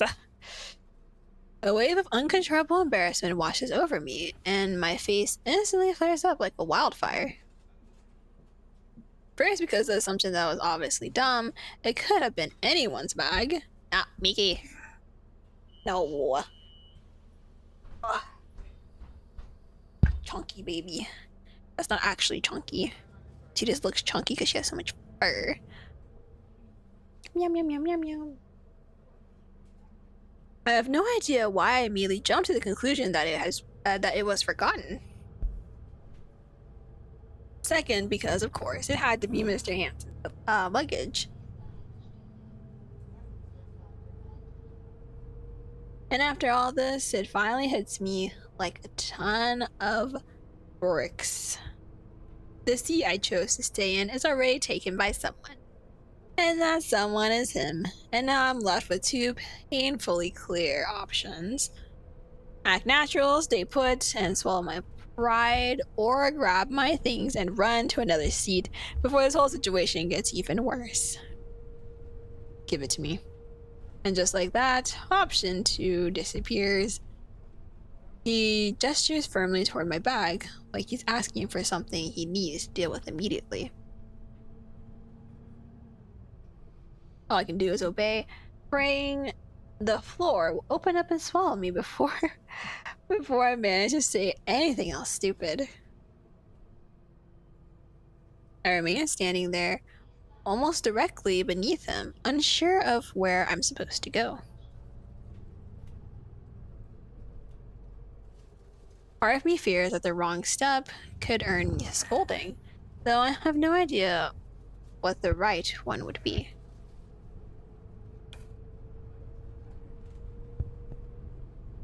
Miki, what is this? Miki's like under my mic and also licking my left hand at the same time. What is this? Miki, stop this. You're making it complicated for you.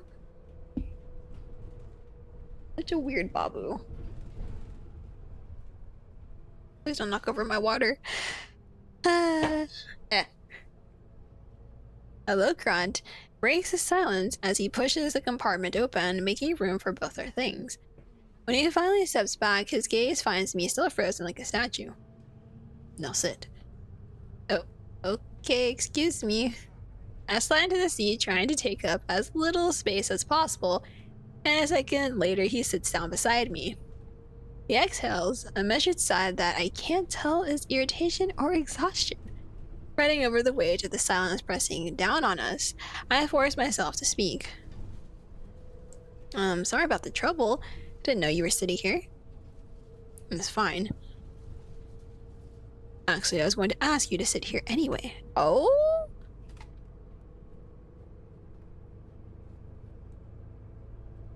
He wants us to sit with him. What? Is that a problem for you? No. I mean, I just didn't want to bother you or anything.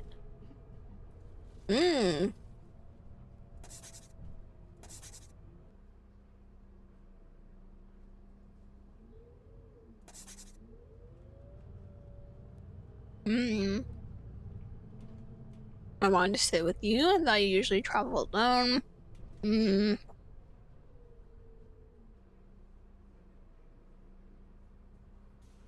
I want to sit with you. Actually, I thought about spending this trip with you. Really? I assumed you'd rather sit with Christine or Mitchell. Well, yes, but since I'm already here, I'm committed. I'm committed to keep going. I'm gonna keep trying to pick whatever.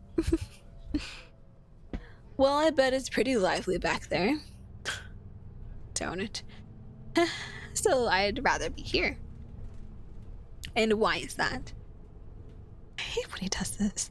He already knows the answer, and he just wants to hear me say it. I asked you a question, Miss Boo. Because you were not there and I want to be with you. That's all. Well, if that's the case. Huh? Before I can even form a coherent response, he simply takes my hand. Oh, he grabbing us by the hand. Ooh, His fingers curl around. Oh, he's even interlocking fingers. His fingers curl around mine, tugging me gently closer, as if it's the most natural thing in the world. A warm jolt surges through me, sudden and undeniable, leaving my whole body tingling.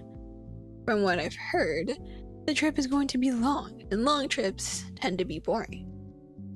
His voice sounds calm, almost arrogantly composed, a tone that makes my heart stumble. This way, I'll be able to enjoy it more.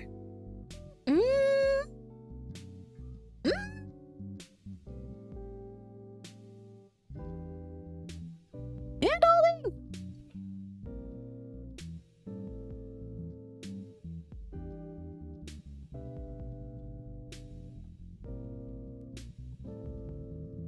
I got too excited and coughed. I was like, I swallow hard. I'm not sure I can ever relax with him holding my hand so effortlessly. But I don't hate him. I don't hate it either. The heat creeping up my cheeks, I turn toward the window, pretending to focus on the passing scenery. Still, I feel his fingers brushing against mine. Slow, deliberate, almost tender. With every touch, my chest feels like it's opening just a little more. Maybe I wouldn't mind if the trip lasted longer. Maybe I'd even prefer it that way. Hand-holding with Mr. Hansen. Ooh! The scenery outside feels like a living painting, constantly shifting and flowing. And for a few precious seconds, everything feels comfortable. Just the low hum of the bus, the world sliding past the window. And the two of us, sharing this small pocket of time before reaching our destination.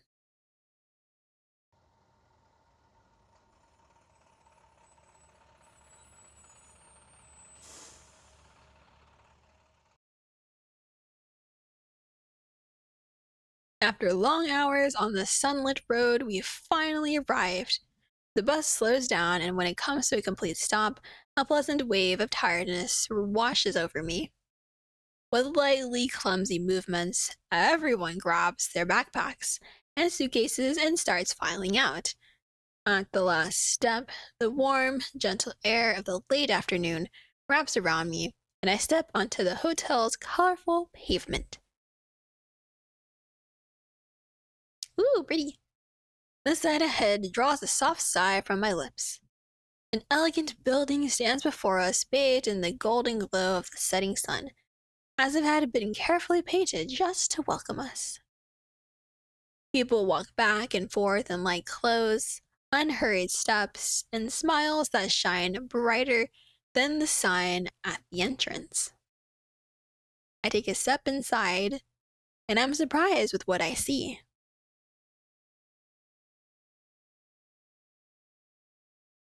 No stiff uniforms, no dark circles, rushing footsteps, or coffee cups. Everything here feels lighter. Hey. I turn at the familiar voice and spot Christy walking toward me. Her smile so wide and radiant it almost competes with the sun behind the hotel. There you are. I thought you'd gone to check the rooms. I'm fighting the urge. Really? Already tired? Yeah, it's impressive how a little over 2 hours on a bus can completely drain you. Especially if you have like nothing to do. It's like, oh, I would have like fell asleep. Then the bold claim coming from someone who slept through half the ride. What? Did I sleep on Mr. Hansen? Oh, did I sleep on his shoulder? Oh, girly, you saw that? I even took. Oh, she took pictures. Christy, that must be my bestie. What is this? Christy, what the? Yeah, exactly. What the hell, Christy? My embarrassed yelp comes out louder than I intended, and her laughter follows right after.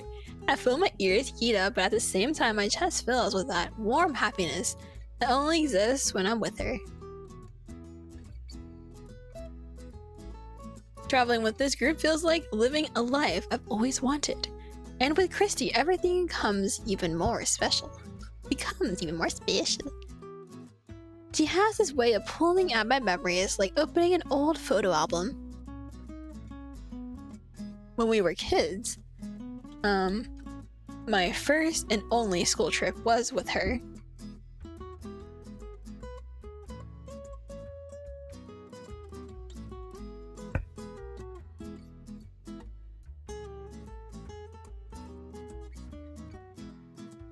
And now here we are again, side by side, and on my very first trip to the beach.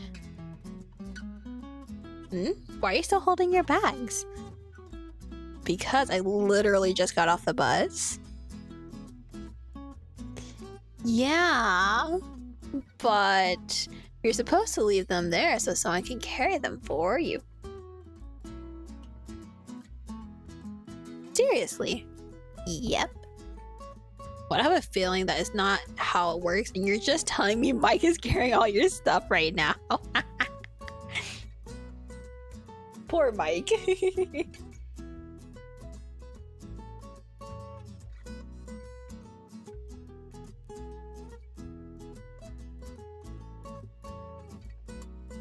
Am I right? Just to be clear, I didn't force him to do anything. I know. But I guess wanting to do things on my own is the reason why I'm carrying my own bags. You know, you could just wait, right? Any of the guys would happily do it for you. Doesn't feel right. Eh. Mickey. Mickey. Mickey. Mickey. Mickey.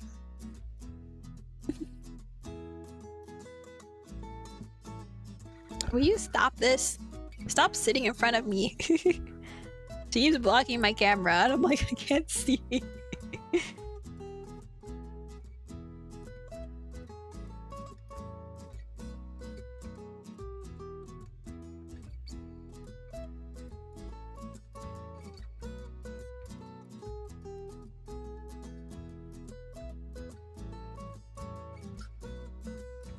Oh, come on. You really need to be more... Don't start. Ah, Mickey, stop this. I'm gonna fall off the damn desk. She keeps trying to headbutt me, but I'm like close to the edge of the desk, so she like... she just steps forward and then falls forward and she's like, oh. I'm like, well, stop that. Ugh.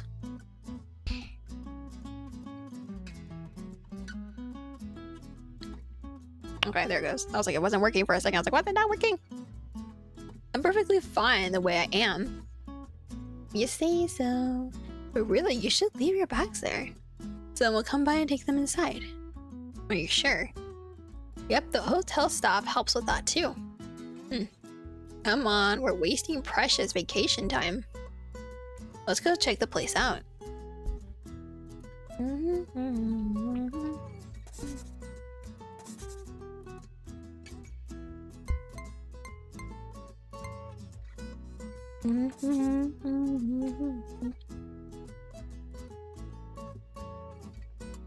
Let's go with Christy. Why not? Alright. Let's go! She grabs my arm with the same energy we used to have as kids. Running across the schoolyard. It feels so good to be here, with her, with everyone, and with the sea waiting just ahead. Leaving my bags behind for now, I let Christy pull me along the tiles, bathed in the golden light of the setting sun. Ooh, we got that bar. Pour me a drink. On the other side, through a side passage of the hotel, we find a place that looks like something straight out of a postcard. The pool is a mirror of clear blue reflecting the orange tinted sky, and the kiosk beside it. It looks like it was as if it were imported directly from a tropical island paradise. The area is empty, yet filled with the powerful, constant sound of the sea.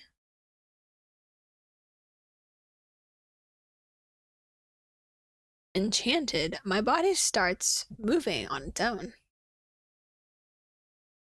I don't even realize where I'm going. I just follow the sound as if the place itself were calling me by my name.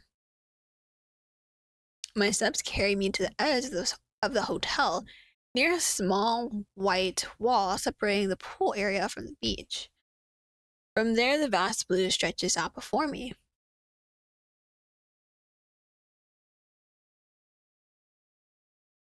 A sea that feels endless, still shimmering as the sky blends its last traces of orange with the deep purple of night. I stand there trying to find words, but none reach my lips. It's too beautiful. Lost in a trance, I turn my head and almost jump when I see Christy standing right beside me.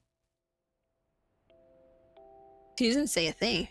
She just watches me with an expression so gentle, full of quiet affection. Aw, bestie.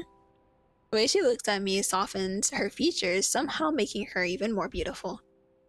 It's really nice to see so much joy on your face. It's something truly pure. You're just using pretty words to call me childish.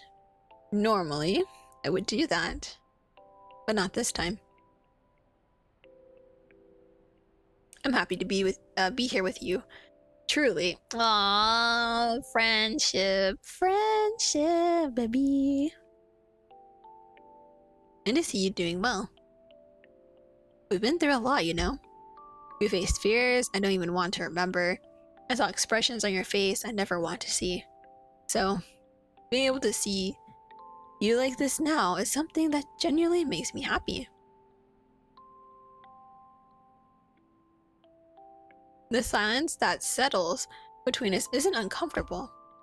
It's filled with memories and things that don't need to be said, but still ache a little when recalled.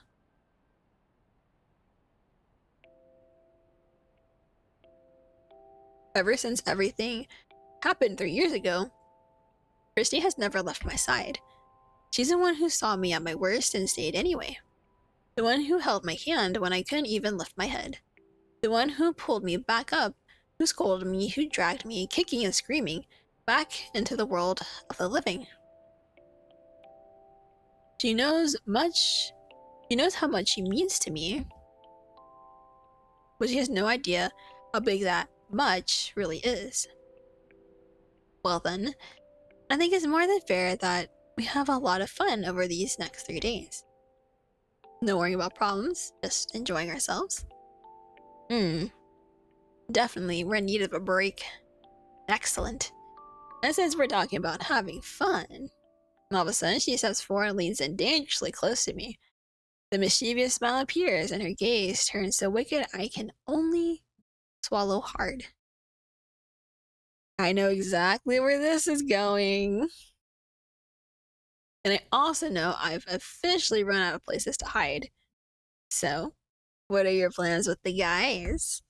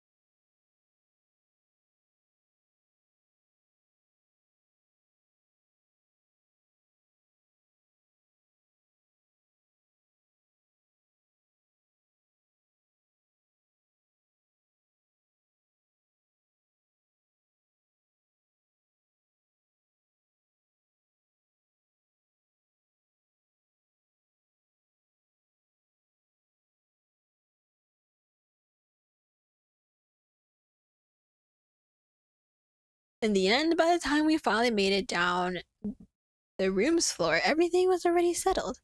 The original plan was for me to share a room with Christy and Mike. But just imagining myself wedged between a couple on their romantic vacation already made me feel like a complete inconvenience. I knew they wouldn't mind, but I definitely would. Yeah, oh hell no, I'm not doing that. Oh, hi Misha, thank you for the read. We do a shout out.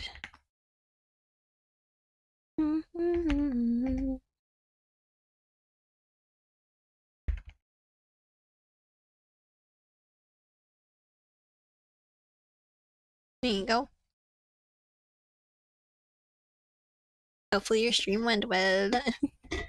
Oh no. Rated as a it was going through ads, but ads should be done soon.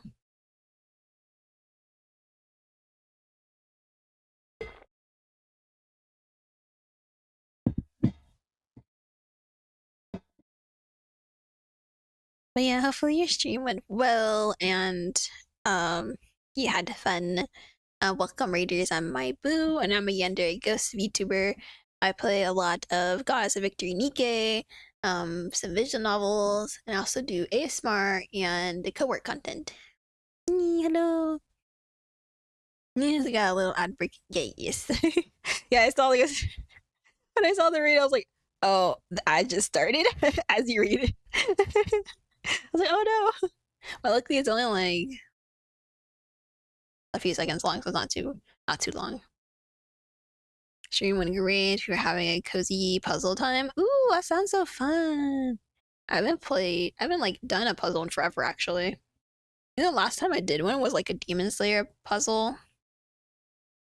Was it a Demon Slayer? Yeah, it was a Demon Slayer one. I had to date some teachers. Yeah, I'm doing the DLC now, the beach DLC. I just started it today. So I finished the base game and whew, there's a lot. I was not expecting some things. Once you go through all the endings, you're just like, wait, what? What's that? It threw me way off. But we finished that, and now we're doing the beach DLC where the teachers go to, well, the beach for relaxation. Because Sama said we are too overworked and we should go relax. He added us about our diets. You have a chance to grab a little water. That's good. Okay. Oh, not expecting it in a good way or a oh no way. It was kind of a bit of both. It was just something I wasn't expecting it to happen. Because there's a secret at the end of the game after you finish all the routes. And I was like, oh, here we go. Teachers at the beach, my dream. Yes, we already got some hand holding too. And I was like, ooh, hand holding on the bus. Let's go. I didn't even pick anyone. Well, technically, I picked Lawrence for now. But this was before I picked him. And I was like, ah. And we got some friendship with the bestie Christy. And I'm like, oh, I love them. They're so cute. Also, if you do need to raid and dip, no worries. Make sure you get some water, some foods, do out your after stream care. I will do my best to take care of community. We finally arrived at the hotel though. So we'll see what's gonna happen next. Or I need to click back onto the click back on the game. I was like, where to go? That's why I love this cursor. This cursor is so cute. Eee. Every sweet little moment between them would feel like something I was interrupting just by existing. Oh, MC's talking about like she was supposed to room with Christy and her significant other, but she didn't want to get in between them. Now I'm like, yeah, no. As much as I love Christy, no. I'm not getting in between a couple on a beach vacation. No. Maybe I should have arrived earlier to avoid this whole dilemma. But now it was too late. The doors were closed, suitcases were inside, and the decisions have been firmly made. Edgar, Marcus, and Leo decided to share a room together.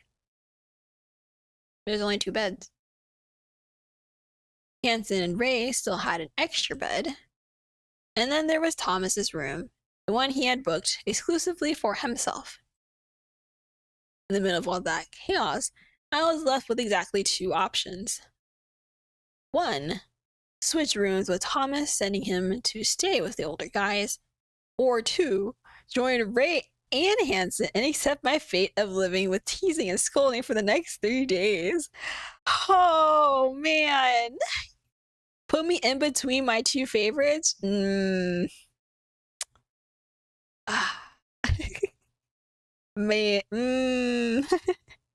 Well, I would go for it. It'd be a very, very fun time. After a long round of arguing, dramatic protests, and almost resorting to a coin toss, between the 3 of them, Thomas finally agreed to give up his room for me. No! Thomas, let me back. Let me be between them. I will love it. In his mind, it was the right thing to do. For the other 2, it was easily the worst possible outcome. And now here I am, in the middle of a spacious, quiet room, wondering what the next few days will bring. Lying in bed, I don't want to sleep yet. I want to stay here imagining plans, possibilities, conversations, and so much more. But the exhaustion from the trip hit me so hard that any attempt to stay awake quickly turned into a joke. Oh no. Oh my god, I feel that. So last night was my first time going to bed a little bit earlier. I actually had everything turned off. I had my nice relaxing music playing at 10 o'clock. At 10, well, it was more 10:15ish, which is hella early for me. And I was just passed out. But I kept waking up because I kept feeling so hot because one of my cats, Maki, was just laying behind my butt. And I was like, why are my legs on fire? And I'm just like, Maki, it's hot. I even had I had the AC down, I had the fan going, but no.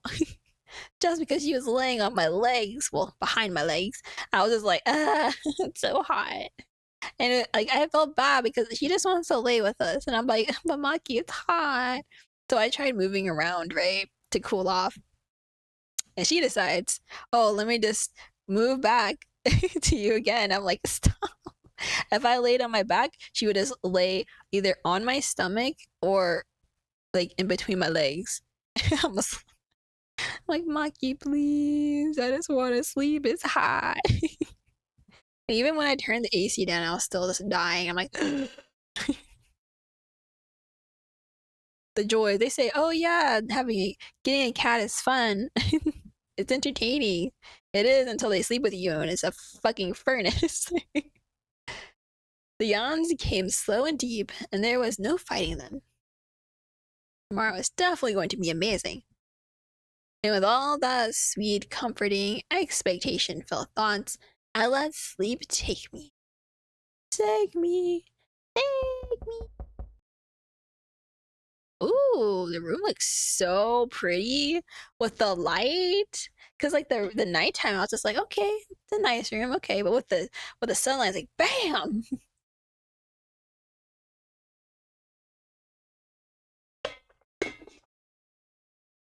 Loud, impatient knocks echoed through my bedroom door, yanking me out of bed. Come on, princess, the beach is calling for us. First thing in the morning? Can I have breakfast first? Damn, I'm hungry. For a second, my mind goes completely blank.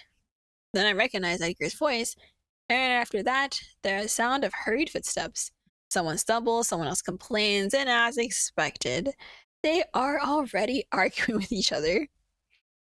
I glance around the room, still half dazed, My cheek creased from the pillow, and my brain struggling to remember what planet I'm on. Man, you know you slept deep when you wake up so tired. Not tired, but like confused. You know, you're like, where am I? Who am I? That happens a lot of times when I take a nap. I'm just like, dragging my feet, I make my way to the room's huge window and pull the curtains open. Light floods in all at once, as if the sun itself decided to say good morning straight to my face. So it's not necessarily good if you don't have some sunscreen on. The sky is a flawless blue, not a single cloud daring to ruin the view. Smiling to myself, I head to the bathroom to get ready, already knowing I'll have to hurry if I don't want to be carried to the beach against my will. Please, no. Don't carry me. A few minutes later, ready to head out, I grab my phone to check my notifications. There are a message from Christy sent about 10 minutes ago. Good morning, sweetheart. Everyone's already heading down, so when you wake up, come straight to the beach. Ooh, I love that swimsuit. It looks good, girlie. They didn't even have breakfast. That's what I'm saying. They didn't even eat breakfast. They went straight to the beach. We really do look like a bunch of kids, huh? And with that warm realization, I grab my things and get ready to face a group of adults buzzing with excitement.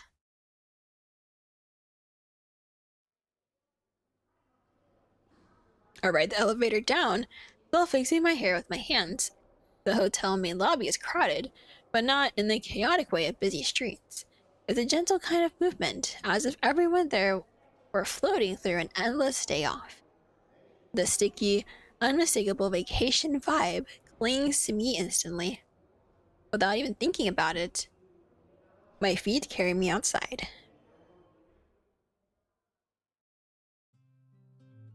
I walk past a few empty lounge chairs, listening to the distant laughter of children.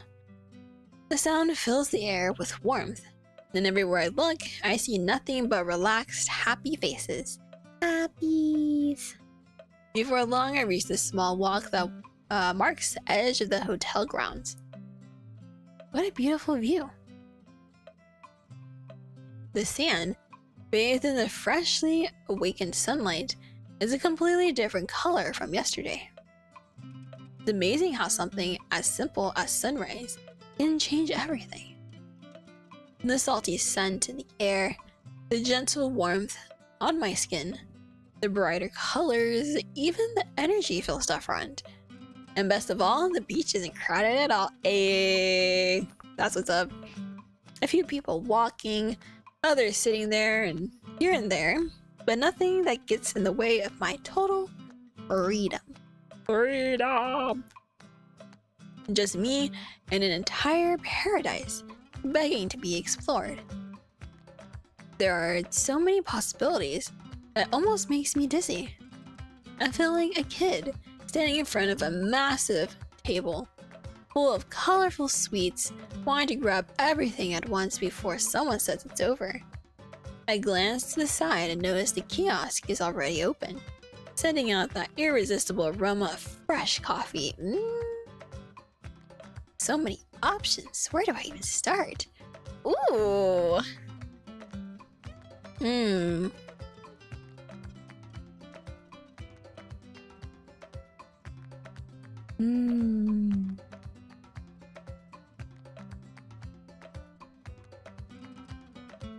I feel like Marcus is probably taking a walk on the beach. Edgar is probably swimming. Sunbathing is probably Christy and or Thomas.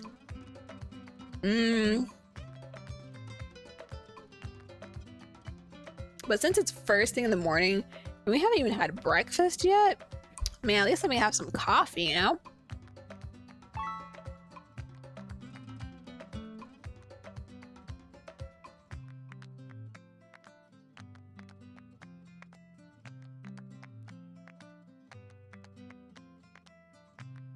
As excited as I am to run straight to the sand and let the sun melt away all of my worries.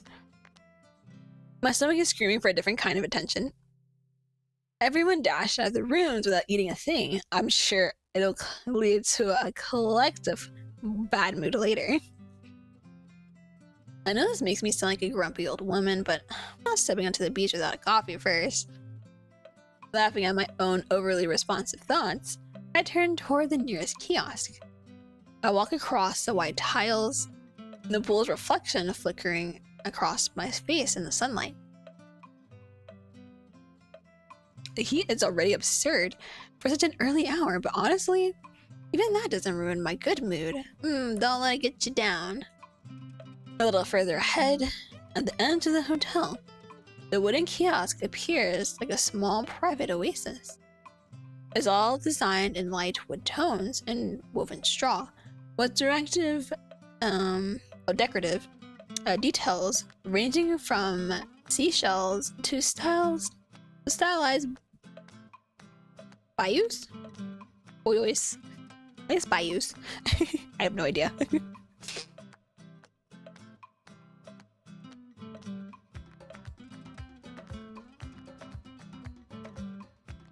I can even imagine how it must look at night with soft tropical music playing and themed drinks served with dramatic flair. Just the way Thomas likes it. A silly little smile escapes me without my noticing, and I approach the counter. I set my bag down and set it onto one of the tall stools. The movement is minimal, but the few people here are already nibbling on fruits, toast, and other light bites that make my stomach grumble. Oh, looks like I'm not the only one thinking about the consequences. I let a soft chuckle as I pick up the menu. Without thinking twice, my eyes drift straight to the hot drink section. So many options. Well, what a surprise so early in the morning. The deep voice beside me comes so close to my ear that a shiver nearly runs down my spine. Oh, right next to my ear! Right next to my ear! Oh my gosh. I turn on instinct and there he is. A familiar grumpy and judgmental face of our beloved Mr. Hansen. Of course, Mr. Hansen. Holy shit, he's ripped. For an old man, oh my god. Well, I guess I'm not as energetic as everyone else anymore. Tell me about it. Mind if I sit? Not at all. He settles in beside me with easy confidence, close enough to be noticeable, but casual enough to pretend it means nothing. I turn my gaze to the menu, trying to look busy while his presence spreads around me. Oh gosh. He doesn't grab the menu right away. Instead, he surveys his surroundings. His eyes scan the tables, the people laughing in the distance, and the pool reflecting the sky's blue. Oh, oops, I went backwards, my bad. And somehow I can't detect a trace of boredom or disdain in his expression. Oh, so he's just like calm-ish, I guess? Which is different. If anything, he looks comfortable. Ooh, he's comfy. Comfy, Mr. Hansen. And that surely catches me more surprised than the whole place. I'm so used to seeing him serious that this softer version of him feels almost unreal. I steal a quick glance at his face, my heart doing that annoying little flutter it insists on doing whenever he's close.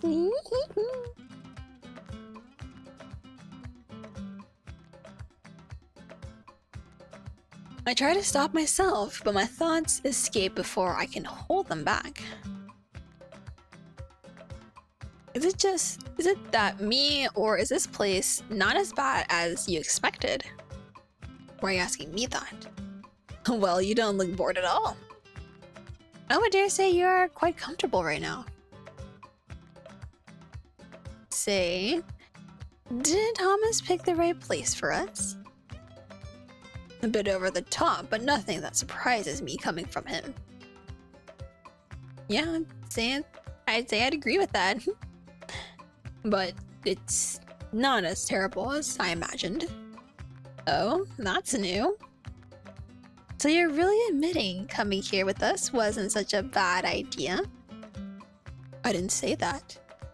I just said the place is pleasant. It would be much better if I could come here on my own, with only one person by my side. Mr. Hansen?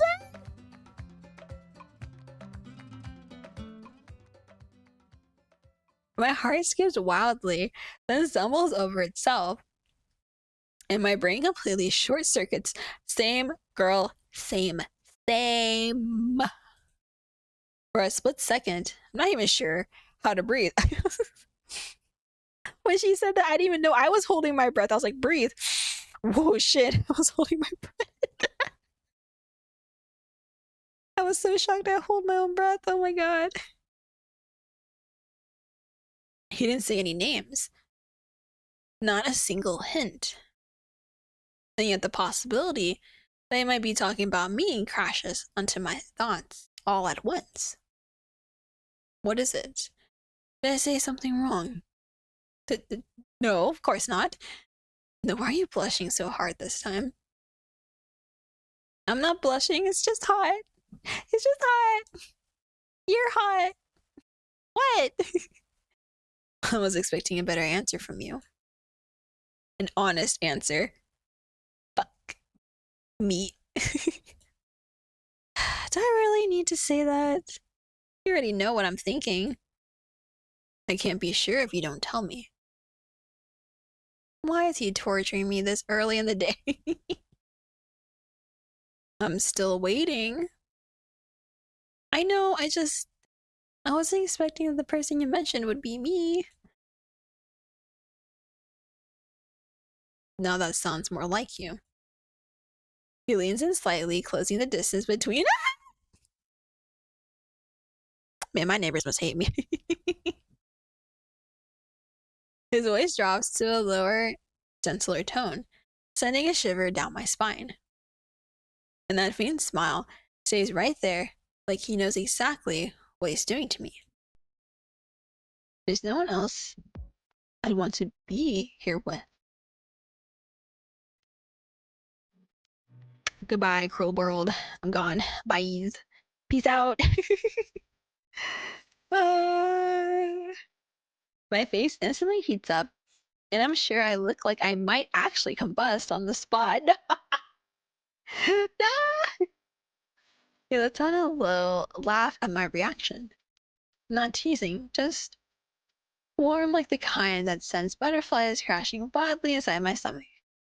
Finally, Hansen reaches for the menu with effortless air of someone who hasn't just completely thrown my heart into absolute chaos. Ugh, I hate him, but I love him. I hate it here. I love it here. Have you ordered yet?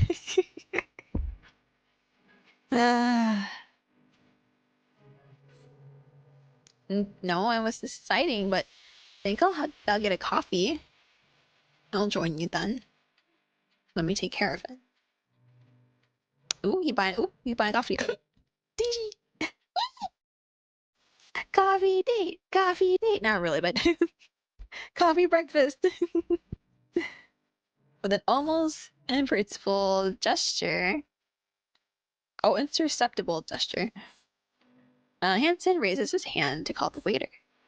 He points calmly at items on the menu. Items?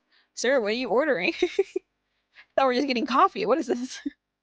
Gives the order with a few words, adding subtle details that make it clear exactly what he wants. And I just stand there watching. The way he talks with his low, steady voice, and even the demanding way he orders, has a hypnotic charm, or we're just charmed in general. Breakfast date, breakfast date, breakfast date. We've been together for a while, and honestly, I don't know how I'm still surprised by how much I adore every tiny detail about him. Suddenly he turns his face toward me, wearing that expression that mixes skepticism with impatience. Why? Ah, what's wrong? Nothing. Please don't do that. You're a terrible liar, I am a terrible liar. I can't lie to save my life. If it was with if I got kidnapped or something, they're like, oh, lie and make it believable or you're dead, right? I'll be like, goodbye, cruel world. I can't lie. I'm very honest to a fault. But I mean it. There is nothing wrong. I was just looking at you. And why is that? Because I think you're handsome. I try to play cool by answering directly, but my flesh face didn't make me very convincing. I tried. To my surprise, he didn't tease me. He just stayed silent, watching me. And it was far worse than mocking. It didn't feel like a victory to have caught him off guard. It felt like we just stepped into some unknown emotional territory. Usually, I'm the one saying these things to you. I know. This is really not the reaction I was expecting. Is he thinking about it that seriously? I mean, have you met him? He thinks about everything seriously. Maybe I should tease him a little bit. But, that doesn't mean I can't say it too. Especially because you are really handsome. You're very, very handsome. Confused by my words, he turns his face toward me with a startled expression. Oh no, I broke him. Broke him! I can't help but smirk at his honest reaction. She's just like, hee. When he realizes I'm teasing him, he shakes his head and let out a tired sigh. What? Stop. Sir, it's too early for this. Sir, it's too early for this. I repeat, sir, it's too early for this. Why? I'm just trying to say what I feel about you. And I get it already. Eh, what is this? Don't tell me. He's embarrassed. Yee! Seriously, when we had him blushing during the main game, I was dying. I was like, oh, we got him blushing!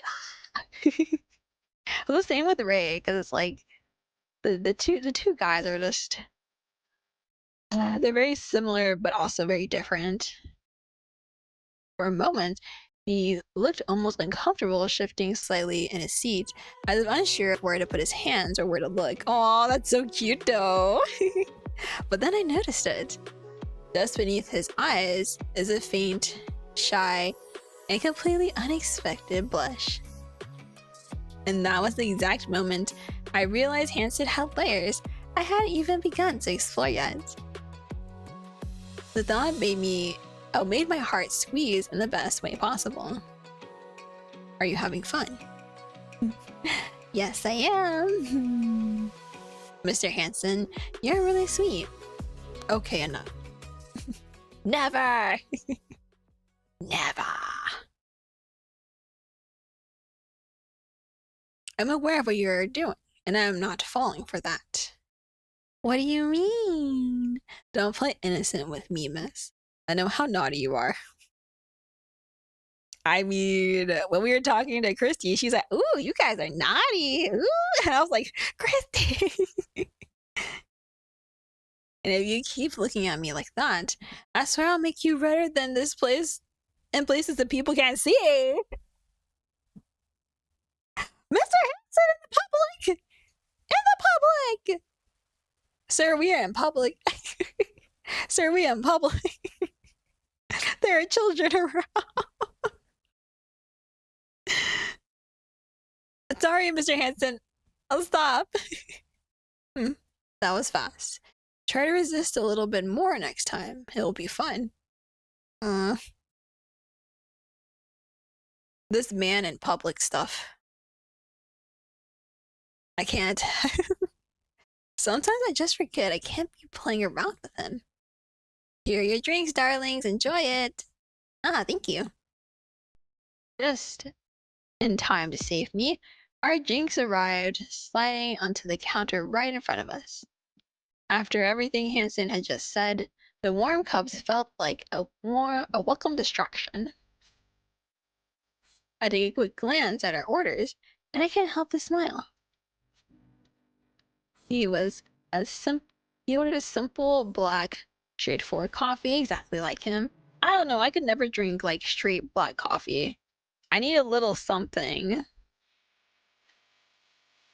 Like my favorite, like I say like basic drink, I guess I should say, is like a shaken espresso. Shaken espresso is probably like my favorite. But then I would add like a splash of like soy milk and like some type of flavoring of some kind to make it like taste like something. Usually my go-to is like hazelnut. But yeah, just something like simple. If I want something simple. Mine came lightly sweetened with milk, a thin trail of steam rising as I wrapped my fingers around the cup. Mmm, yum yum yum yum. It is just like us. I took the first sip. Warmth spread through my chest almost instantly, pulling me back from the whirlwind of emotions he had stirred up just moments ago. For real, though. I was like, and black! Black! So I guess technically, for the main route for him, it wasn't in public first aid, but it was in that school, and I was like, in that school! Beside me, Hanson lifted his own cup with the same calm ease he always had. Also, I'm loving this music. It's so good. I like how there's like different like music in the DLC versus the main game. Very nice touch. I like. I wasn't flustered anymore. I was just happy, ready to enjoy the day and this place. So, what are your plans for today? I think I'll head straight into the sea. That sounds appropriate. Yeah, everyone's been talking about the salty water, so I'm curious to feel it. Just be careful not to drink it. Yeah, please. I'll try. It might go up my nose. What about you? I think I'll stay here for a while. Really? Why? This temperature isn't really my liking.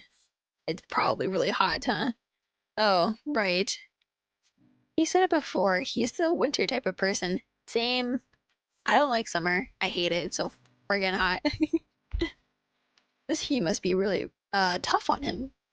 I guess it'll be nicer at night for you. Indeed. And that's when my plans really start, to be honest. Oh? What will you be doing? I'm thinking about taking a walk through the streets in Swarth Town. Oh, that sounds fun. It does actually sound fun. It reminds me of like going to like a night market. Yes, we should check out the bars and the shops. Ooh, bar hopping. Let's go. I'm sure there are touristy spots you'd like to see. For a moment, the words are gone. I can't think of anything. I never made plans to go out with him. The way he talks makes it sound like we planned it all just yesterday. Oh, that's so cute, girl. I love that. That is so cute. Because Wei is super indecisive. He doesn't make plans for anything. He just asks, "Oh, what do you want to do?" And I'm like, "I don't know. I didn't really think about it." And usually I'm the one who makes plans, so I'm just like, making all them plans. Let's go. Argue a group. Hold up, go back a second. Why would I be arguing about this? Let's go. I want to go. That sounds really nice. So you want to do it? Yes. I didn't have any plans after the sunset, so that sounds perfect. I thought you would say that. He really wants to experience everything before we go back to our daily lives. So it'd be best not to waste time sleeping. We can do plenty of things other than sleeping, I'm just saying. He was really thinking of me. As much as it catches me off guard, it also makes me really happy. I know I could be mad about him making decisions for me, but honestly, I don't want to complain when it's so obvious he wants me by his side. Yeah, it's always nice. Be nice to not have to make my own plans, you know? And aside from that, it's such a joy to see, to see how he always includes me in everything without hesitation. I just hope you brought some warm clothes. Yeah, why? It's really cold at night by the beach. If you want to take a night walk, you need to be aware of that. Oh. Oh no. I don't have any warm clothes. I knew it. Sorry, it's just that I didn't make plans to go out at night. I see. Then I'll take responsibility for it. I'll make sure you stay warm by my side. Stirring our hearts. My heart practically jumps out of my chest up for real, though. He notices, and of course, he smiles that way that always disarms me. But let's leave that for later. Now enjoy this coffee with me. Taking a deep breath and trying to calm my imagination, I sip my coffee. And as the sweet taste glides across my tongue, I realize the day is only just beginning. Trying hard to convince me that summer is a good thing, but I guess I don't hate it as much as I thought. Oh, Marcus with the ice cream. That was so cute.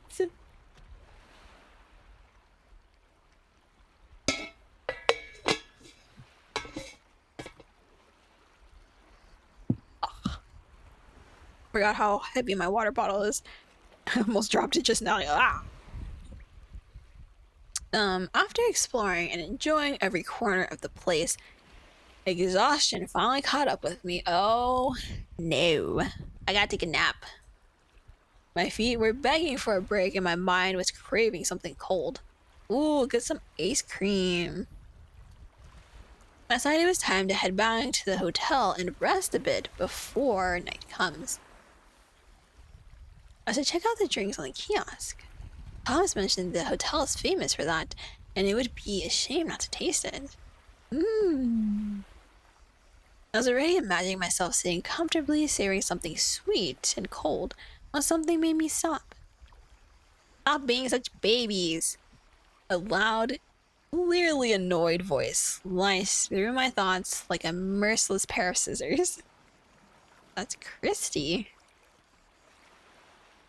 I furrowed my brows. That definitely didn't sound like a calm conversation. Driven by curiosity and a bit of concern, I changed direction and headed toward the sound.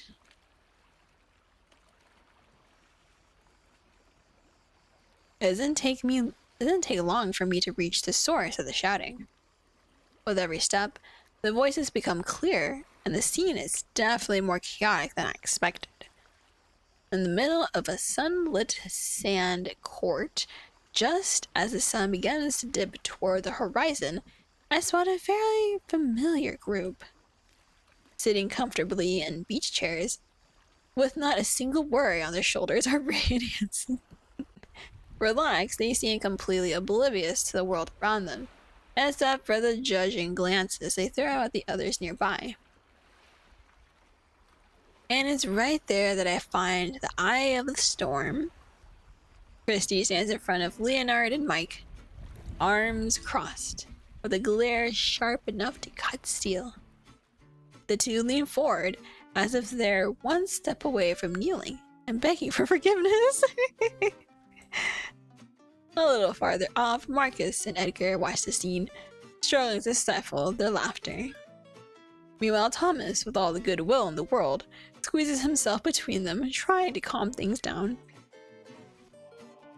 The contrast is almost comical.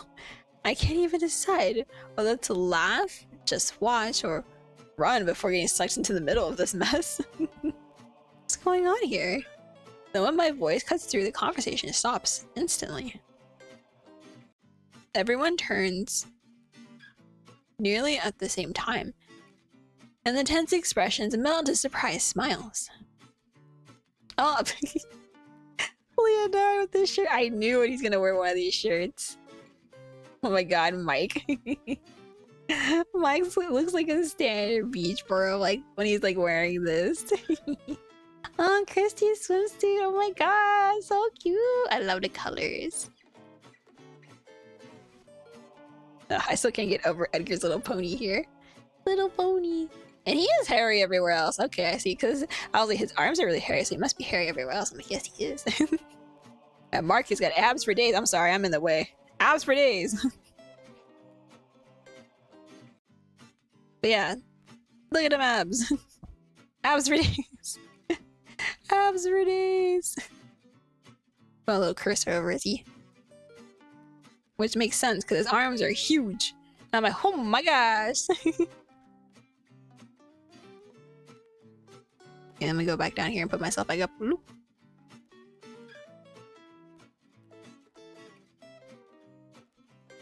Sorry, sir, I'm in your ab location.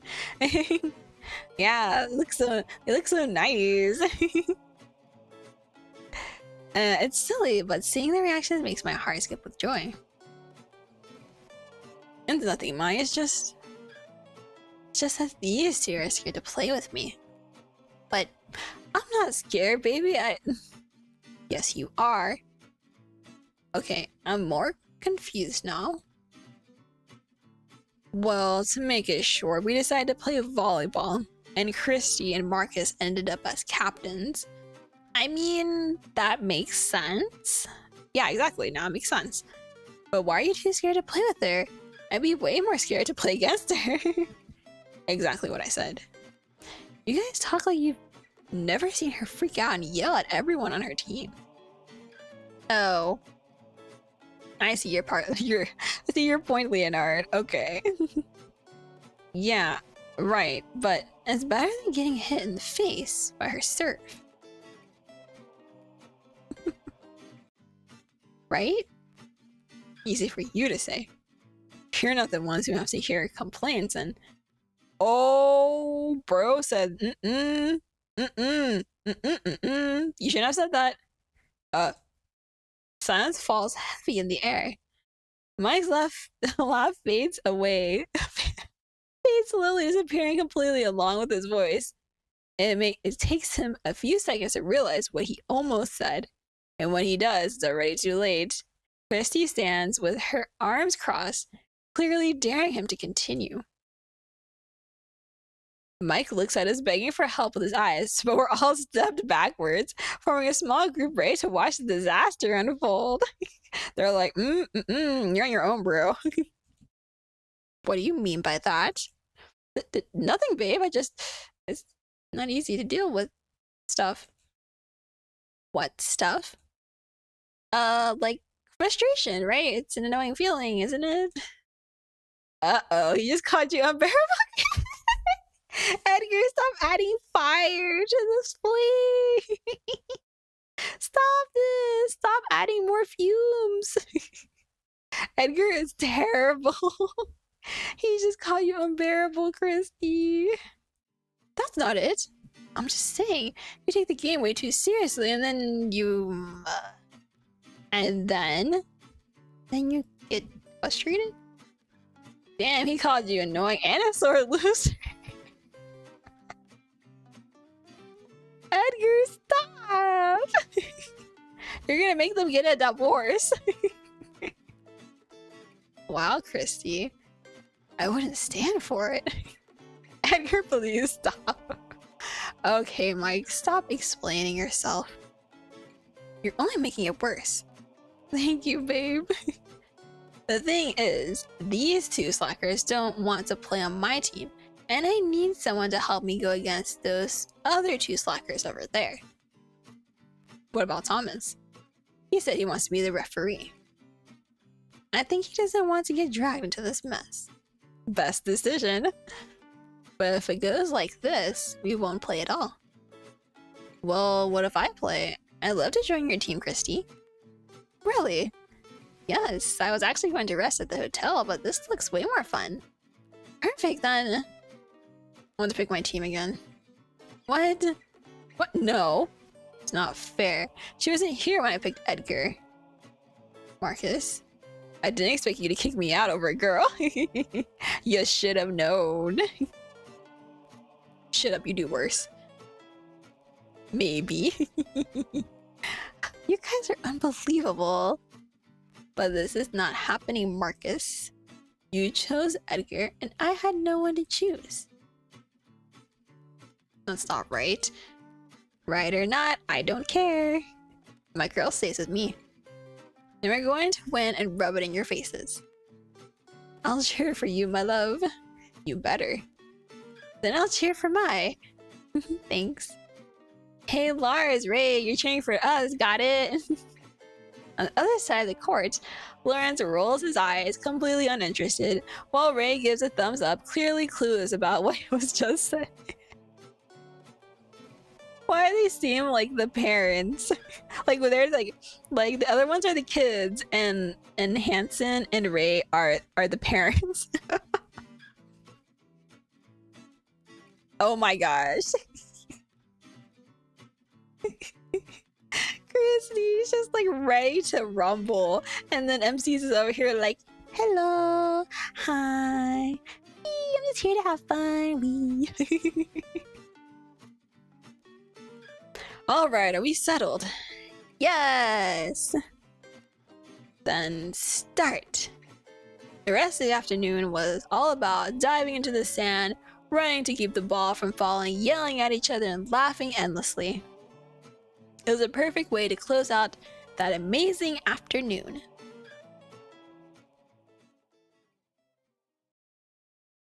Well, Mike is amazing at this. I really need to show my love more. Oh my gosh, you made a freaking Christy at the sand. That's actually really cute though. After a long day soaking up everything the beach has to offer, I finally managed to retreat into the quiet comfort of my room. The first thing I do is take a long, very long shower. Understandable. That's how I feel after being like outside for a long time, or I had like a really grueling day at the gym, like yesterday. Like usually, so I don't normally sweat when I'm at the gym unless I'm doing movement my body hates. Or is like a bunch of like muscles together. So like leg day is one that I sweat a lot because a lot of like components. Arms, because my arms are tiny. So like you'll like when you see my hand cams, right? You see my wrist. My wrists are really tiny. My fingers are tiny. So when it's like the arms are also tiny. So I was like, I think yesterday I was doing biceps. Yeah, I was doing biceps. Biceps and abs. And I also did one glute exercise, but I forgot to do yesterday, the day before. And I was so tired. I had this so I like to wear silk like headscarves when I go to work out, so it helps to absorb the sweat from my scalp, so it doesn't just sit here on my scalp. So I have that like wrapped around my head, right? And after I took it off, I was like, ugh. I was like, my head can breathe. If it involves working or working out, I get just sweating hard. Yeah. I hate it. And then like afterwards, I like get into a shower and I just kind of sit there for a while. Not literally sit there, but I'm like standing there like, oh, get all this off of me, all the sweat off me. Ew, ew.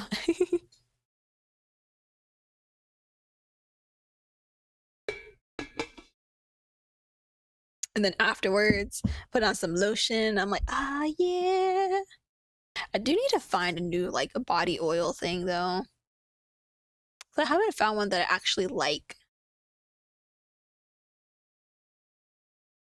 My body is utterly exhausted and I can't stand the feeling of salt and sand. So, that's that's one of the things I don't like about the beach the most. It's like sand gets in every little spot possible, and I'm like, I don't want that. Sand's in places where it doesn't need to be. The beach experience is amazing, but this is definitely one of its downsides for sure. After that, I ordered dinner into my room and ate something light. It was my decision to eat salad, but I can't deny that I only did it because Christy strongly recommended it. You should definitely eat salad for the hydration, but also eat some meat, girly. Gotta get your protein in. Absolutely feel that. Yeah, it's always the best taking a nice shower afterwards. Mm-hmm. More like forced. But there was a reason behind it. The day still had something in store for us. Either earlier, while I was still in the shower, my phone buzzed with a message from her.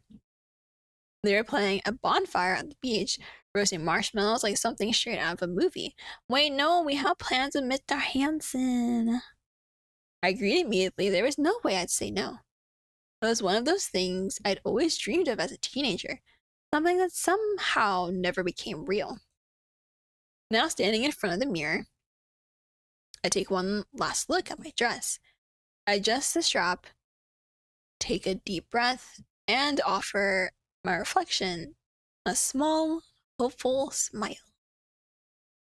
Okay, let's go have some fun.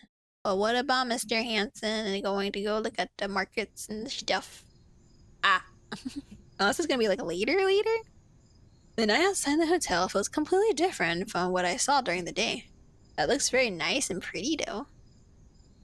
Lines trace soft shapes along the streets, reflecting off glass and pavement while cheerful colors push the darkness away. Everything feels more alive and magical. The sky is clear, scattered with stars, and the air is cool, bringing a delicious contrast to the morning's intense heat. My dress sways softly in the breeze as I pause in front of the hotel entrance, and breathe deeply. For a brief moment, everything feels like a scene from a movie. Without realizing it, my thoughts wander back to teenage fantasies, full of exaggerated dreams and racing hearts. Shaking my head, letting out a quiet laugh at myself as I turn toward the beach.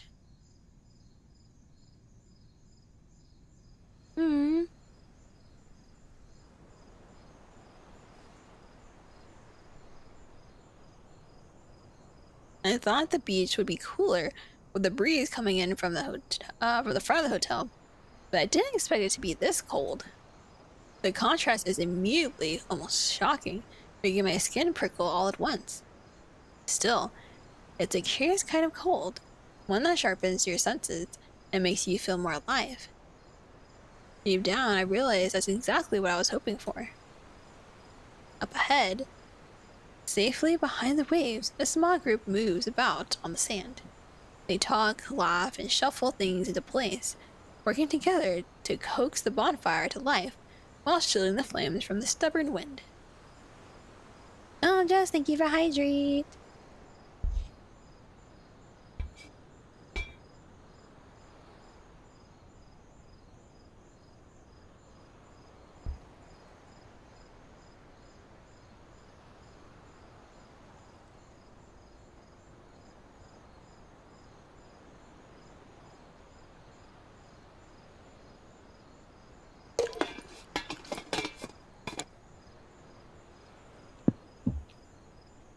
Just always making sure we hydrated.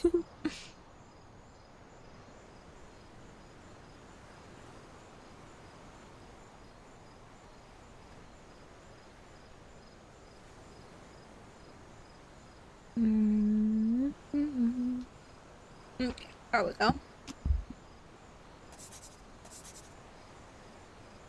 Orange glow dances around them, outlining familiar silhouettes against the dark night. Before I realized it, a smile has already found its way to my face. I quicken my steps, and without thinking twice, break into a run toward them.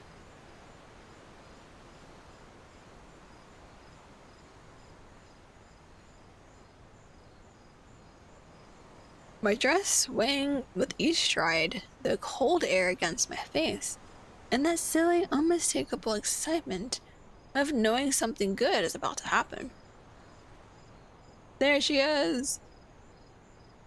Hey everyone. Girl, you're late. I know, sorry. I think I lost notion of time after I got in the shower. Oh, I don't blame you. The bathtub is amazing. Yes, I wish I could live there.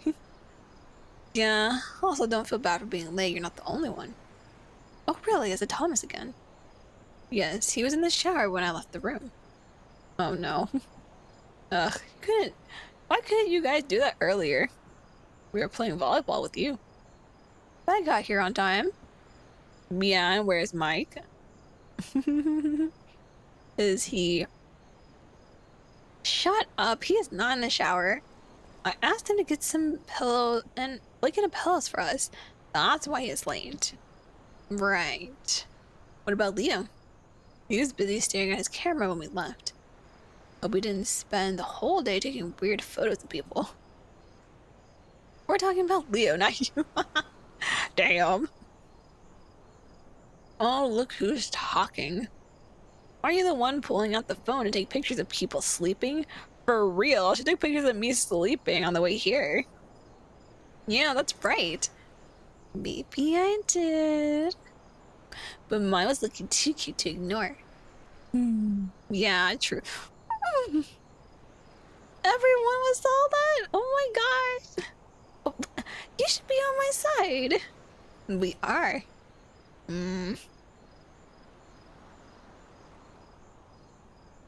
Anyway, what are you guys doing here? We're trying to keep the fire under control while we wait for everyone. You guys are doing about as well as the cavemen. Feel free to help us, Doctor. No thanks. I'm having more fun watching you.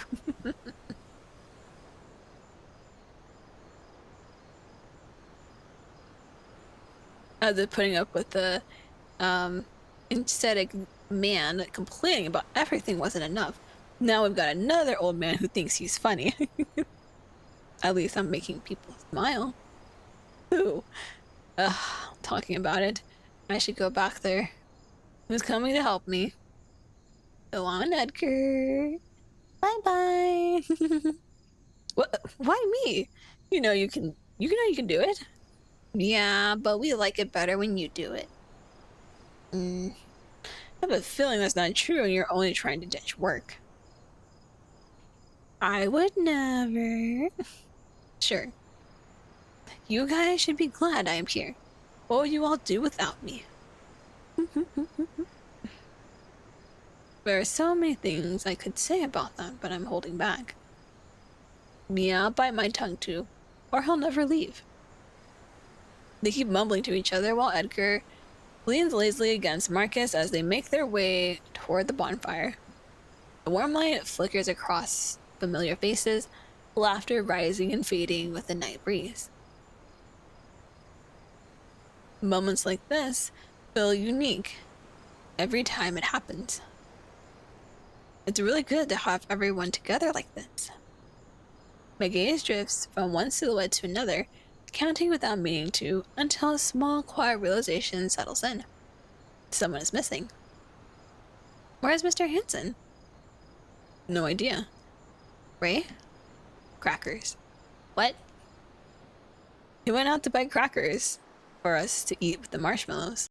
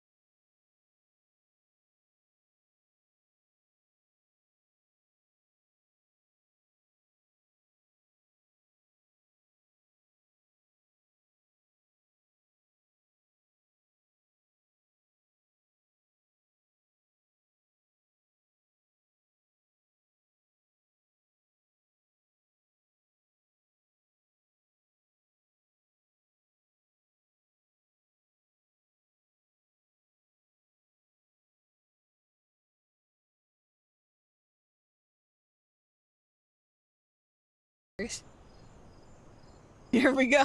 I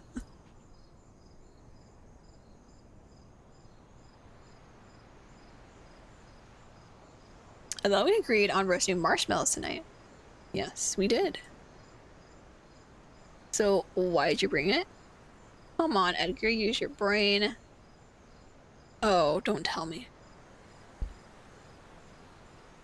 Is your stomach that weak that you can't handle some marshmallows? Ugh, unbelievable. It's all your fault, Ray. Me? What did I do? Wait. Are these like senior crackers? Senior snacks? Is this what you guys treat yourselves with? You're so stupid, Edgar. What? Seriously. If I knew you were like this, I would have brought proper offerings for your little circle. Gotta keep my elders happy, right? Edgar's clearly enjoying himself despite the complaining. Ray doesn't look entirely bothered either. Mr. Hanson, however, is watching the whole exchange with that dangerously quiet expression. It might be funny now, but if this keeps going, it's definitely going to turn to trouble.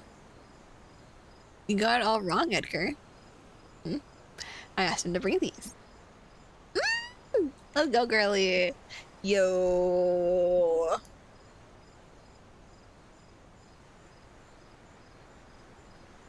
The words slip out before I have this chance to second guess myself. Mr. Hanson went out of his way to pick them up for us, and the least I can do is stop Edgar from turning it into another running joke.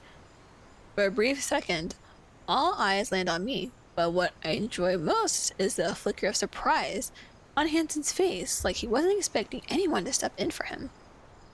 No, I got you. It's subtle, gone almost as quickly as it appeared, but I catch it. I mean, a bonfire with marshmallows isn't complete without s'mores, right? Oh, yes, of course. Now it makes sense. But wait, did you bring it only for mine? Oh, I didn't consider how it would look like. No. Really? So you're kind enough to do it for all of us? Why are you planning to kill us tonight? I'll let you suck my blood. Unbelievable. Why can't you just believe Mr. Hanson is kind? Because he's not. It would make sense if he did it for you and because you're his favorite. But Hanson. Marcus suddenly jogs up across the sand, slightly out of breath, his expression bright with curiosity. We instinctively shift, opening the circle so he can slip right into the middle of the conversation. Did you bring it? I did. You might want to grab it now. Pretty sure it's starting to melt. Oh, of course. And did you... Yes, I found that chocolate you were looking for. It's separated from the rest. Ooh, thanks.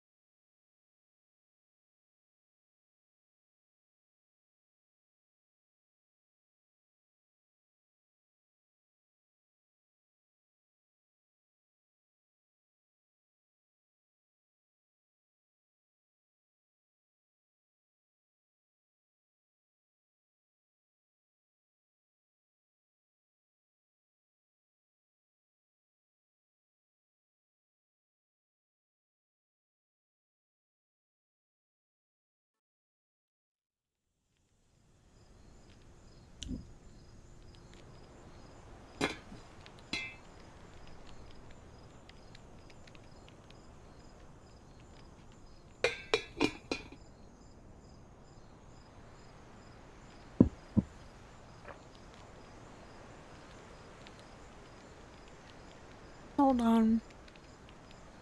I got a message from my mom. Hold on.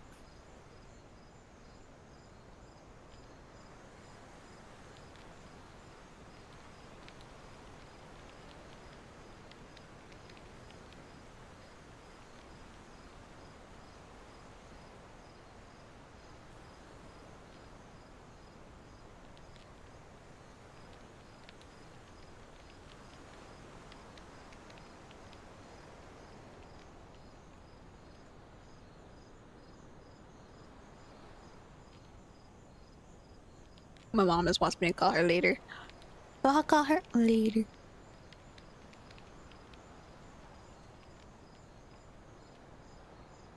Sticks are passed around, marshmallows and crackers making their rounds, and the easy chatter of a night that finally feels calm settling over us. Everyone talks at once, jumping in to add details or argue over what happened during the day. Between punchlines and playful interruptions, we keep a careful eye on the fire, rescuing marshmallows just before they burn. Oh, we don't want burnt marshmallows. Ah, what a fun day. It's been a while since I felt so alive. I feel so alive. I feel so alive. It makes me very happy to hear it, Mitchell. And some very pleasant surprises today, too. Oh, really? I would like to hear about that. Maybe another time. But honestly, Thomas was right about all this. We really needed a break. Yeah, but I think not all of us understood the task. What are you talking about? I didn't see Lars doing anything all day. Isn't that part of vacation? Otherwise, I'd be at home, working right now. Yeah, we all know that, Lars. But you could have gone a little wild, you know? Did you spend your entire day at the kiosk? Yes. And what's wrong with that? Nothing, nothing. It's just, is that how vampires have fun? Don't you ever get tired, Mitchell? Never, especially since I'm not wrong. You only stepped onto the sand now that it's nighttime. I'm kind of worried about you. As if. Seriously, keeps acting like that people will keep calling him Bloodsucker. Oh, come on. You're the only one who does that, Edgar. Then I'll keep doing it. That's why he needs to stop. Wait, what are you talking about? What do you mean by Bloodsucker? Are you telling me it was Lawrence all the time? The one and only. The vampire myth of Santa Lucia. Our very own Lawrence Hansen. You gotta be joking. I spent months thinking there was some kind of spirit in the basement because of you. And it was just... Am I that stupid? Honestly, you. No, he was really about to say, well... To make you feel a little better, Leo. You weren't the only one who believed. Really? Yep. Right, Marcus? Yeah. In the common route. Honestly, I don't know why I'm so surprised. As much as Edgar loves making jokes, you can't deny that Santa Lucia is kind of different from other schools. Are you trying to tell me something? Yes, your school's old, Thomas. That's not it. I'm just saying, after spending so many nights in those hallways, you start to understand why people make rumors about ghosts.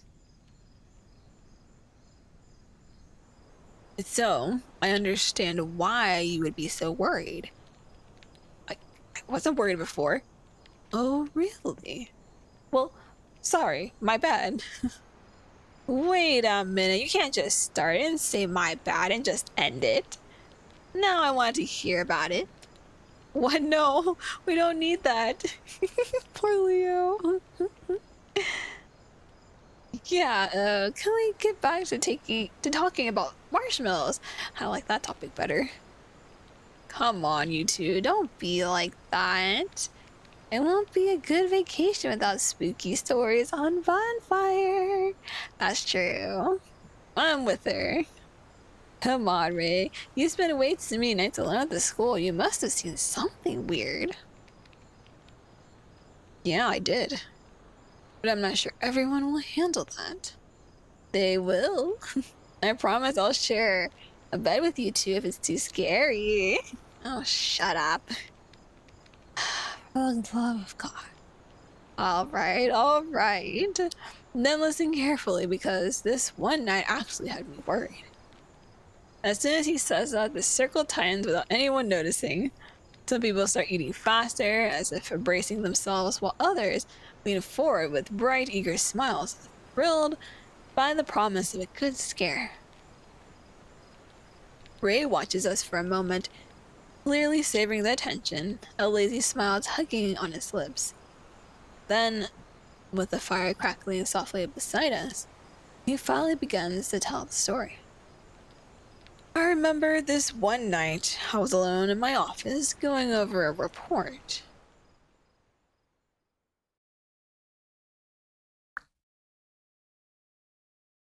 I had just finished dinner and I was debating whether it was too late for coffee. It was all too normal and quiet until I heard it. A noise from the hallway. Normally I wouldn't have paid it any mind. Old buildings always breathe and creak. But that night, boredom was taking the best of me, and I guess it made me curious. At first, I told myself it was just the wind or the old wood floor shrinking in the cold. And then I noticed something that made my stomach drop. The sound wasn't random. It was moving. Slowly.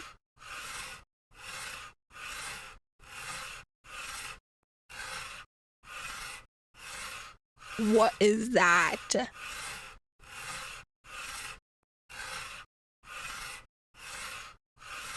Slowly gliding down the hallway and then fading.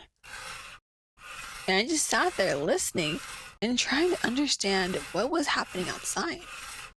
Then I realized it was coming back, closer, loud enough that I set the report aside without even realizing it. Again, curiosity got the better of me. I stood up and moved to the door, stopping just short of opening it. All I could see was a thin strip of light spilling across the floor, and I kept my eyes locked on it. The sound drifted all the way into the end of the hallway, then back to the crawl, then to crawl back. It wasn't footsteps, it sounded like something being dragged. At the time, I tried to convince myself it was something like a leaf, or a pipe, or anything ordinary. I needed it to be ordinary, but something deep inside me didn't want to believe it.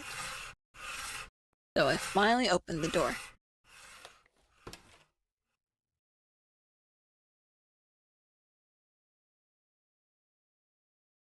When I stepped into the doorway, the hallway lights spilled across the place. The roses are red, chocolate is brown. They're gonna give you up and never gonna let you know. Oh my gosh. Hi, Inuluk. Hi. I also wanna. Hi, honey. Hi. Hopefully you're doing well today.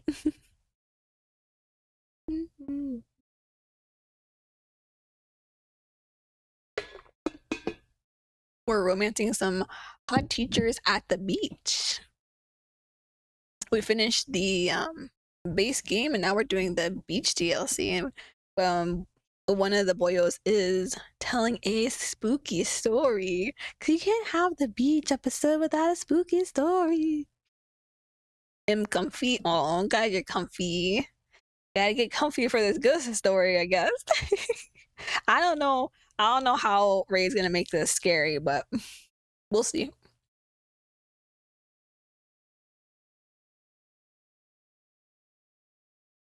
Hello, cutie. No, you're cute. I don't know what you mean. No, you. Not you. But what was it? Ray was talking about something he heard while he was working late at night. Something that sounded like dragging sounds. Okay, okay. Everything looked exactly the same, except for one thing. The floor was gleaming like something would have been pulled across the tiles. A long, thin trail of clear liquid stretched down the corridor. I stepped out and looked both ways. Ooh. You lurking, I love you. Aw, thank you. Thank you for lurkies.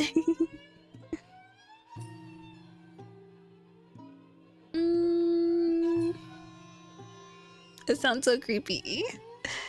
But there was nothing. No movement, no footsteps. Just that low electrical hum from the lights above. I told myself the only way to make sense of it was to follow the trail. It had to be a leak, right? But the further I went into the quieter everything felt. Quiet in the wrong way. Oh, I don't like that. Oh, no, I don't like that. I felt like my whole body was too heavy under that silence. It took forever to reach the dining hall's doors. And when I finally did, I realized the trail simply stopped. Right in front of a closed door. It was dry beyond it. I even checked the ceiling, thinking maybe something hadn't dripped down. But nothing again. Worried, I decided to follow all the way to the front entrance. When I pushed the doors open, the night air hit me with nothing outside. No trail, no sign that anything had ever been there. Like it had happened the moment it touched the threshold. Well, like it ended, my bad. So I stepped outside and scanned the whole entrance. And I started telling myself I was just exhausted. Too many late nights can make shadows look like answers. So I turned around and went back in. And that was my mistake.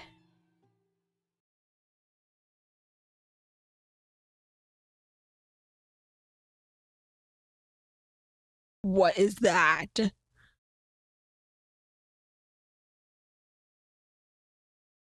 What is that?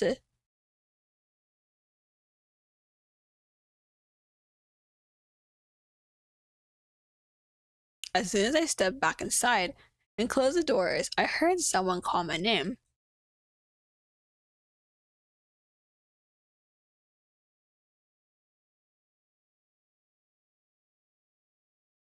I turned, and right there, in front of the dining hall, I saw a silhouette.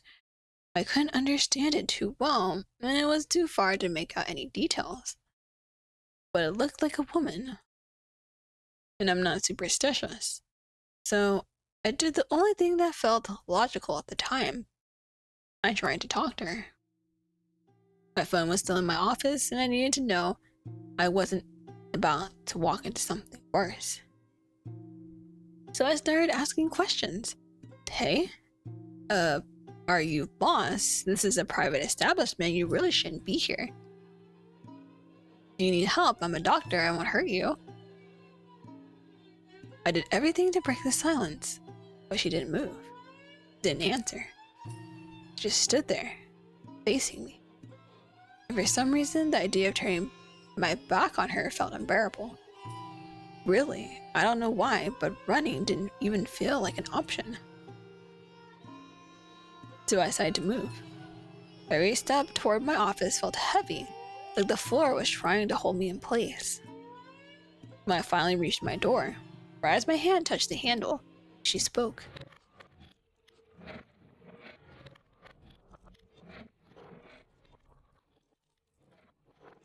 Is it too dark in here? I froze with my hand still wrapped around the handle. I squeezed my eyes shut like that could somehow make it unreal. Then I heard it again. That same dragging sound. It was coming closer. My body wouldn't respond, and the air felt like reaching my lungs. And it was coming. Slow, wet, and right behind me. Then I heard one last footstep, and I forced myself to turn. There was nothing there. For a second, I genuinely thought I'd lost it. I took a long breath, laughed at myself, and decided it was time to go home. I turned back toward my office. Then I felt it. Tacky pull under my shoes. I looked down, and there it was. Blood.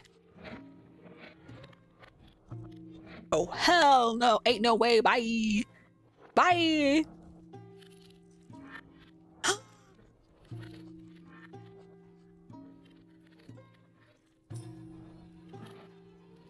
Oh my god. Oh my god. Oh my god. Will this become a horror game? When does this become a horror game? Smeared across the floor everywhere. And before I could even think about running, I felt a touch. And then I heard it again. Save me now, doctor.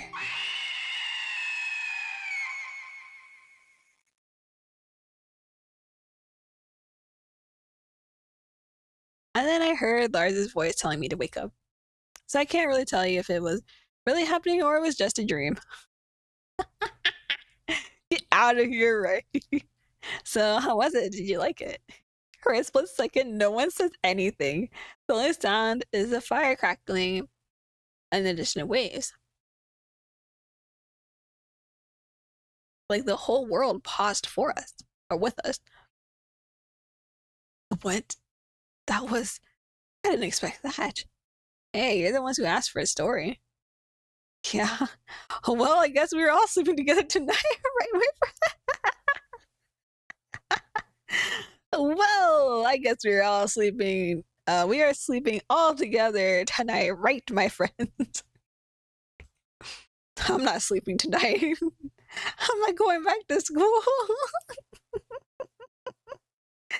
Oh my god, I love that trio of Edgar, Marcus, and Leo. Like, they earned a few quiet laughs, but not enough to fully shake the lingering curiosity. Ray has a talent for steering the mood exactly where he wants it. The tension dissolves into playful chaos, the circle buzzing again, warmer and noisier than before. But now the spark is lit, and everyone suddenly has a story they're dying to share. One after another, voices start competing for attention, and it becomes clear this night of stories is far from over.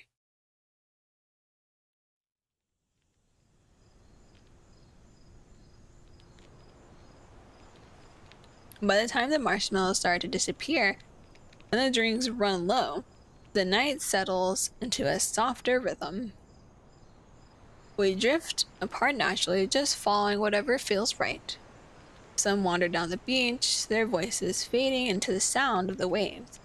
Others stay near the bonfire, watching the embers grow and crackle, soaking up the last of its warmth. I let my gaze wander across the scene, taking it all in. And that's when someone is standing just a little apart from the rest catches my attention. It's Lawrence. Near the corner beside the improvised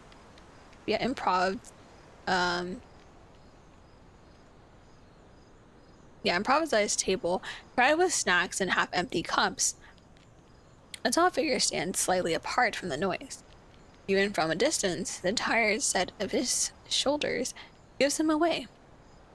I watch as he picks up a few marshmallows, his expression openly annoyed at the task, like it personally offended him. It's oddly amusing. Yeah, for real though. He gets irritated at the smallest things, complains like it's a second language, and rarely opens his mouth unless he's absolutely sure he's right. And yet, there he is, right in the middle of our chaos. Over time, I've learned to read the quieter layers beneath his grumbling. The way his constant nitpicking is usually just another form of concern. It's his way of staying close. My smile falters when his eyes suddenly lift and meet mine. For a few seconds, the world seems to pause, neither of us moving, neither willing to break the silence first. Then, he exhales impatiently and tilts his head, motioning me over. Whee! Are you planning to stay there all night doing nothing? Well, I don't know. What am I supposed to do? No. I mean, I don't know. Yeah, exactly. Was I supposed to do something? I don't... We're here to have fun, right? So staring at me counts as fun now. Well... yes.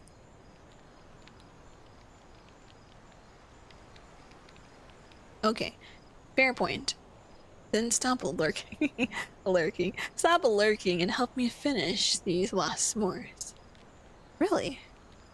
What? Do you see a problem with that? Oh, well, no, it's just... you really don't know how to relax, do you? I'd be perfectly relaxed in my room if no one had come up with this whole idea. Right. He says that like we wouldn't all be enjoying this hop as much as he hadn't made sure everything was here. I stepped closer anyway, reaching for the skewers behind him, the faint smell of melted chocolate and smoke wrapping around us as the night hums softly in the background. What? Not smile. Whenever you smile like that, it makes you thinking something that's going to annoy me. No. Well, I guess we really do know each other pretty well by now. Ugh, here, take this. Stop, still grinning. I step closer and take chocolate from his hand, zapping it into smaller pieces. He shakes his head, pretending not to indulge me, which only makes the urge to tease him stronger. He is fun to tease. I understand why Edgar always wants to tease him. At least it's quiet now. I thought that these 2 days would be unbearable. But it's not as bad as I had expected. Oh, yeah. I honestly thought someone would end up starting a fire tonight. Wait. Yeah, what? We did start a fire. But I guess everyone's too worn out. I don't know if worn out is the right word. If someone suggested going into the city right now, I'm sure half of them would jump up immediately. Yeah, you're probably right. Maybe they're just comfortable enough to slow down for once. What do you mean? We're always so loud because we're trying to outrun whatever is waiting for us back home. But right now, all of that stayed behind in the city. So maybe everyone's just letting themselves breathe. I see. You don't have to be running around all the time to feel happy, you know? Sometimes just being here together is enough to realize that. Yes. That actually makes a lot of sense. As I say that, we both glance around, letting our eyes wander across the beach. Everyone is scattered in small groups, far quieter than usual, yet the familiar rhythm is still there. Even without looking directly, I can almost feel Hanson rolling his eyes somewhere nearby, silently disagreeing with every optimistic word I just said. And still, it's this very scene, imperfect in its own gentle way, that makes the moment feel safe. While I keep watching them, something brushes lightly against my wrist. I look down to find his fingers there. Oh, he really be touching upon us on the beach. Hesitant but deliberate, barely grazing my skin. For an instant, instinct tells me to pull away. But I don't. Not for him. Not from him. Slowly, carefully, he traces the faint lines along my wrist. The scars pull me back to that suffocating night. To the cold air, the smell of dust, the fear that seemed to swallow everything whole. This is the kind of thing I wish we could have left behind somewhere. Me too. Every time I see this, I feel angry. Just thinking about how close we were to not finding you. His jaw tightens, his voice dropping, heavy with something raw and unfiltered. Makes me want to erase him completely. Like he should have never existed at all. Well, as bad as it is, if he never existed at all, she wouldn't be here right now, working at this school. And the fire crackles softly beside us, but the warmth feels distant now, replaced by the weight of memories neither of us can truly escape. His voice slips out between clenched teeth, an almost feral edge to it. Even so, Hansen is careful. His fingers never tighten around my wrist, as if he's afraid his anger might spill over and hurt me too. That gentleness, more than anything, eases the knot in my chest. That wouldn't erase what happened. I know, but it would make me feel better. You really do like punching people. Only when they deserve it. Seriously though, I was like, oh, holy shit. I was not expecting him to punch him. And for Hansen to punch Eric, I was like, damn. Same for Edgar, I was like, holy shit. Just a one hit KO. I was like, holy crap, man. It's his way of trying to fight my pain for me. I know that if he could, he'd tear the whole world apart just to remove this weight from my chest. But he can't. Neither of us can. Have you still been having nightmares? Not very often, but yeah. What about the medication? I'm taking it. It helps a lot, but like I said, it doesn't erase everything. Or anything, my bad. He goes quiet beside me. The kind of silence that listens instead of presses. But in this silence, I find myself in a comfortable place where I can share the pain with no worries. But it's okay.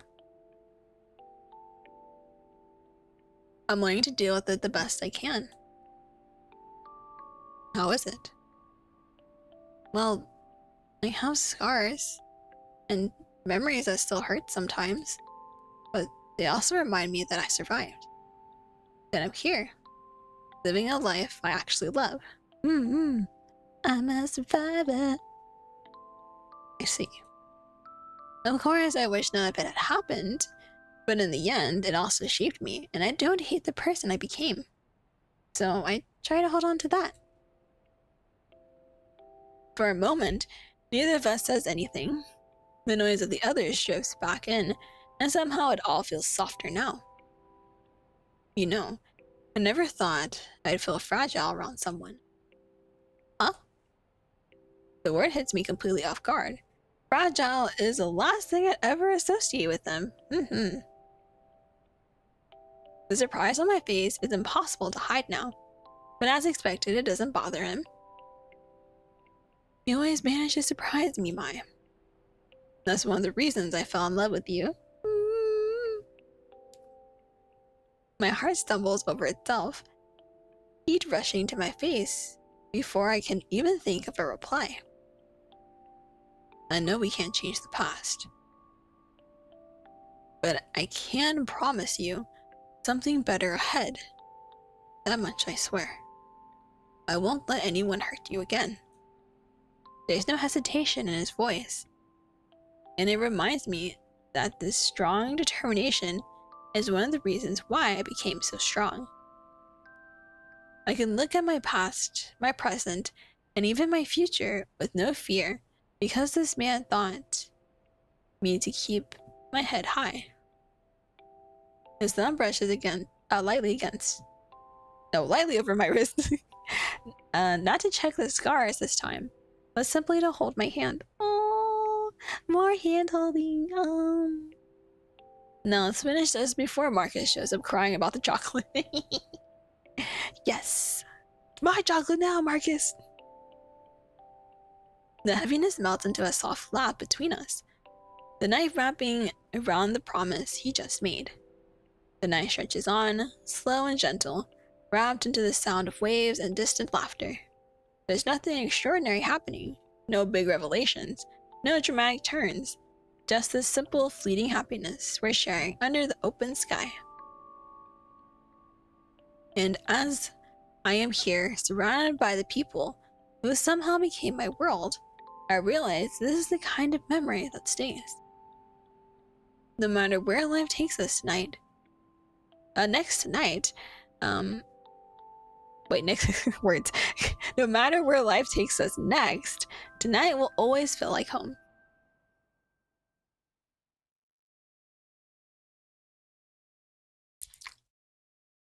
Okay, we're gonna stop here for today.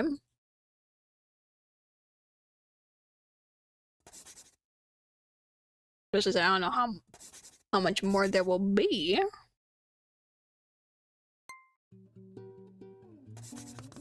The gallery. So there isn't necessarily like a common route, okay? It's extras, and then there's Lawrence. Oh, I'm missing one more for Lawrence. So it just goes through.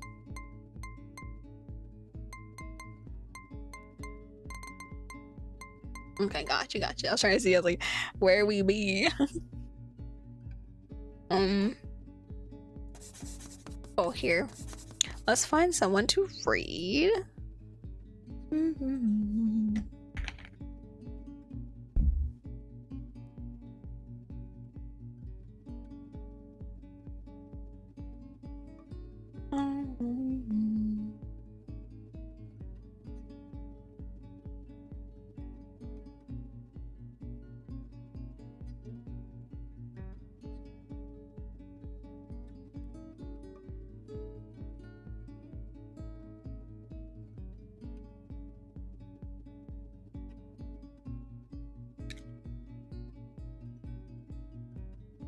Let me see.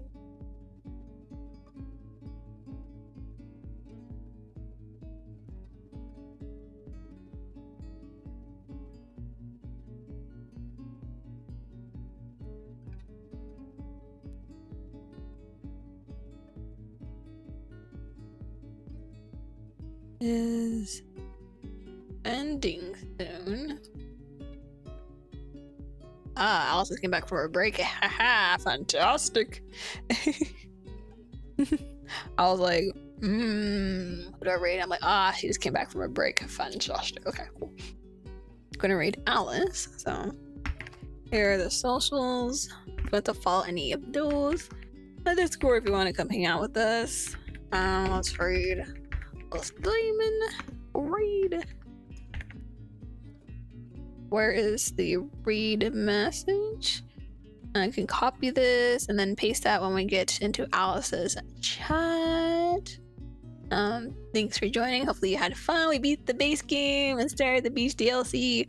We will continue with the beach next Wednesday. On Friday we have another Otome game because Next Fest, and I was asked to play the new demo for Low Effort Romance, and I'm excited. I can't wait.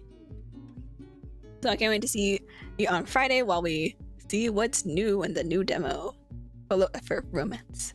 See you next time. a good rest of your day, night, or whatever time zone is for you, and I will see you then. Bye bye.